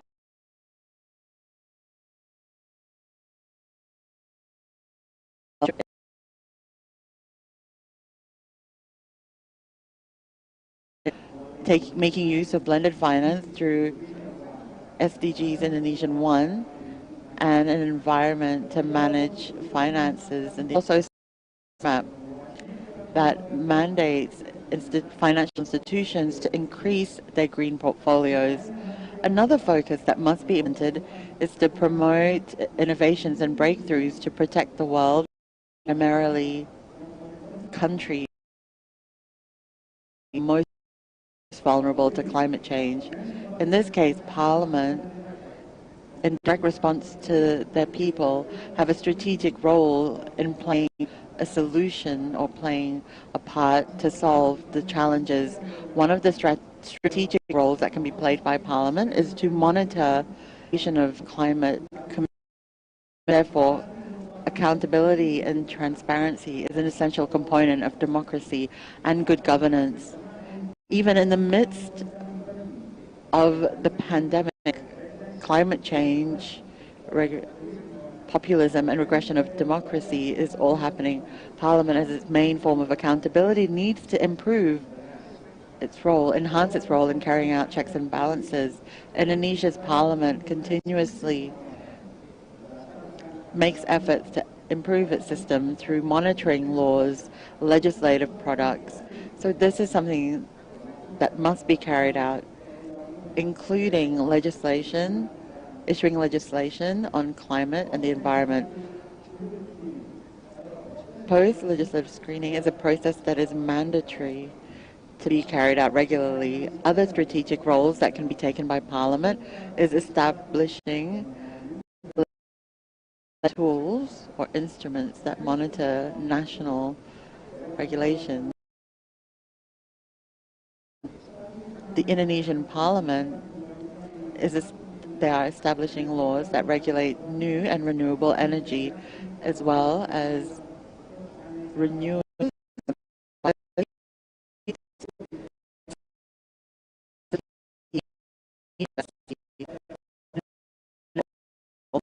so that the legislative process is done with due diligence, taking into account environmental impacts. Another important strategic role that Parliament can play is engaging the public in national debates on climate change. IPU parliamentary action plans on climate change has underlined that public participation is crucial in order to support the agenda in Indonesia, and international and public participation is very much needed in the international action on the environment. So Parliament has a role to play in all of this. Indonesia, enhancing public participation is done continuously. In Bali, for example, meetings are a way forests and waters. Political support is mandatory to achieve commitments under the Paris Agreement. Aside from playing a role to bridge international agreements with the aspiration of constituents, the Parliament plays a role in developing domestic regulations. So political will is the main foundation. And so we see there are other important things, and there are things that are even more vital than that. As a representative of the people, the Parliament can make sure that international agreements on the environment prioritize climate justice, will be based on fair and equitable principles. The Parliament generates laws, the government makes decisions, but ultimately non-state the private sector and all other parties that need representation. So Parliament needs to be the of multi-stakeholder action in order to achieve climate justice. Hope to create positive change. Thank you very much. Berikutnya.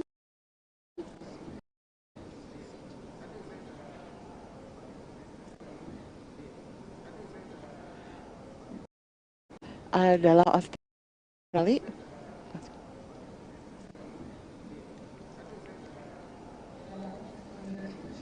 Saya suka negara yang Australia summed up perfectly by Dorothy McKellar, one of our most famous poets, in her poem, My Country, that was first published in 1908. As a country, Australia is all too aware of the vagaries of weather, along with potential change. We have been an active participant in international climate change negotiations since the 1980s, and Australia has committed to international agreements since 1992. We were a party to the Kyoto Protocol and are a party to the Paris Agreement. Australia is absolutely committed to that agreement. Australia is set to achieving net zero by 2050.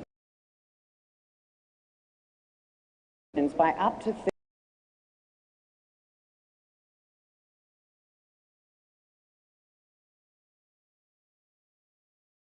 20.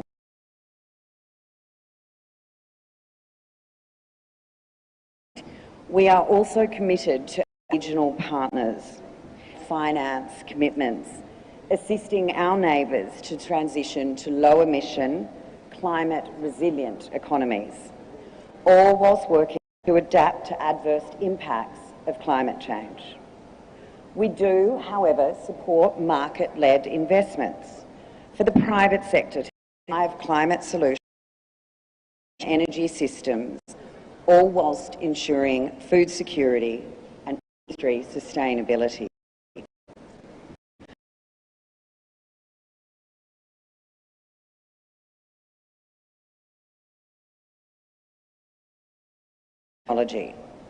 Through our nationally determined contribution, Australia has inscribed 7 technology stretch goals to bring the price technologies to cost parity with current higher emission sources and technology.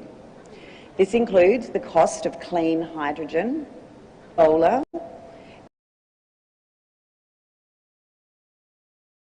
steel and aluminium, along with soil measures.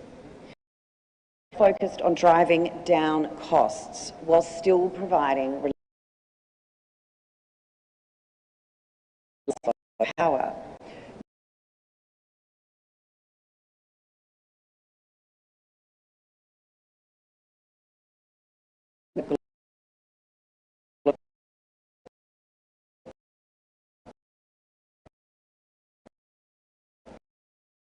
We are working with, and finally,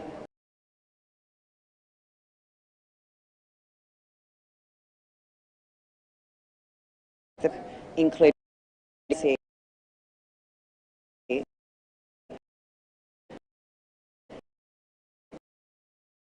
and carbon market rules. Thank you. Sit on the next speaker's seat, Germany.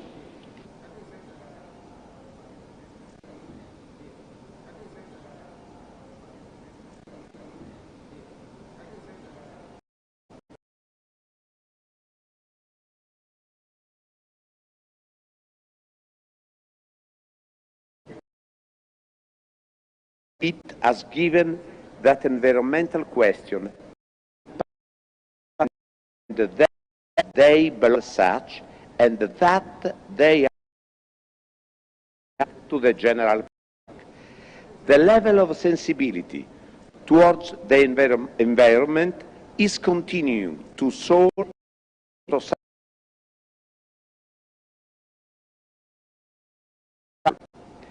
This new awareness is not only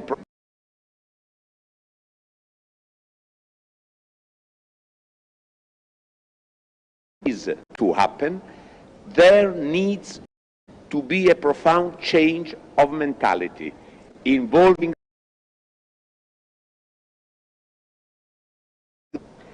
it is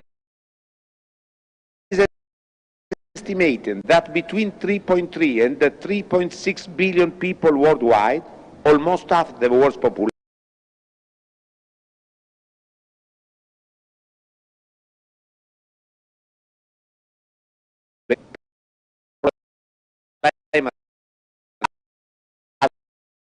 no support by the high IPC. The biggest gulfs exist between low-income population and developing nations, which shoulder at least 75% despite the fact that they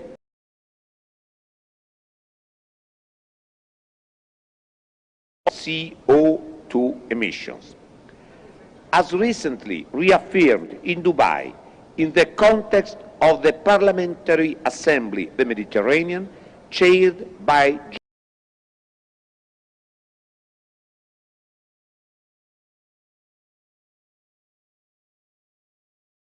transition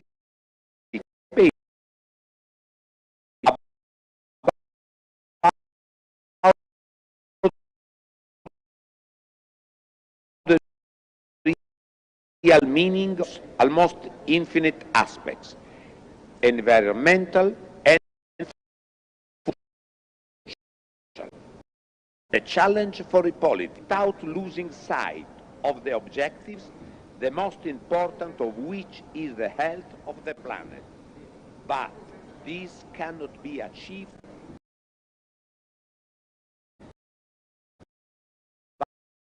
by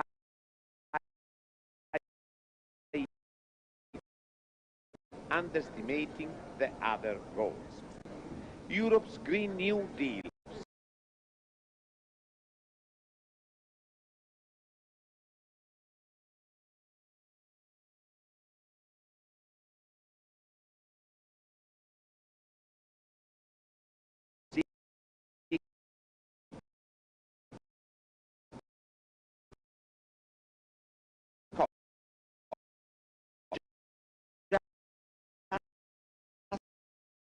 in terms of human lives and the economic repercussions, but also ecosystem involved, leaving indelible marks that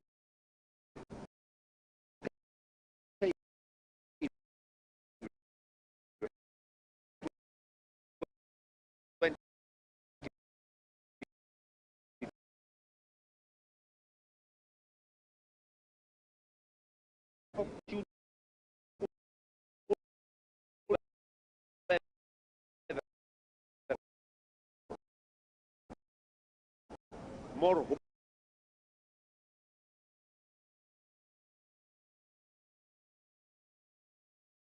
aim without concealing the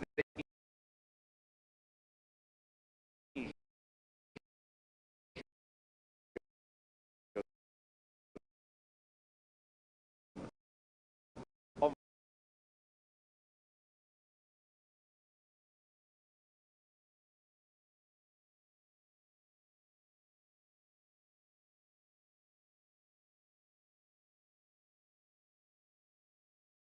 the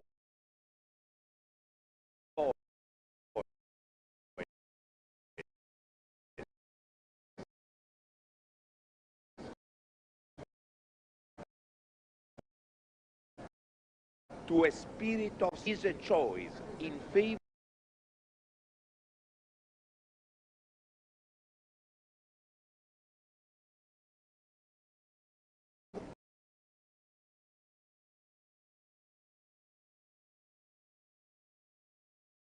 of other. We cannot afford any weak links in our determination, and we in the IPU have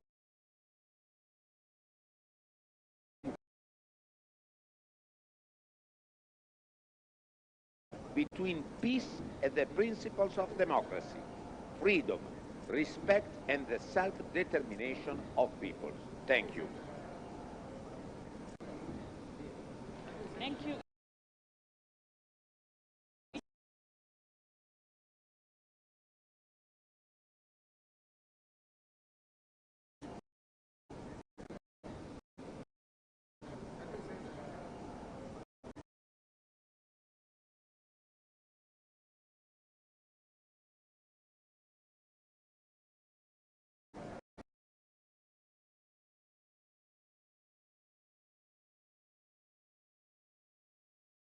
Speaker, thank you for the opportunity and thank you very much to our under the heading Mobilize. No question, this is indeed the major challenge for our political generation, the major challenge for parliaments all over the world. We are all aware that we are still at the and we all know that we have to work much more intensely and harder to get even a little bit closer to reach the end of that road. The Deutsche Bundestag, the German Federal Parliament, has made it very clear that the German ecological footprint is far too big. Within the last years, we have therefore launched a wide bundle of measures to start the climate turnaround and to face other ecological challenges, such as the loss of biodiversity and plastic waste. We know we have to become faster and better, and that we carry a very special responsibility here. But we also know that all efforts in Germany are of little use in the fight against climate change is not fought successfully on a global level. Therefore, we have to cooperate. Therefore, we have to learn from each other. Dialogue among parliamentarians is a good opportunity to do so. But to be honest, we also have to provide the countries who suffer most from climate change, and especially the countries who are less wealthy, with the resources to do their job in climate change mitigation and adaptation. It is our job to do so because we know that fighting climate change becomes secondary when people have to fear for their lives because they are poor, because they are lacking food and water, adequate housing, proper medical treatment, or because they are suffering from war. And, ladies and gentlemen, being at war is what the Ukraine is facing at this moment. The people of Ukraine are victims of an aggressive Russian invasion, which cannot be justified by anything. Russia is breaking not only the rules of the United Nations, but above all, it's questioning the pillars of a rule-based world order. The war caused by Russia offends the territorial integrity of Ukraine. And if Russia were to succeed in this war, all of our territorial integrity would be harmed. And in the end, our lives and sense of freedom as we know. It would be a bitter victory of the law of the strongest, a victory over diplomacy and dialogue, and a victory over the main principles of the IPU. But it's not only about principles, it's about humans, and we should never forget. And therefore, I greatly appreciate that the IPU is on the way to make a very clear statement regarding the war of President Putin and everybody who is supporting him. And I specifically say President Putin because this is not the war of the Russian people. It's very important to make this distinction between the Russian people who are just as dedicated to peace as most people in the world on the one side, and the government under President Putin on the other side.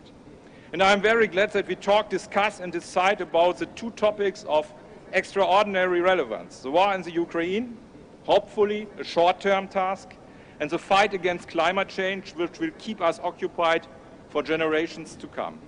But I'm also grateful to learn from other delegations that we have reasonable other challenges in other parts of the world, in Asia, Africa, and the Americas. IPU is such a good opportunity to listen to each other and to learn from each other. So again, thank you all which are involved in organizing the IPU conference. We are looking forward to having good meetings and the dialogues with you. Thank you very much.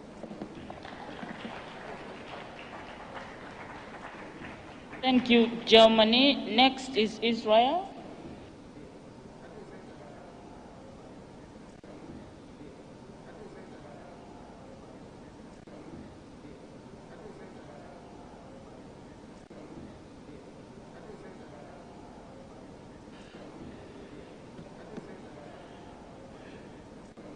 Dear Speaker, dear colleagues, the most serious danger in analyzing the deterioration in the quality of the air that surrounds us here on Earth is the idea that this is a linear process. That every decade, if we do nothing, the air heats up by half a degree, so that in 100 years, it will heat up by 5 degrees. And what if it turns out that at some point the temperature increase becomes exponential? The coronavirus, which hit China in late 2019, was not particularly worrying at first. It was only when the disease began to spread exponentially around the world that countries and global health bodies began to take it more seriously. The COVID-19 vaccine became available at the end of 2020, but this was too late for the nearly 2 million people around the world who died from the COVID-related causes. Even after the vaccines were administered, in most countries they did not totally prevent infection. They are mainly important to preventing severe disease and death. We all remember that the emergency item adopted at the last IPU assembly in Madrid addressed the unequal distribution of vaccines and vaccine inequity for Africa. How on earth will we address the climate crisis if the situation drastically deteriorates? What will happen to vulnerable regions with hot climates like Africa? It is not a matter of a few years. It is a matter of generations to come. We all understand that the name of the game is the ability to then, when energy can be generated, especially solar energy, it can be used later. In other words, how can we have solar power 24/7 and use a little energy from polluting sources like coal, oil, and natural gas? And be more specific, batteries, batteries, batteries. As parliaments around the world, we must recognize this fact and translate it into action items. First, to speed up the passage of legislation that supports milking the sun, I mean collecting energy from the sun's rays and storing it using batteries or other techniques of storage. Second, government oversight, making sure governments set goals in order to achieve a dramatic reduction in greenhouse gas emissions as quick as possible. Third, all this, of course, depends on suitable and significant budget allocations. If all the countries of the world, both the developed and the developing nations, do not unite, we'll pass on this massive negative energy bomb to future generations with catastrophic effects on humanity. And number 5, aid to developing countries is crucial. A chain is only as strong as the weakest link. So what have we done in Israel? Electricity in Israel, in 2010, Israel produced electricity from 60% coal and 40% natural gas and renewables. In 2020, Israel produced electricity from 26% coal and 74% natural gas. By 2025, Israel expects to produce electricity from 3% coal and 97% natural gas and renewables. Water in Israel. In 2000, Israel did not use any desalinated water. In 2010, 10% of the water produced in Israel was desalinated. In 2020, it rose up to 25%. And by 2030, Israel plans to produce 50% of its water from desalination.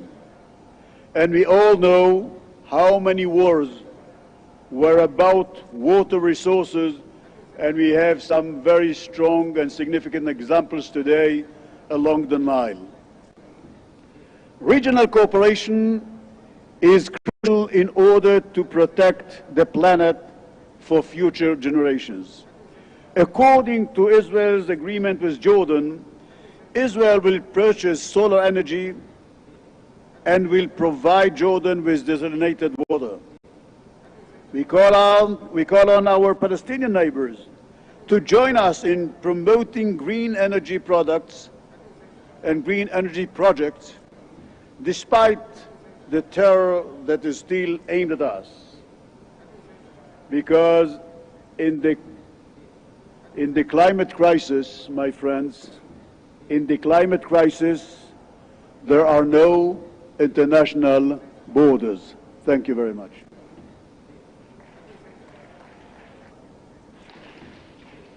Thank you, Israel. Next is Seychelles.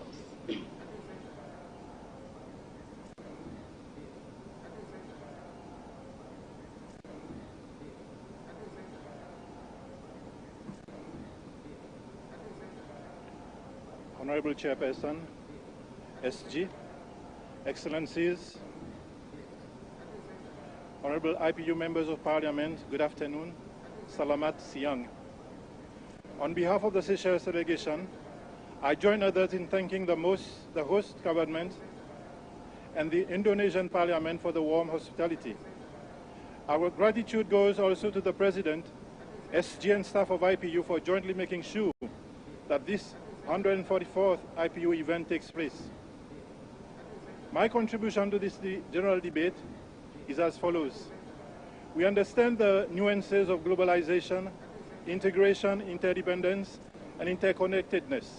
This is why Seychelles, amongst the community of seeds, we are worried to note that our national security as seeds, and on a much bigger scale, the global security is at a progressive level of high risk. At high risk because not enough is being done to curb the emission of greenhouse gases, cutting back on deforestation activities, poor transition rate from old to new energy usage, and making us fall short of the different country pledges made from financing to national determined contributions. We note also the setbacks to achieving the SDGs by the COVID-19 pandemic and to the now armed conflict impacting on the global economy. Thus, will be affecting also planned contribution targets. We commend those countries who are on course and call on them to share the strategies. Research and development in alternative technologies and innovative solutions by countries which have the capacity to do so are at a slow pace for a number of reasons. Our very own global environment is greatly being threatened by irresponsible human actions in contrast to the principle of global sustainability advocacy. Unless precise, timely checks and unbiased mindset approaches become part of the global development processes now, this business-as-usual approach mode will persist. No longer can we hide behind excuses to the lack of scientific data and proof to support the climate change emergency facing us. I could run down a list of national ambitious actions taken by the government of Seychelles, which some are having a significant revenue value losses impact to our people. The global concern is not about what little pollution my country is making, in contrast to the emissions beyond our shores. Listening to what is being done globally in the minds of seeds, we always wonder whether it is enough. We want to convey to you all to understand and accept our vulnerability nature as small islands, and to that of LDCs amongst others. In whatever decision taking you make, not to forget us, not to voluntarily and unconsciously marginalize us in your development agenda, but to always uphold the UN values and principles of leaving no country behind. As seeds, we thank our bilateral and multilateral partners for the various support towards our national mitigation and adaptation efforts. Thank you for everything. Let us be more accountable and rethink our actions, which is a crime to humanity long-term and progressively. It is time now for concrete political commitments of engagements for redress. It is time for model law framework to respond to the modern disasters and risks. The blame game will not help us.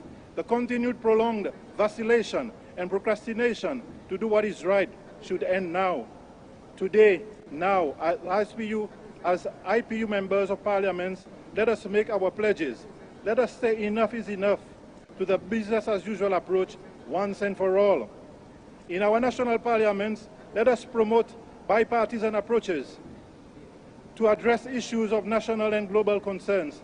Let us not allow partisan politics to divide us and delay our collective actions. No more time for this now. Let us use the Glasgow Climate Pact opportunity to collectively take a much stronger ownership role to redouble our efforts to nationally, regionally, and globally. Let us take much firmer positions to implement a national, regional, and global governance, reality checks, oversight roles as representatives of the people. The target is to keep the global temperature below 1.5 degrees.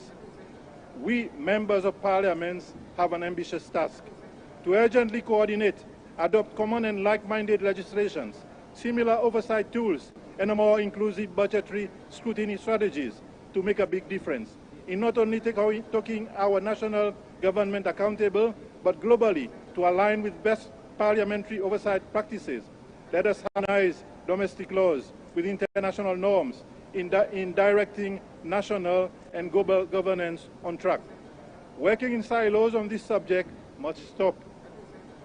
Intense political dialogue and engagement should be on how to deal with these technical stumbling blocks that we politicians know, but most of the time postpone, and according to us, because of bad timings. Let us unite together on this 144th IPU platform to make a point towards the future want. Let us question the multilateral governance setup to push for a much fairer, inclusive, and democratic processes to influence the much-needed changes. Let us be brave and bold, to have wisdom, and to exercise prudence for precision in collective responses. Let us get messy by collectively putting our hands in the dough to engineer and craft our future and to ensure national, regional, and global security and hope. I go back with more determination and inspiration. Let us all, as legislators, aim for the very best balancing act with our national development plans to build more resilience and to stay on the sustainable path. May the favor and blessings of God, the Almighty, continue to guide each and every one of us for the remaining days of our work and here and back home. Madam Chair, I thank you. Thank you very much, Seychelles. We will now start the special segment on the launch of the Global Parliamentary Report, after which the general debate will resume. Thank you.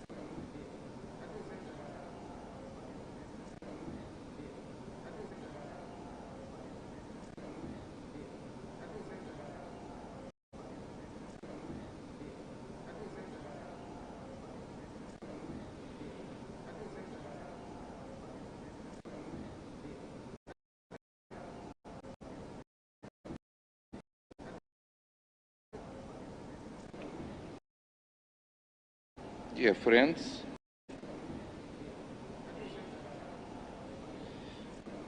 we came to one moment, the presentation of the Global Parliamentary 22, public in work of honourable members of Parliament. This segment is very important to the IPU because it will introduce joint work of the IPU and UNDP. As normal, it is normal that a global organization of national parliaments try to promote peace, democracy and development. And so the IPU works closely to follow and the great challenge and trends of our time. And always thinking on the role of parliaments to achieve it. And it is essential to understand that people need to be represented in our parliaments. And in many countries, people do not feel represented.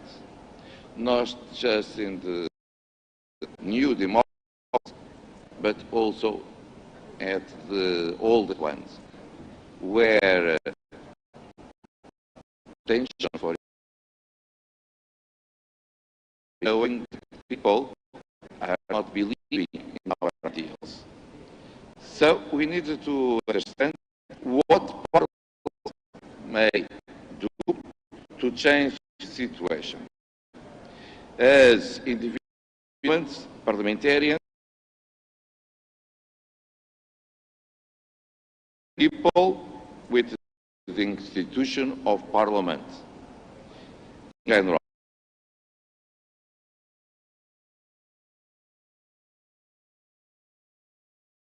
But we need to do it. We have two reports on changing the nature of 2012 and Parliament's power to work.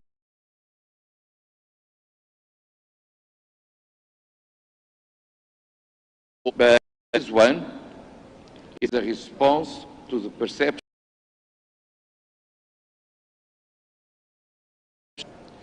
The core aim of the present report is to strengthen the relationship between the elected and the people that they represent. People's voice are heard when we make new laws and when we hold government to account. More than informing people,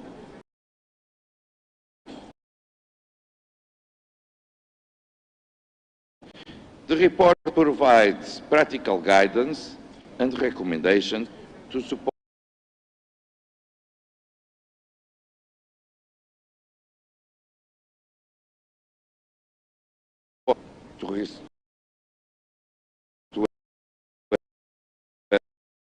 and are responsive to the public needs and expectations of this report by sharing your views, case studies and approaches to public engagement.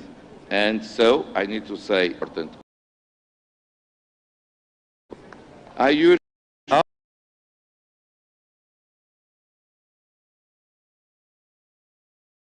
UNDP can in making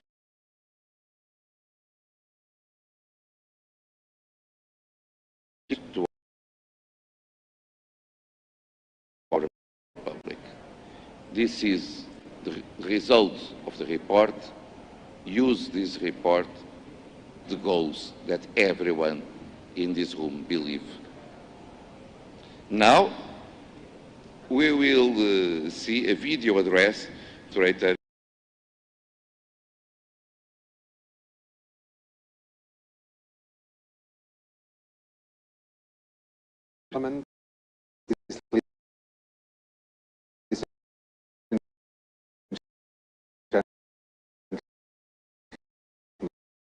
This interparliamentary unit indeed, recent reports by the United Nations Development Programme on countries such as Ukraine, Yemen, Afghanistan and Myanmar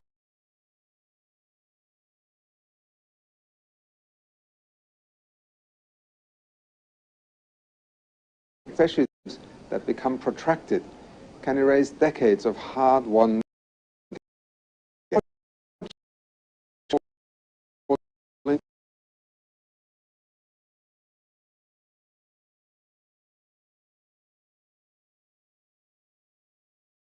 degradation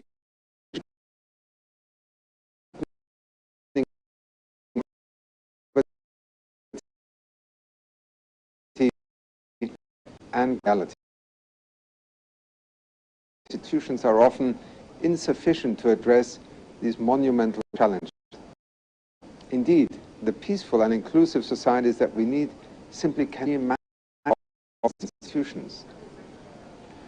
The third Global Parliamentary Report by the IPU and UNDP sets out a case for much more open and representative institutions where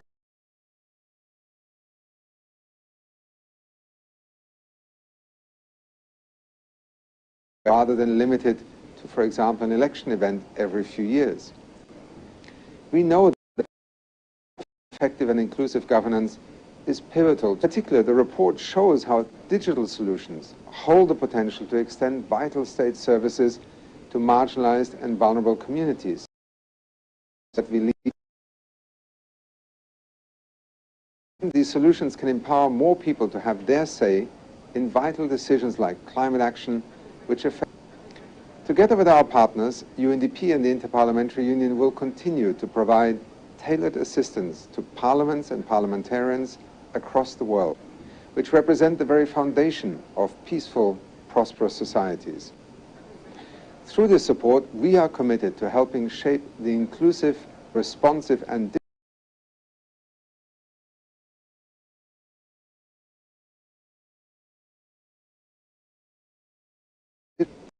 Thank you.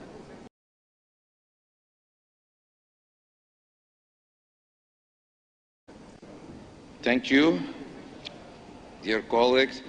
Before the presentation of the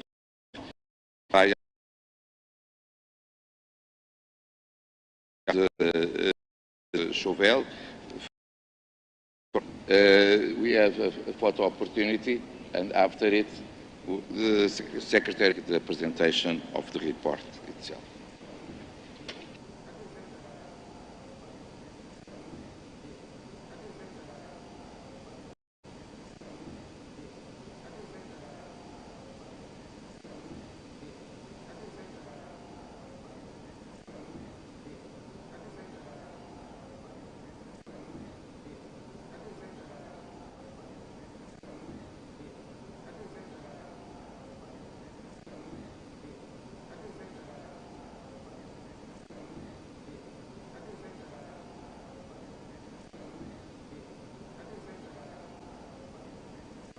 Now, I will give the floor to our Secretary General, Martin Chungong, to present the report.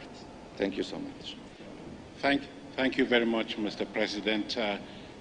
Since you were given that script, we have changed it a little bit, and I have agreed with my colleague, Mr. Andy Richardson, who is the prime mover of this report, to do that presentation in cooperation with our UNDP colleagues. So they will present to you the various findings and conclusions of the report very briefly. Thank you, if you don't mind. No, okay, no problem at all. Thank you very much, and a very good afternoon to all delegates. We would like to briefly introduce the main findings and recommendations from the report. You'll find a copy of the executive summary on your desk, and the full report is available on the IPU website. When we asked parliaments at the IPU Assembly in Belgrade what was the biggest challenge they faced, the most common response was the gap between Parliament and the people they represent. We all know. Can I ask my colleague to put the slides on the screen, please, Emily? Thank you. And the second slide. Thank you. We all know that public engagement in politics cannot be limited to voting every 4 years. There's a growing demand for regular, ongoing exchange with the Parliament that the people have elected. So we asked you, Member Parliaments, what you do to engage the public. And the photos that you were seeing earlier are from among the very many, the hundreds that your Parliaments kindly provided, of different forms of engagement in action. And this global parliamentary report is really about what we learned from the conversations with you, with more than 100 parliamentarians, staff and civil society organisations. It's based on your experience and on a series of in-depth case studies, which we will hear from representatives of different parliaments in a few minutes' time. The overall objective, the reason for doing the report is to encourage laporan global deeper in their practice of public engagement. At the IPU and at UNDP, we stand ready to support parliaments by helping to share good practices and to connect to the experience of other parliaments. Next slide, please. Why do parliaments engage with the public? When we asked the question, parliaments told us that by empowering people to participate in lawmaking, policy formulation, and oversight activities, Parliament helps to counter distrust. And by listening to the opinions of people who are directly affected by new laws, there are double benefits. Parliaments not only maintain their relevance in the eyes of the people, but they also make better laws and carry out more effective oversight by listening to the voices of the people concerned. Of course, it's the members of parliaments themselves who are the main interface between the institution and the citizens of their country through your day-to-day contact with the people you represent. But you, as parliamentarians, also help to shape the institution. You set the political direction for what Parliament should be. And what we are seeing is growing political commitment to open, inclusive, and participatory institutions. Next slide, please.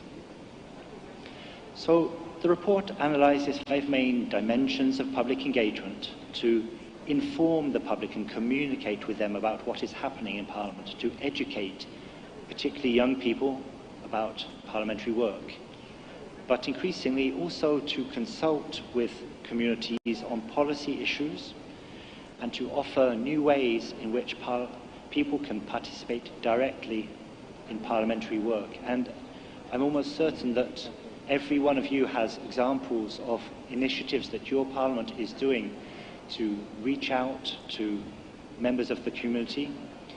We're seeing, for example, very extensive use of petitions, particularly online petitions that can lead to parliamentary debates, even to new laws. We're seeing experiments in new forms of participatory decision-making, such as citizen assemblies. At this point, I'd like to hand over to my colleague Charles Chauvel from UNDP to continue with the presentation. And the next slide, please.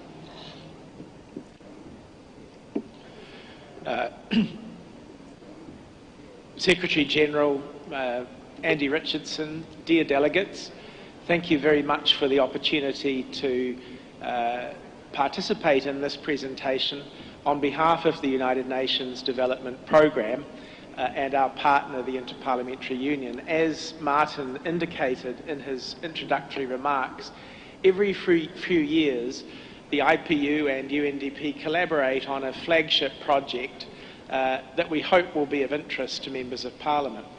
I was a Member of Parliament myself for 7 years in New Zealand some years ago, before I came to UNDP to work on the support for our global parliamentary programme.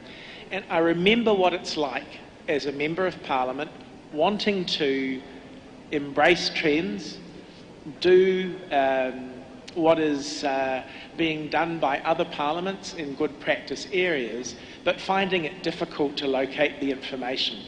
And this is why we hope this global parliamentary report on improving engagement with the public will help you as individual members of Parliament and your parliamentary administrations to improve that interface, that vital interface between you as a representative of the people and the people that you represent. I think I really just want to make the 3 points here on the slide very quickly. You all saw during the COVID pandemic, I think, that one of the ways to continue to engage effectively with constituents was through digital possibilities. And I know that IPU was providing parliaments with knowledge on this matter. UNDP was working with many of you to help provide these temporary digital solutions that many of your parliaments have now made permanent as part of your rules of procedure in committee and plenary, because it is such a good and effective way to achieve interaction. Instead of bringing people to the capital to present to a committee, they can be in their home base and interact digitally with members of parliament. It's a great use of technology when it's well regulated and where it's made available widely to people, for example, on their smartphones. I think the second point of the report that's really important to make is that really good public engagement isn't a top-down thing. It isn't something that MPs can kind of decree. It's got to be the MPs and Parliament meeting the public halfway. It's got to be a negotiated dialogue so that it works for both sides, both the parliamentarians and the people that they're trying to reach out to and have a dialogue with. And I think finally, most importantly, is that there isn't a one-size-fits-all solution. We found this during the COVID pandemic. What will work for one parliament and one society won't work for another culture. And so the way in which you tailor and design your means of enhanced public engagement, outreach and dialogue has got to be one that you create in your own society with expertise and advice and assistance for sure, but it's got to be a homegrown solution, not one that's imported from some other country or culture or place. Next slide, please. This slide just helps identify some of the key trends that we found when we were conducting the report through the wide consultation process that we adopted with Parliament partners in the IPU and UNDP country offices supporting parliaments around the world. It does take extra effort to do effective outreach.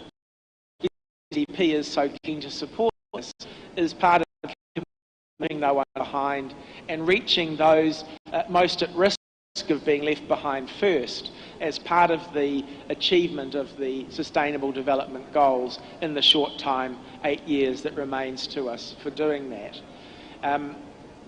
It requires investment. This isn't something that you should embark on as a part-time, ill-funded voluntary project on behalf of some poor staff member in the Secretariat who has 5 other tasks that they do for the rest of the time during the day. It has to be a project that you really ensure has proper dedicated time and resources to it, that learns from experience in other parliaments, but as I said, is calibrated to your own parliament and your own society and your own rules of procedure. And finally, you need to learn by doing. Putting a solution in place is often a really good first step, but it won't be perfect. It never is. It's important to have feedback, systematic feedback from the people that you're trying to reach out to, so that you can improve the systems that you put in place over time and make sure that they work for them and for you as busy members of Parliament with a full schedule and fully occupied time. Next slide, please. Looking forward, when we asked our country officers and partner parliaments to tell us what they thought the most important trends in this area would be, first of all, we all know that it's hard to engage with younger people. I participated in the Forum of Young Parliamentarians yesterday. We talked about the vital importance of re-engaging with young people, including young people already in representative institutions, parliaments, and those who are active in society already. But this can be a key way, this search for new forms of engagement, especially digital engagement, in trying to bridge that gap between the cynical, busy young people in society and those in elected positions. And it's worth trying to deal with that frustration accordingly. I've already mentioned the importance of leaving no one behind and the vital possibilities that technology and digital everything that we face as our future can present as a solution in this area. A related theme is innovation. As I said during COVID, many of you as parliamentarians found new ways of working, new ways of engaging. You had to, because you couldn't meet your constituents face to face. And many of you have chosen to make these ways of working a new and permanent feature of your rules of procedure. This process will continue. Come pandemic, come war, come economic collapse, whatever you might see in the future, it's vital to keep innovating and tweaking the solutions so that they work for the circumstances that you face. And finally, collaboration. As I said, this can't be a top-down exercise where Parliament says one day, oh, we think we should engage with people.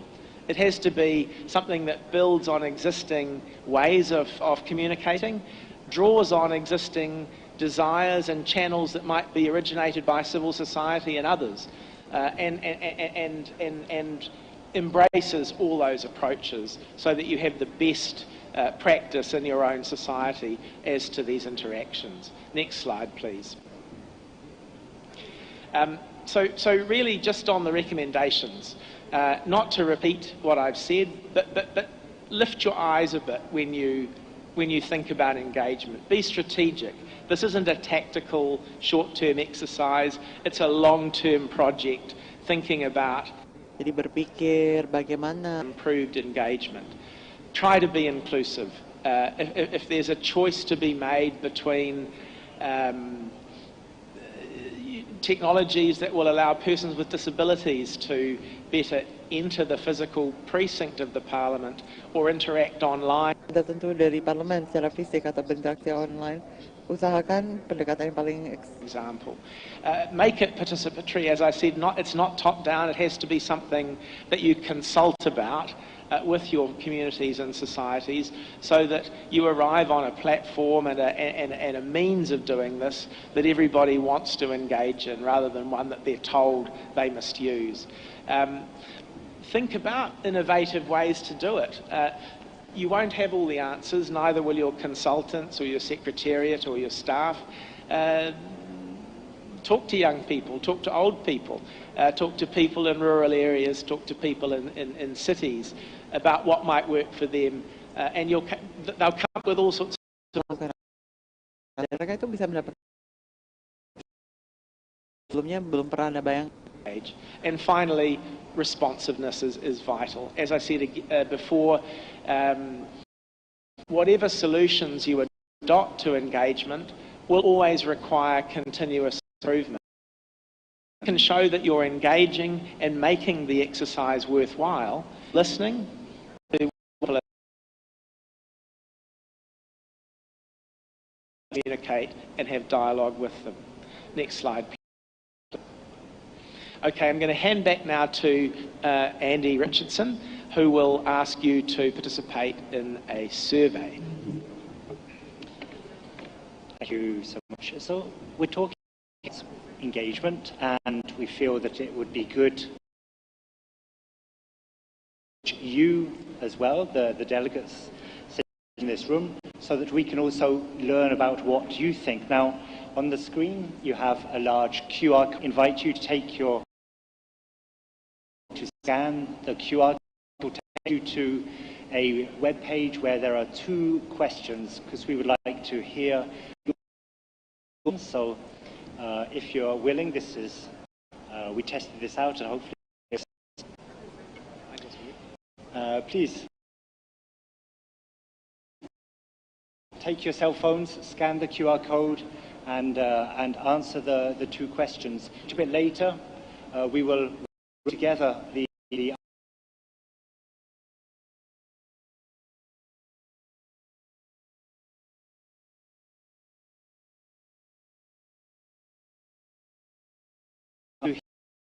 studies from parliaments themselves. Case studies are included in the report and here presented by members of parliament from South Africa, Fiji, and Ecuador. So it's my honor to invite Madam Sylvia Lucas from South Africa, the Deputy Chairperson practices from Africa in public engagement. Thank you very much.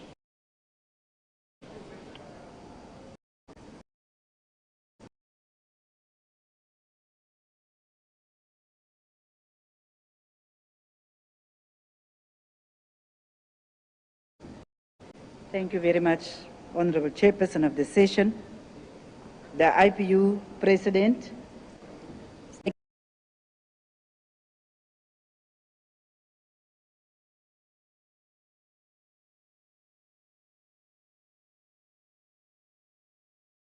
yes, ladies and gentlemen, good afternoon.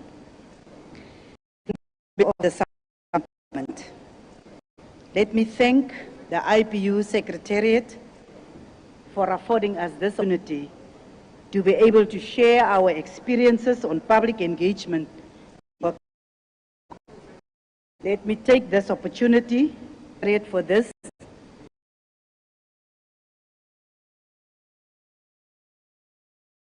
express my appreciation to the Indonesian and the people of Indonesia for the warm reception. Very often time as unprecedented scale, democratic governance, lawmaking processes are changing in significant ways. To this end, ladies and gentlemen, as this report correctly notes, responding to these changes requires effective institutions, better and deeper engagement that is characterized by inclusive decision-making in line with the United Nations 2030 Agenda for Sustainable Development. This further underscores the importance of institutionalizing and embedding public engagement in parliamentary business, which is an apex mechanism for testing legislative ideas and assessing progress made in implementing key policy priorities. It is worth noting that the South African Parliament is counted amongst the world's leading parliaments, particularly in its development and implementation of improved public aimed at enhancing democratic engagement with communities.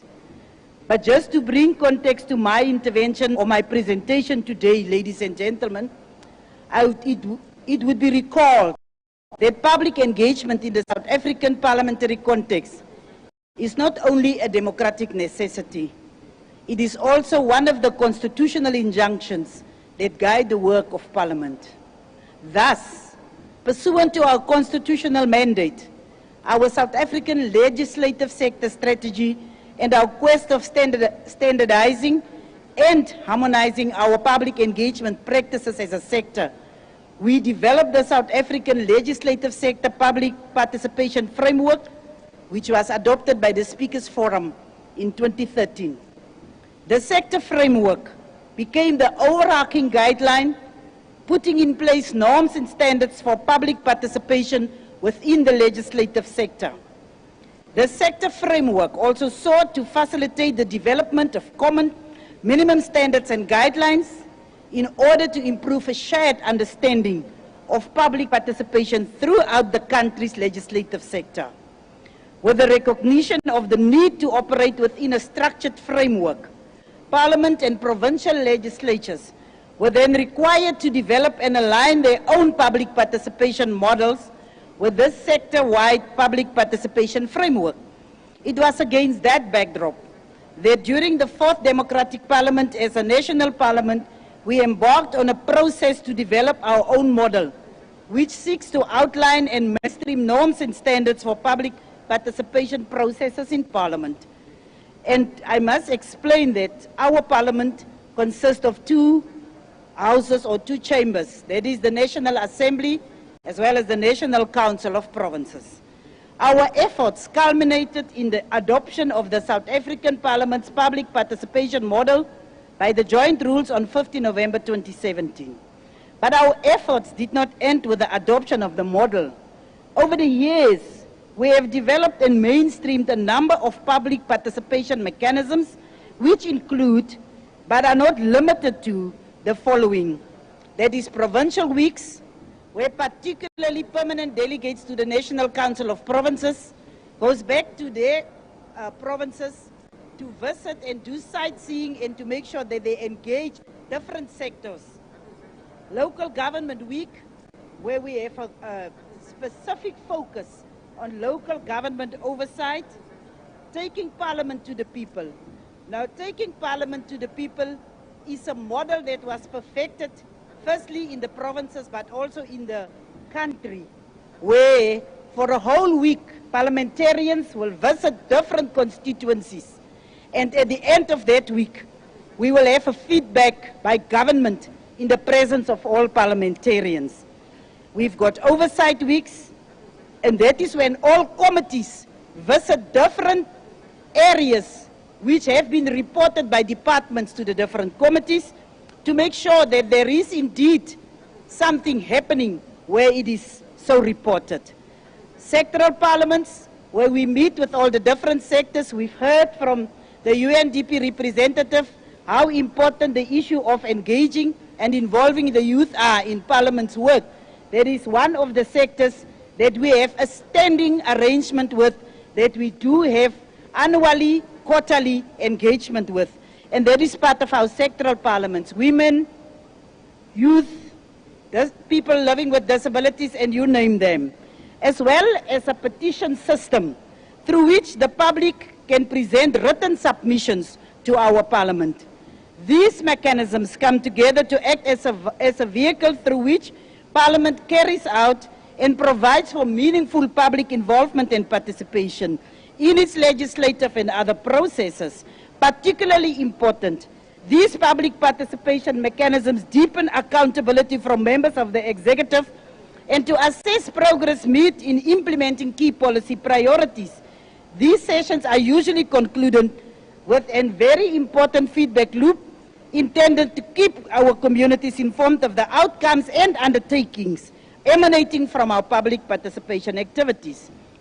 The IPU's 2022 Global Report on Public Participation also recognizes that public engagement has many dimensions, including information, education, communication, consultation, and participation. In the same vein, when it comes to public engagement in the South African context, we cannot just talk about public participation mechanisms such as taking Parliament to the people without mentioning the important role of other support structures which form an integral part of our evolving public engagement architecture. These other public participation support structures include our parliamentary constituency offices, our parliamentary democracy offices, as well as education offices. These structures do not only assist with broadening the nature and scope of our public involvement work, but they also provide a comprehensive framework for institutionalized engagement. Ladies and gentlemen, as I am going towards conclusion, let me emphasize the important interface between budget allocation and public participation. The appropriate resource allocation also impacts on the quality of public participation engagement undertaken. It is also important to institutionalize and embed a monitoring and evaluation mechanism in parliamentary public participation practices, looking particularly at our experiences with conducting self-assessment and independent impact assessment. I want to mention that this became, the issue of budget and other resources became particularly pronounced during the lockdown period through COVID-19. The use of technology, where free movement was inhibited, required an injection of resources. The utilization of virtual meetings to stay in touch with our people assisted us particularly as South Africans to remain, as the Parliament of South Africa, to remain in touch with our constituency in the prolonged period of lockdown. Thus, we should acknowledge was not a smooth transition, but it became pretty much the order of the day by now. I would also like to agree and align myself with the views shared in the report that the following are some of the salient lessons and best practices that can be drawn from our public engagement experience as the South African Parliament. The importance of being context sensitive, of aligning practical actions with cultural and historical context, the importance of translating constitutional vision into institutionalized frameworks, the importance of creating convergence between public engagement frameworks, periodic flagship programs, regular initiatives, institutional mechanisms, and support structures. The centrality of budget, costing and or resource allocation to public participation programs and creating synergies between implementation of institutional strategies, performance plan, and rollout of public participation models, and the importance of linking oversight and accountability to public participation. And moreover, as a South African Parliament, we welcome and support the findings and recommendation of the report, particularly on the need to be strategic, inclusive, participatory, innovative, and responsive. Lastly, as recommended, we are also prepared to embrace a paradigm shift by embedding the key tenets of sustainable development to our parliamentary business by, amongst others, taking young people seriously, leaving no one behind, working collaboratively, prioritizing gender-sensitive engagement to ensure equal participation of women and men, and leveraging on the opportunities and prospects for technological transformation heralded by the Fourth Industrial Revolution. Kia leboga, enkosi. Thank you very much. Baie dankie.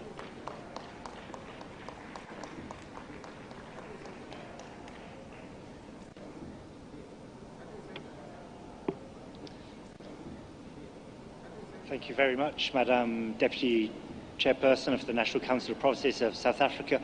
The next case study will be delivered by the Speaker of the Parliament of the Republic of Fiji, the Honourable Ratuapeli Nailatikau, apologies, who cannot be here in person due to the complexities of travel at the current time, but who has sent the following video message. Thank you. We recognize and support the fundamental principles of effective institutions and inclusive decision-making embedded within the 2030 agenda. Therefore, our civic engagement and education work is also aimed at enhancing public engagement with the Parliament and parliamentarians so that we become more participatory, inclusive, and responsive to the needs of our citizens. Our public engagement initiative is well narrated in the report. I need not repeat here some of the key undertakings and achievements of this initiative.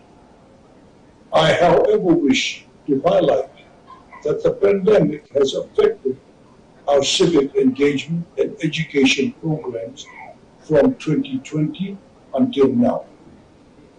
The lockdowns, isolation, and social distancing measures, so crucial to Fiji's pandemic response, compelled us to cut back on our community outreaches, parliament tours, school visits, and education programs.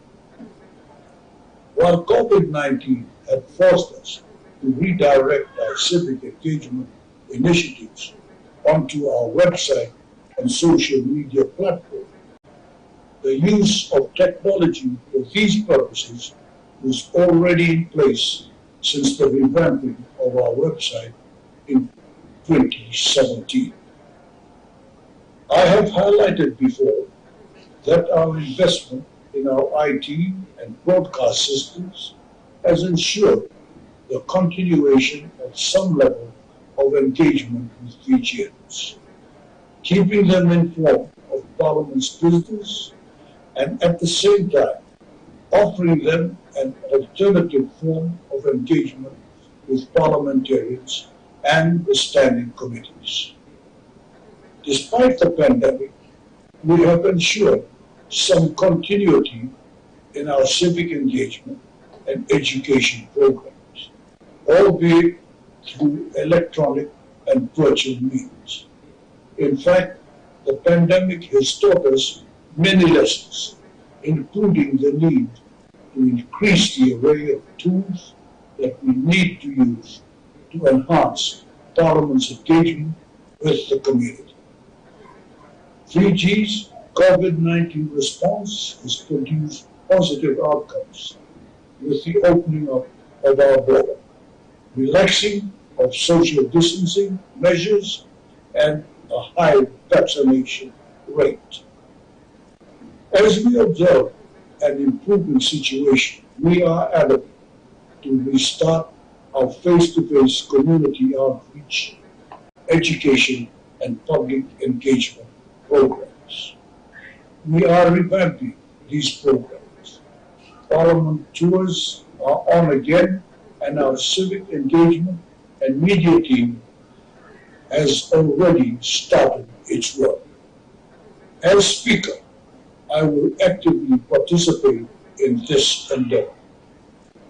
In recent years, we have noticed an increase in misinformation and misconception about Parliament and parliamentary processes, particularly on social media. We are committed to using our civic engagement and community outreach initiatives to address this, enhance public interest in Parliament, its mandate and processes. It is also crucial this year as Fiji heads into elections and the convening of a new term of Parliament. We need to ensure that Fijians, especially young Fijians who are voting for the first time, have a better knowledge of Parliament and its processes.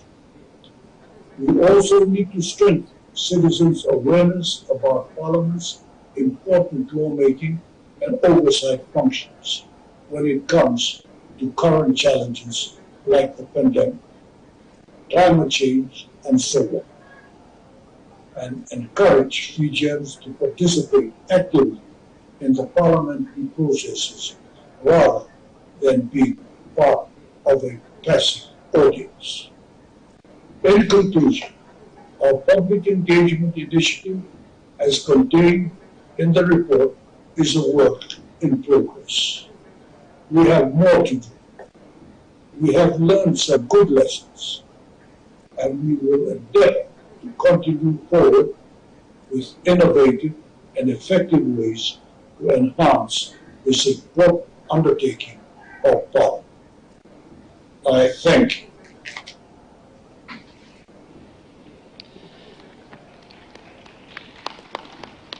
The Speaker of the Parliament of Fiji. Thank you. The third, the United Kingdom, I'd like to invite to the stage Madame Harriet Baldwin, the Chair of the British IPU Group.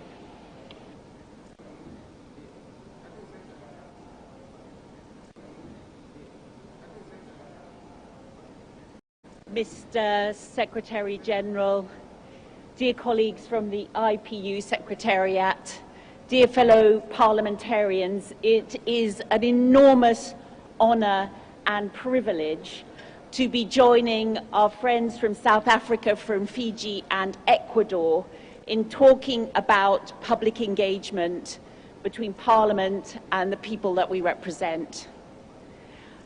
And I would like, as one of the old democracies in the world, to invite all of you to meet in our central lobby in our Parliament building, because that is the location of one of the oldest forms of public engagement. The central lobby of Parliament is a place where any member of the public can come whenever Parliament is sitting and summon their MP using the green card system to lobby them. Indeed, that is where the word originates. And I thoroughly endorse the excellent report that our colleagues have put together and its recommendations. And we are constantly conscious of the need to widen and deepen our engagement with the public, not just as members of Parliament ourselves, but there will be initiatives from the government, initiatives from political parties, initiatives from civil society, educational institutions, and of course from the institution of Parliament itself. And because this is an IPU report, I want to focus on the work that Parliament itself does. It's staffed by impartial civil servants. And the work that they have done has identified 5 main groups who are most disengaged from Parliament. As we've heard, the first of those is young people. The second is women. The third is people from minority backgrounds. The fourth is people with disabilities. And the fifth is people with lower skills, educational attainment, those who are long-term unemployed. And the focus has been very much on reaching out in the direction of these people.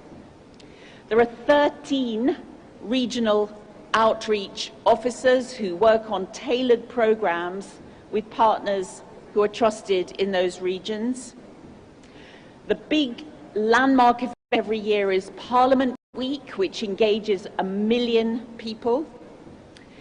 There's been a huge effort to communicate in plain language, but to communicate extensively, whether it's on broadcast, and everything is broadcast, committee meetings, all of the sessions of Parliament, but also the resources of the House of Commons Library, which is a good source of facts.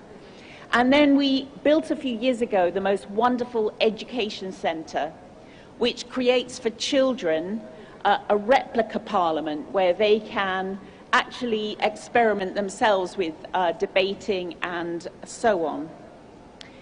And the digital accessibility has, of course, had to increase significantly over the period of the pandemic. The last 2 years have thrown us some terrible challenges where we had to close the building for a period of time, we had to reduce the amount of activity, and we had to go almost completely online at one stage. We've also suffered shocking terrorist attacks on members of Parliament. We have lost 2 dear colleagues, Joe Cox, Sir David Amess, 2 acts of terrorism in their constituency. And these 2 things have, of course, become a challenge to some extent to engagement with the public. But we are determined to use technology to address that, whether it's through online sessions, whether it's through digital learning resources, whether it's by putting a virtual guided tour available to everyone. But the thing that I think has been, as a Member of Parliament, the most effective in engaging the public, and that I want to just highlight, is petitions, online petitions. If an online petition reaches 100,000 signatures, then it automatically qualifies to go forward to the Petitions Committee as a topic that may well be debated in Parliament. Not only has that been a good way for the public to raise issues, it's led to debates in Parliament, and then, of course, it also creates a database of emails where we can then engage and tell people what happened with that issue, what the development was, what has happened. And it has been effective in changing the law in my country. So I hope that I have shared a few examples one of the oldest democracies in the world, of how we're updating and trying to innovate to create engagement with the public whom we serve. And I strongly endorse all of the work that's gone into this report and the recommendations. I repeat my invitation to all of you, dear friends, to come and lobby and join us in the central lobby of our Parliament next time you are in London. Thank you very much.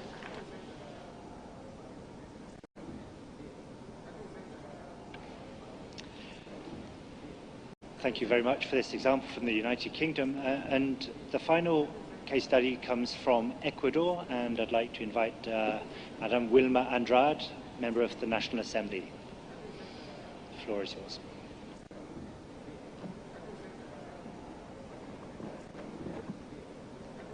Muy buenas tardes.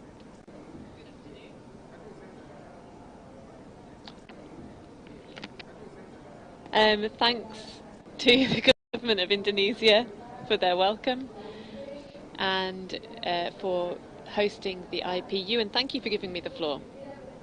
This is my first presentation, in fact, so I would like to express greetings from the Ecuadorian Parliament, a South American country with 7 million inhabitants and a variety of geographic areas from the Pacific coast,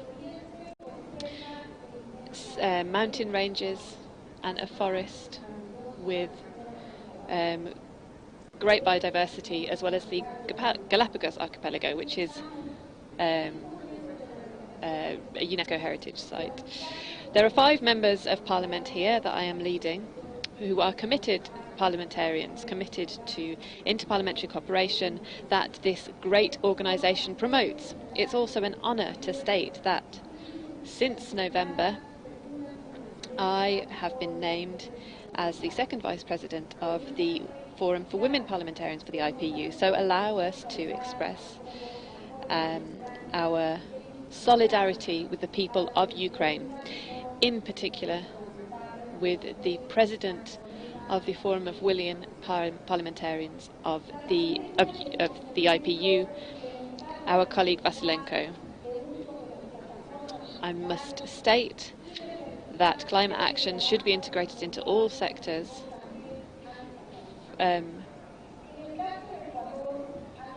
the case of Ecuador, 8 days after lockdown, Parliament was one of the first in the regions to implement virtual platforms for sessions for Commission and the legislative body, as well as to create an electoral system for passing laws and resolutions. We approved regulations for votes and passed 22 laws, and even elected a Vice President of the Republic. We also managed to carry out processes for state ministers. There are various challenges for digital platforms. Implementing language that's easy to understand, avoiding information that has gaps, capacity building for civil servants in Parliament, having implementation plans to prevent virtual attacks as well. The Parliament in Ecuador has as one of its key aims implementing the ideas of an open Parliament, which are transparency, access to information, accountability, citizen participation and ethics. The law that regulates the civil service in Ecuador recognises the existence of the parliamentary group, which I am honoured to preside over. Parliamentarians present statements or declarations of their assets at the beginning and at the end of their mandate, and also we regulate conflict of interest to ensure that personal assets don't have any conflict for legislators. We also have to declare economic activity that parliamentarians have carried out over the past few years, 5 years before their position. We've also created an app in the National Assembly which contains legislative information updated in real time. Every year we publish an accountability report. We have also actively participated with civil society, and we've done this through the co-creation of a legislative roadmap and the Open Parliament Action Plan. In addition, we have legislative levels in each province to receive citizen requests. All laws should be debated, and in the first 5 days we need to call on all stakeholders from the public, academic, manufacturing and citizen sectors, anyone who benefits from this legislative proposal. Furthermore, when laws are applied or when they involve projects in indigenous areas, we need to have prior consultation.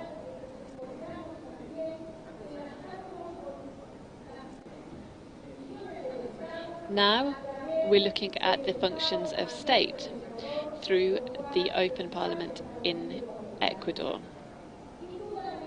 Without doubt, there's much more that we can do, and of course many more challenges to overcome. However, we are working under the principles of Open Parliament. Thank you very much, esteemed colleagues, for your attention.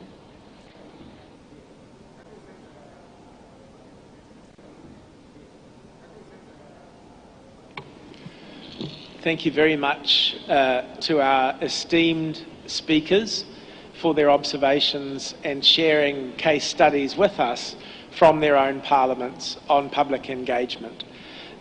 Dear delegates, it's now our opportunity to review the results of the survey in which you participated. If those results could now please be put on the screen. Drum roll, the moment of anticipation. Here we go. So in respect of the first question, I think we saw a positive result. You reported by a majority that public engagement had increased over the period in question. And I'm assuming that this was partly pandemic related, a response, but also hopefully part of a positive general trend toward a desire for greater engagement. So this is very positive, and I think it bodes well for the reception for the report. In respect of the second question, where you were asked to name groups with which you thought it would be important to improve engagement, you identified young people, women, members of minorities, rural communities, and in fact a good number of you said all of the above. So I think again this is a very good signal in terms of the understanding that you all clearly have of your communities, that you know, a concerted effort to engage not with just those from whom you always hear, but with other communities is an important part of keeping representative democracy healthy and leaving no one behind. Dear delegates, we're now almost at the close of this session. It's an honour to hand over for closing remarks to the esteemed Secretary General of the Interparliamentary Union, I hope I may say my friend, Martin Chungong, with whom UNDP treasures its collaboration. And if I may just say one thing in closing, we've launched the Global Parliamentary Report number 3 here in your presence today, but we have plans for a large online forum at the end of next month that we're going to publicise to all of your parliaments and to our UNDP country offices, where we hope over 2 half days to be able to discuss the report and its recommendations and implementation in greater depth. So please do stay tuned and tune into that. Without further ado, Martin. Thank you very much, Charles. Thank you. We deeply value your cooperation and cooperation with UNEP. Yes, we have now come to the end of this special segment of the Assembly here in Jakarta, where we have launched the third edition of the Global Parliamentary Report. As you've just heard, it focused on parliamentary engagement with the public.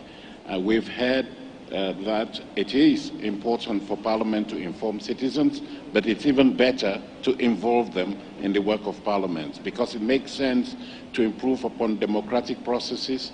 It makes sense to reduce the distrust that exists between the people and their governors. It makes sense because it improves upon policy outcomes. It improves upon the effectiveness of parliamentary work. And so we have just heard the findings of the survey a moment ago, which prove the point that has been made, that it is important for Parliament to be continuously engaged with the citizens. I want to use the opportunity to thank all those members of Parliament who have come up here to present good practice in their parliaments and countries of how they are engaging with citizens, to what effect. And what we have learned is that this report is not only about abstract definitions, abstract recommendations, but it's about things that are actually feasible. So we've heard of all this good practice, and we hope that it will be emulated by the parliaments here. So we have this report. It's more than just a report. It is also, I think, a call to action. It is intended to encourage you, members of Parliament, members of the IPU, to do more in engaging with your citizens for the reasons that we have mentioned. So if we can make an appeal to you, we can call to, you to action. There are 4 points that we would like you to take with you here. First of all, we would like you to undertake to go back home and review or seek a review of your Parliament strategy for public engagement. We would also like you to consider joining the network of engagement champions and speak up for public engagement in Parliament.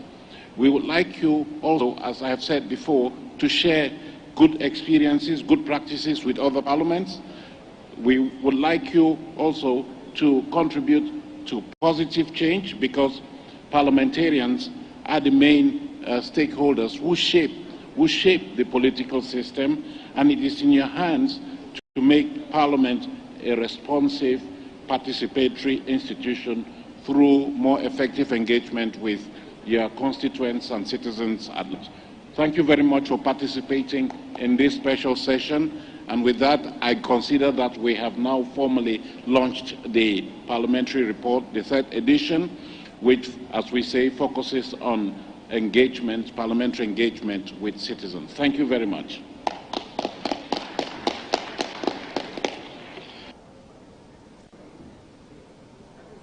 I believe you will now continue the general debate, and I believe my colleagues are moving up to the podium here to take over so that you can resume the normal deliberations of the Assembly.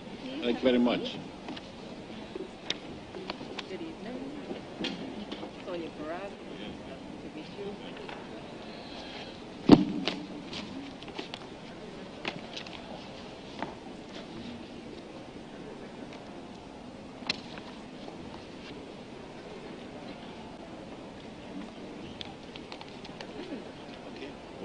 Merci, merci.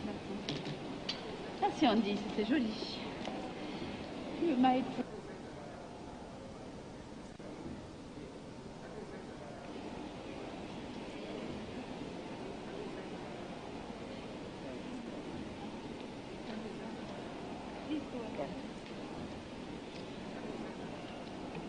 Good Good evening, parliamentarians and representatives of the different delegations here this evening. I will be chairing the Assembly tonight, and my name is Sonia Parag. I am a Minister of Government from the Cooperative Republic of Guyana, South America. And I'm also here with my delegation, who is Speaker from Parliament, Guyana's Parliament, along with others. So tonight we will be starting with, or resuming the session, the earlier session. And we're beginning with Estonia, followed by the Republic of Congo, the Democratic Republic of Congo. So may I ask that the Speaker of Estonia take the podium and that the representative or speaker for the Democratic Republic of Congo take the next seat. Thank you.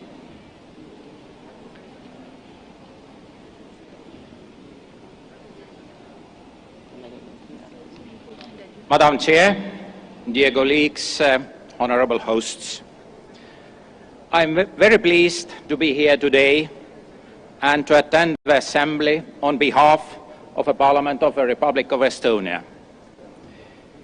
It's great to see that we all share a concern and sense of responsibility for creating a successful and sustainable world.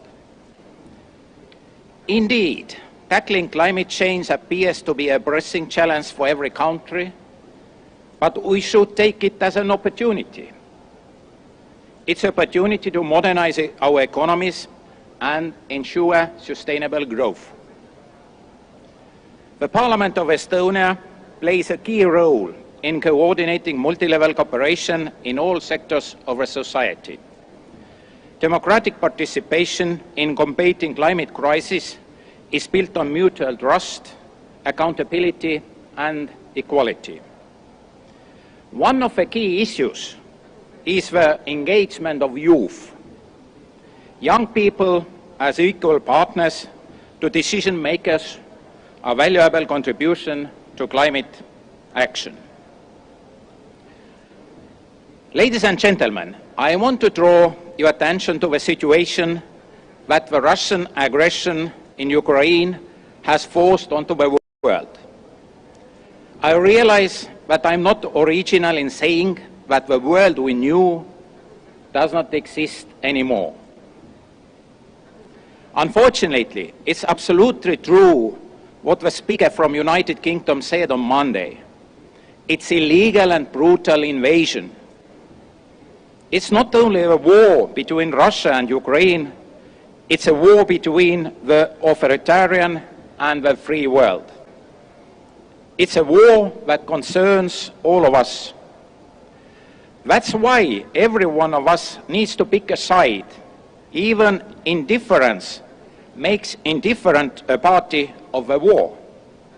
More than 10 million people have fled their homes in Ukraine. It's 1/4 of the population of Ukraine. 90% of them are women and children. They are escaping from bombing. Is this only a small conflict, dear colleagues, or is it war? Russia's victory would mean a continuing aggression against the next democratic countries.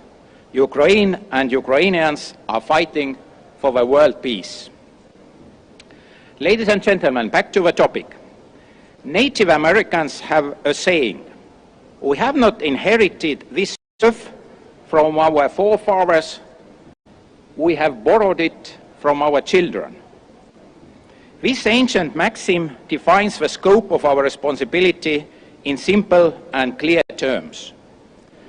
Living at the expense of nature today means living at the expense of our children and grandchildren. That's not acceptable. Nature knows no state borders. Environmental damage from hundreds, even thousands of kilometers away reaches us, all of us, sooner or later, to a lesser or larger extent. In the eyes of nature, we are all one big family, which is why only together, through joint efforts, we can create a better and more sustainable future. An environment where our children and grandchildren will also thrive. Dear parliamentarians, Russia's aggression against Ukraine has set new challenges in environmental protection also. I'm not talking about the bombings or the criminal abuse of resources or the direct harm caused to the environment. I'm talking about the challenges or gaps this has caused, for example, in energy supply, mostly in Europe. An easier but ecologically more harmful solution is a wider reintroduction of fossil fuels. However, often what is easier for human beings is a problem for the environment. European Union has approved ambitious objectives in achieving climate neutrality, which have been jeopardized by the war. The best way to avoid this is through cooperation. When we have a problem, you help us, and when you have a problem, we help you. This system should function like communicating vessels. Today's discussion is a reminder to all of us about the intensifying environmental degradation across the globe. We must recognize that nature has no borders. The air we breathe, the water we drink, and the land we inhabit are a responsibility all of us. Every human being has a right to a clean, healthy, and sustainable environment. That's what I wish all of you, dear colleagues. Thank you so much for your attention.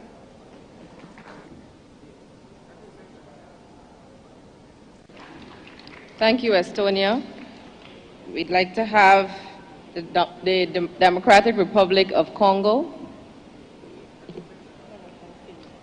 followed by Finland. Finland, can you take the seat?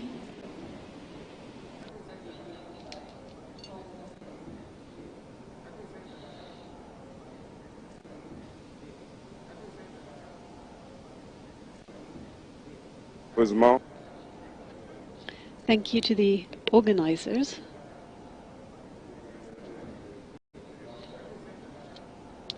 Who are present today for the wonderful setting they're offering, and thank you to the Indonesian people for their hospitality and the welcome they provided us with. Dear fellow parliamentarians, for several decades, the Parliament of the Democratic Republic of Congo, in symbiosis with its government, has spared no effort to reflect on the problem of climate change and to initiate material actions that should lead to sustainable solutions that not only meet the resolutions of the COP26, but also fit with our position as a solution country. To this end, a number of material acts are being carried out, including the urgent need for the Parliament of the Democratic Republic of Congo to examine the draft law on the rights of indigenous peoples. This law will have a real positive impact insofar as it provides for the establishment of counterparts to the indigenous peoples who are being mutualized as guardians of the ecosystem and the stratosphere through the mechanism of maintaining the secular character of harmonious relationship that these communities maintain with the fauna and flora. 2, the establishment of coercive and compensatory mechanisms to fight against the decrease in biological diversity, soil, air, and water pollution, the destruction of the ozone layer, the decrease in soil fertility, desertification, the depletion of fishery resources, and the deterioration of natural and cultural heritage. 3, the creation within our institutions of a specialized service attached to the Presidency of the Republic, a ministry within the national government, and a standing committee of the Parliament, all in charge of the environment, sustainable development, tourism, and natural resources. The Parliamentary Commission specifically focuses on the mission of control, evaluation and anticipation through projects of revision of the national legislation. This willingness is also evident in the recent statement by the President of the Democratic Republic of Congo, His Excellency Félix Antoine Tshisekedi, who said climate change poses a threat to people and their fundamental rights. Our action in favor of the climate and the green economy constitutes the basis of our future, and our development is not necessarily a necessity, but an urgent obligation for a peaceful and sustainable future. Dear colleagues, parliamentarians, beyond the national system that the Democratic Republic of Congo has put in place, its position as a solution country through the Congo Basin with its peat bogs that contribute to the maintenance of biodiversity, its tropical forest, second in the world after the Amazon Basin, its hydroelectric potential of 100,000 megawatts, and in other forms 90,000 megawatts of renewable energy, its subsoil, which abounds in strategic mining resources, notably cobalt, coltan, and germanium, which are used today in the automotive industry for energy storage. All this leads it to want to contribute more and actively to the resolution of the problem of climate change. Dear colleagues, parliamentarians, the Parliament of the Democratic Republic of Congo notes, 1, the urgent need to establish within the Interparliamentary Union a task force to fight against climate change around the 3 largest forest countries. And I quote, the Democratic Republic of Congo, Brazil, and Indonesia. 2, the acceleration of the mechanism for the creation and establishment of the World Environment Organization, and which the Parliament of the Democratic Republic of Congo reiterates its request made at the parliamentary hearing of February 17th to 18th in 2022 at the United Nations headquarters in New York to host the headquarters. 3, strengthening the Green Climate Fund and entrusting its management mainly to the solution countries mentioned above. Dear fellow parliamentarians, I cannot end my remarks without urging our contemporaries, inspired by the recent mobilization on the COVID-19 health crisis, to be more committed and determined by linking actions to words. It is more than time to minimize or even contain as much as possible the phenomenon of inexorable evolution that is climate change. We all deserve an ecological environment where life is and will be beautiful for our contemporaries and future generations. I thank you for your attention. Thank you, the Democratic Republic of Congo. Finland will now take the podium, and I may now ask Kazakhstan to take a seat.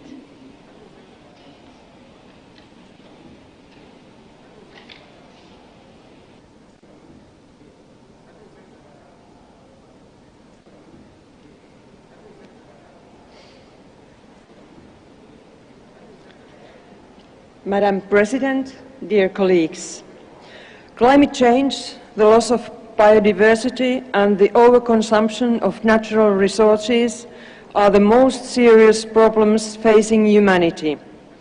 Climate change is causing expanding misery and wars, forcing masses of people to leave their homes. There are already more than 70 million homeless people in the world. The UN predicts that this number will be more than tripled.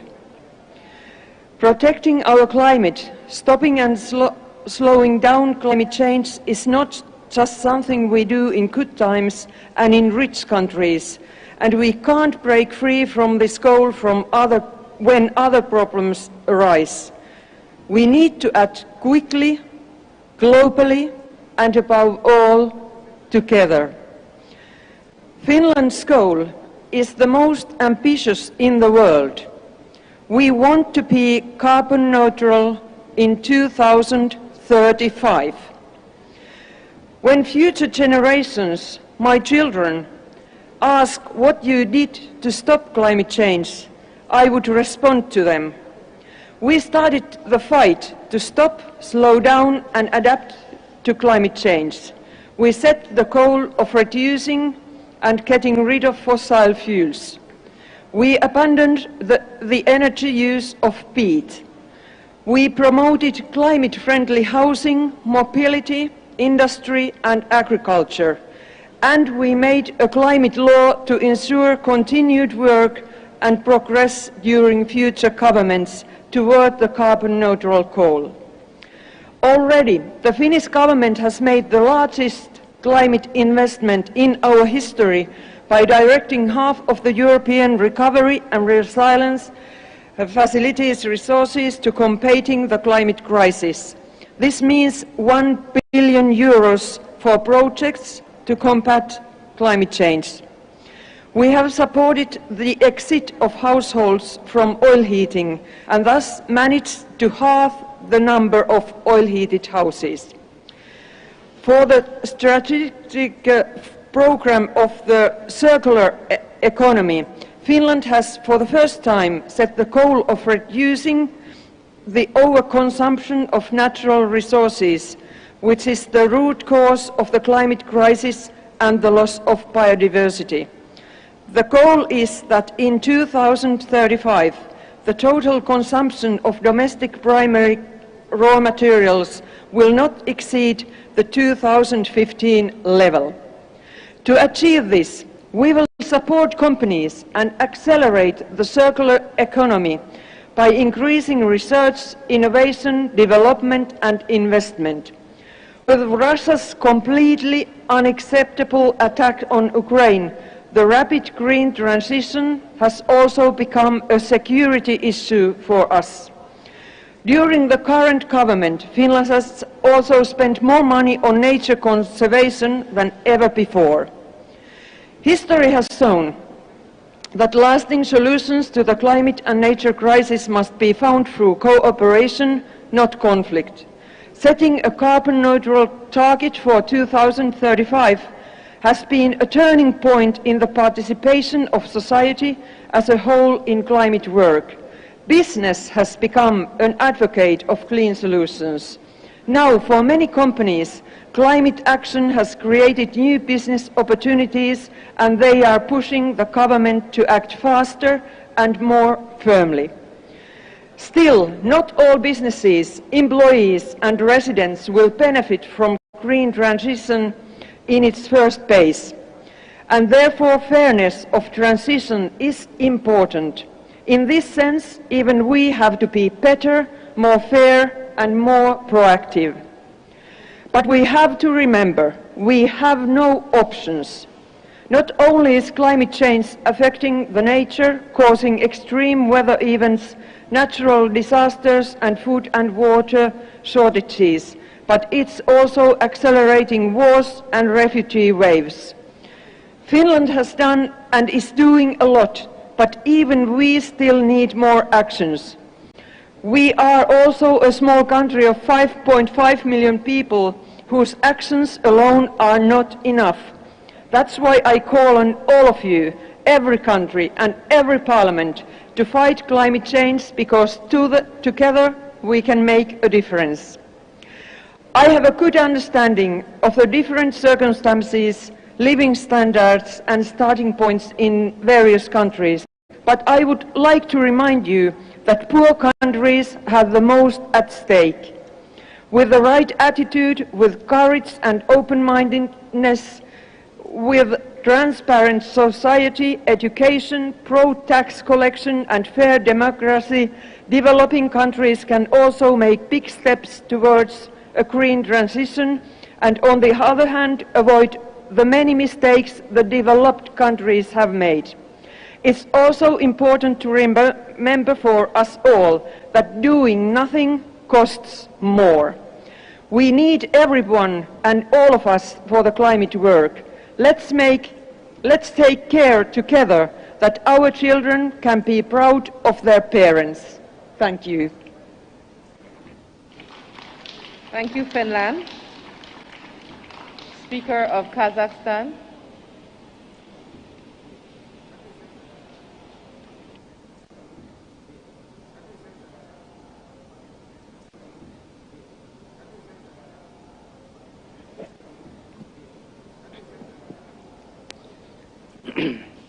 Dear colleagues, ladies and gentlemen, I would like to welcome all participants of this event on behalf of the Parliament of the Republic of Kazakhstan. I came from a country where it is -40 in winter and +40 in summer. Right now, in our capital, the temperatures is about -20. We extract approximately 70% of the electricity generation from coal. But despite this, we are making efforts to mitigate the effects of climate change. Combating climate change is one of the priorities of Kazakhstan. Already today, we feel the consequences caused by global warming. Kazakhstan ratified the Paris Agreement in 2016. In it, we declare our unconditional national contribution to reduce emissions by 15% by 2030 from the 1990 baseline. Moreover, with the additional international support, we are ready to reduce emissions to 25%. This indicator is also reflected in the strategic development plan of the country until 2025. At last year's Climate Ambition Summit, Kazakhstan declared its intention to achieve carbon neutrality by 2016. Its strategy carbon neutrality is currently being to reflect both the economic and social benefit for the country from the transition to low carbon development. The strategy will guide the deep decarbonization of the economy and set the foundation for the action to achieve the 2060 target. Considering Kazakhstan's economy is energy intensive, this is an important step for our country. In addition, the Glasgow Climate Pact, adopted following the 26th Glasgow Conference of the Parties, calls on parties of the Paris Agreement to review their NDCs by the end of 2022. We are now updating them and working on a roadmap to 2025 for its implementation. This other main mechanism for reducing greenhouse gas emissions is our national greenhouse gas emission trading systems, ETS. It includes major energy, industrial, chemical and mining companies.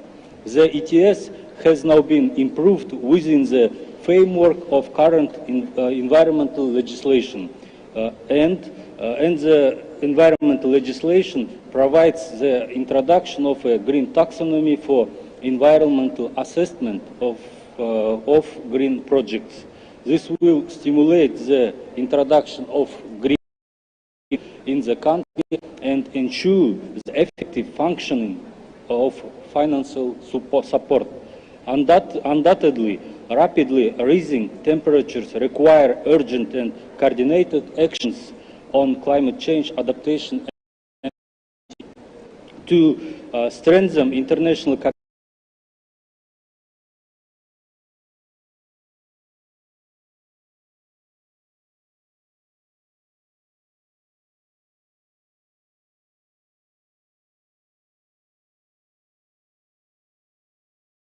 implemented in our legislation.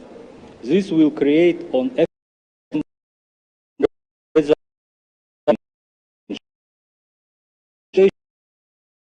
based on the results of the assessment, sectoral government programs will be able to address climate risk.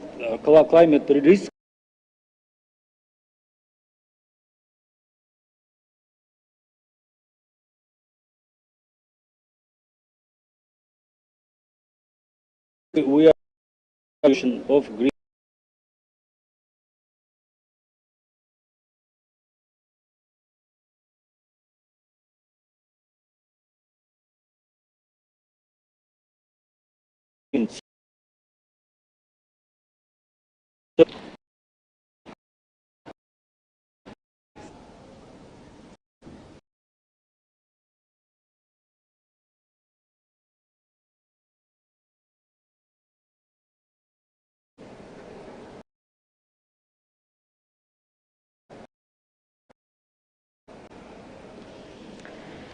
Madam President, Honorable I would like to express my gratitude to the Bali authorities for their hospitality and for the organization of the Interparliament with the lockdown. Human activity and economic development without a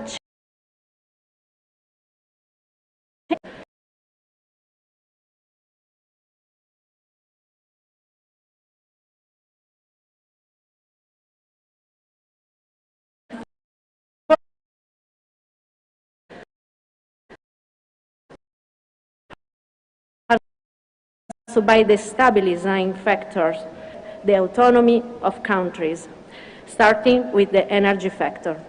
The Republic of San Marino doesn't have its own energy source, represent the only valid alternative to guarantee a minimum of energy in the country. The government, with the system, uses toward renewable energies through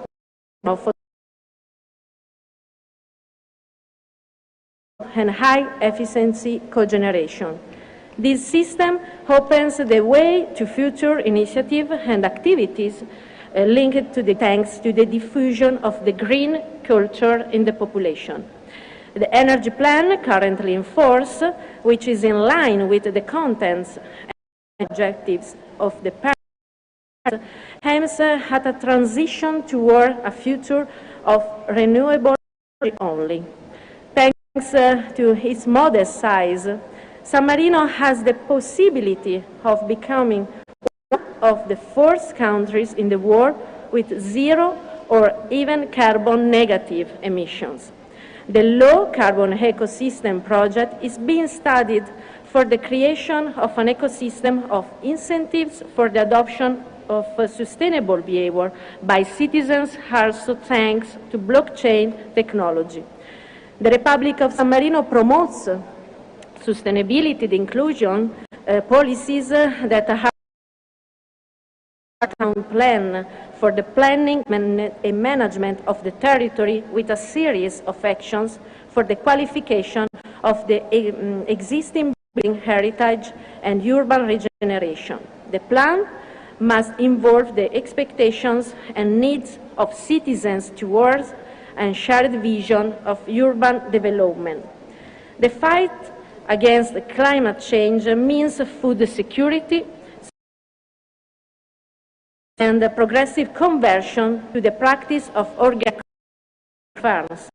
Agricultural multifunctionality is encouraged and social awareness is improved in terms of acquiring correct eating habits and combating food waste.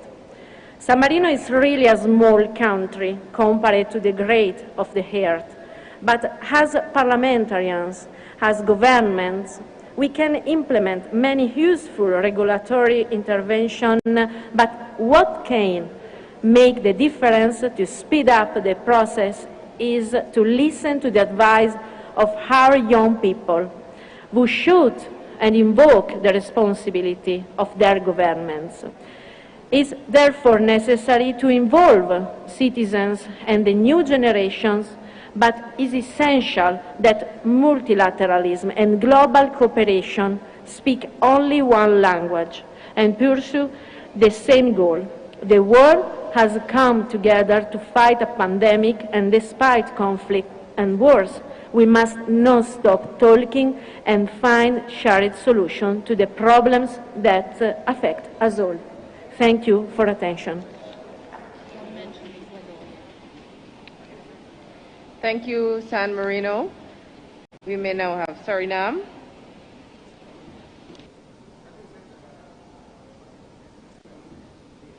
Followed by Czech Republic.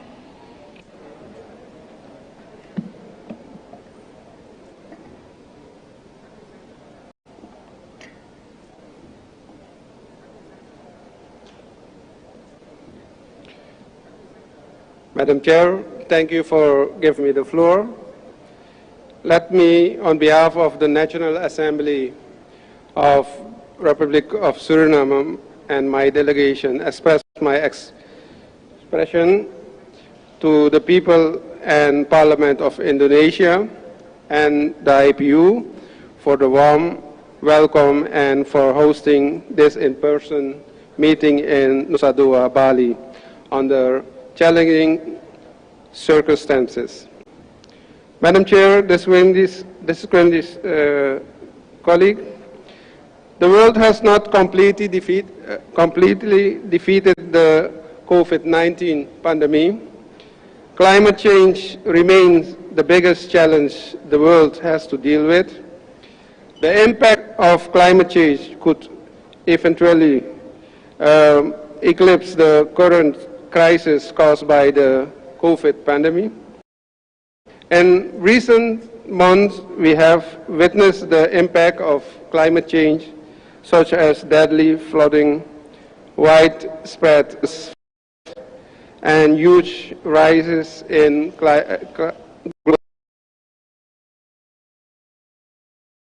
facing the Russian-Ukraine crisis with rising tension and far-reaching consequences for the world and its people. Our thoughts are with the victims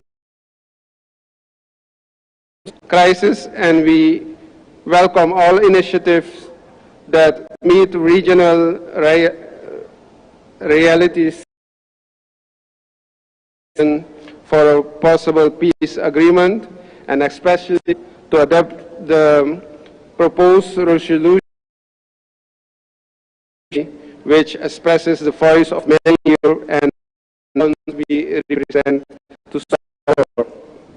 We are to make a contribution to the theme of the meeting, which well chosen and timely as climate change becomes more and more concerning. We conclude with this forum that underlining the importance of this theme, how our parliaments mobilize the awareness of climate change worldwide, and due to the fact that Suriname is a huge risk area of affected change. In this regard, we recall with pleasure the regional seminar on climate change and disaster for parliaments of the Caribbean, which was held, which seminar was held in November together with the IPU, and the results, the conclusion, and the recommendations to the attention of the parliamentary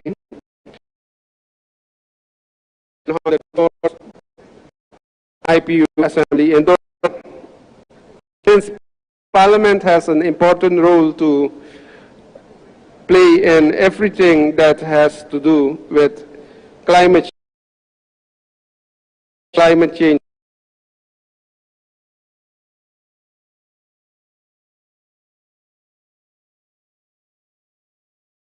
in which Parliament of Suriname deal with this climate change issue in our diverse, peaceful, and colorful Republic of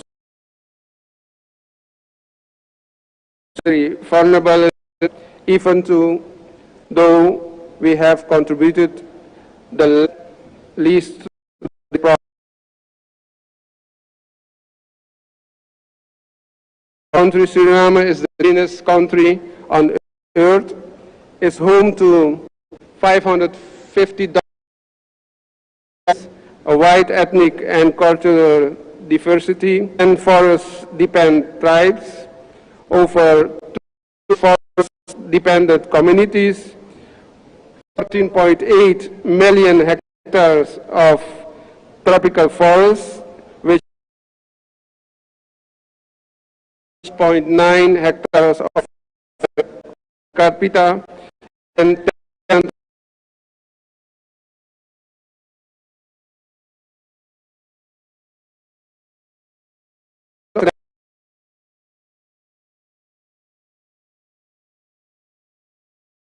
8 million tons of forest carbon every year. This means that with such a surface of carbon storage and annual carbon absorption providing a key ecosystem.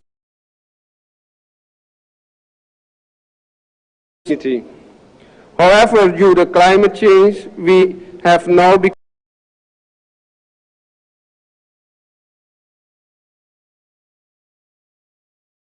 gold, oil, and other fundamental. Suriname is changed pattern are leading to increased health risks, associated costs, decrease in hydropower production,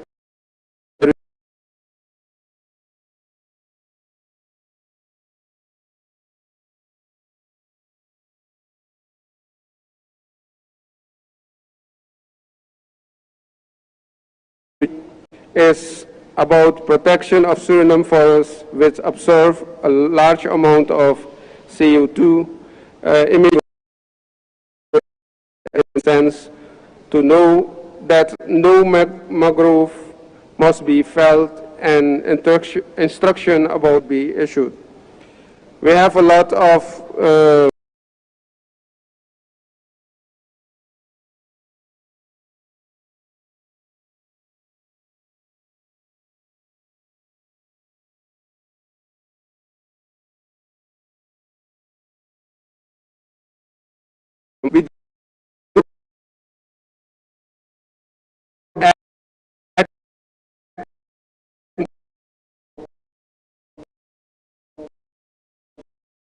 to live on. We should work together to deliver for the people, planet, prosperity.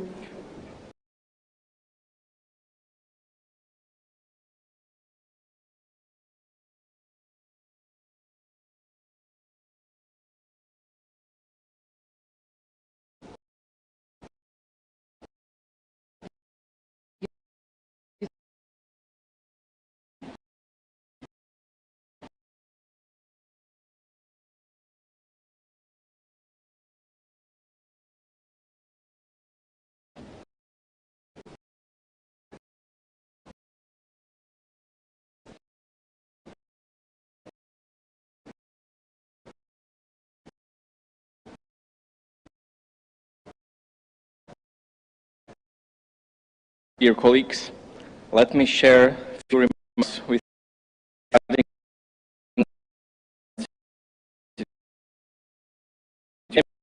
demonstrations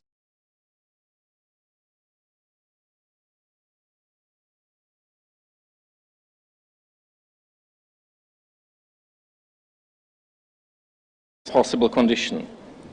I really highly appreciate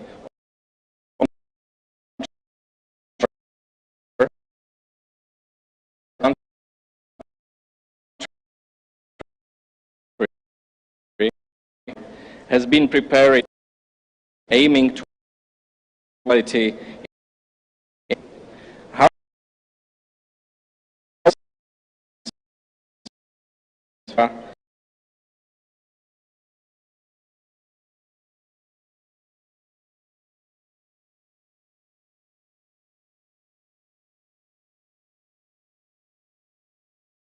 also 10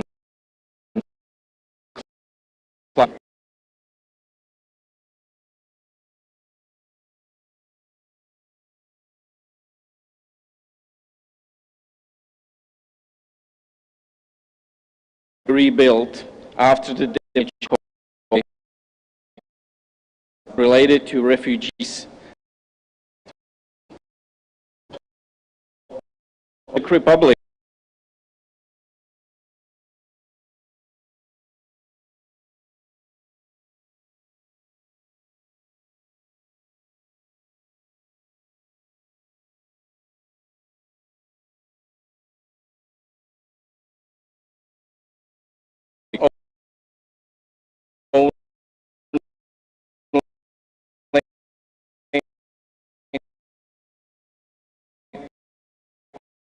we are living in only one world. Dialogue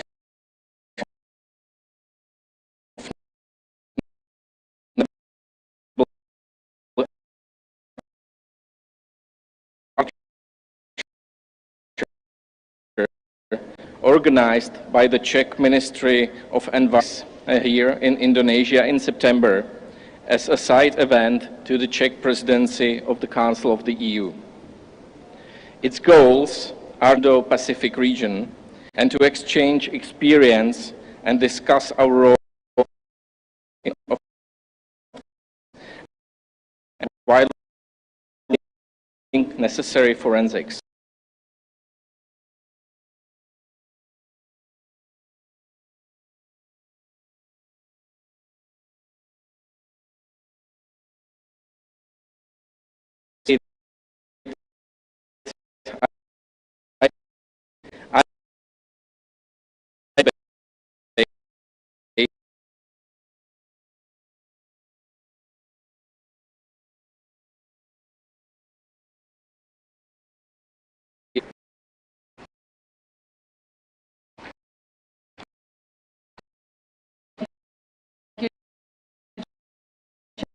Czech Republic.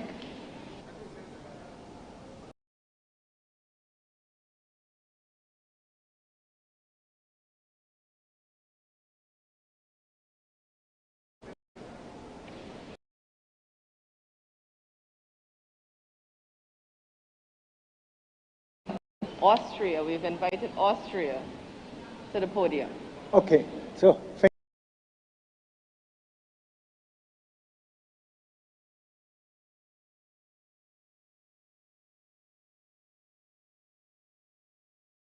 Indonesian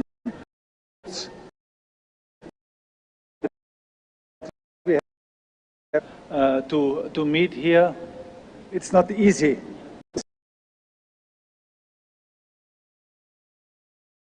Such a huge conference. It was from that they will use their presidency of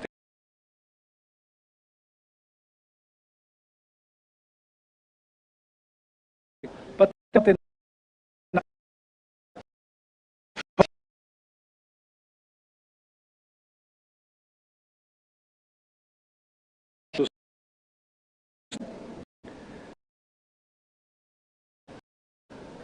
last year, 2021, was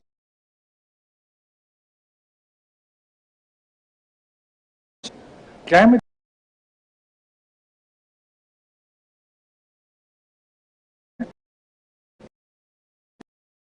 in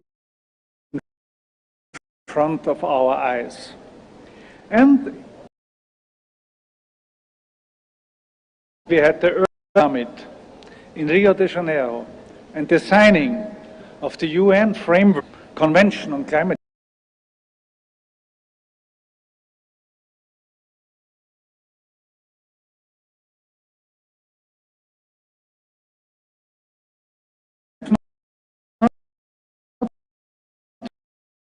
been able to succeed.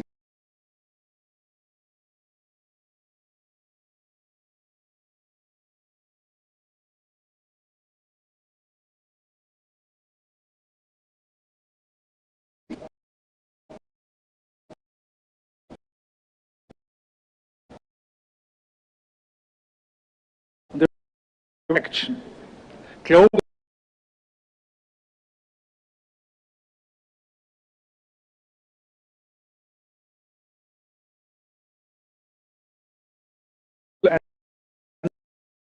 does lack the thief to punish those who fail to deliver, to be re-elected, but to be successful in our fight here, we need long-term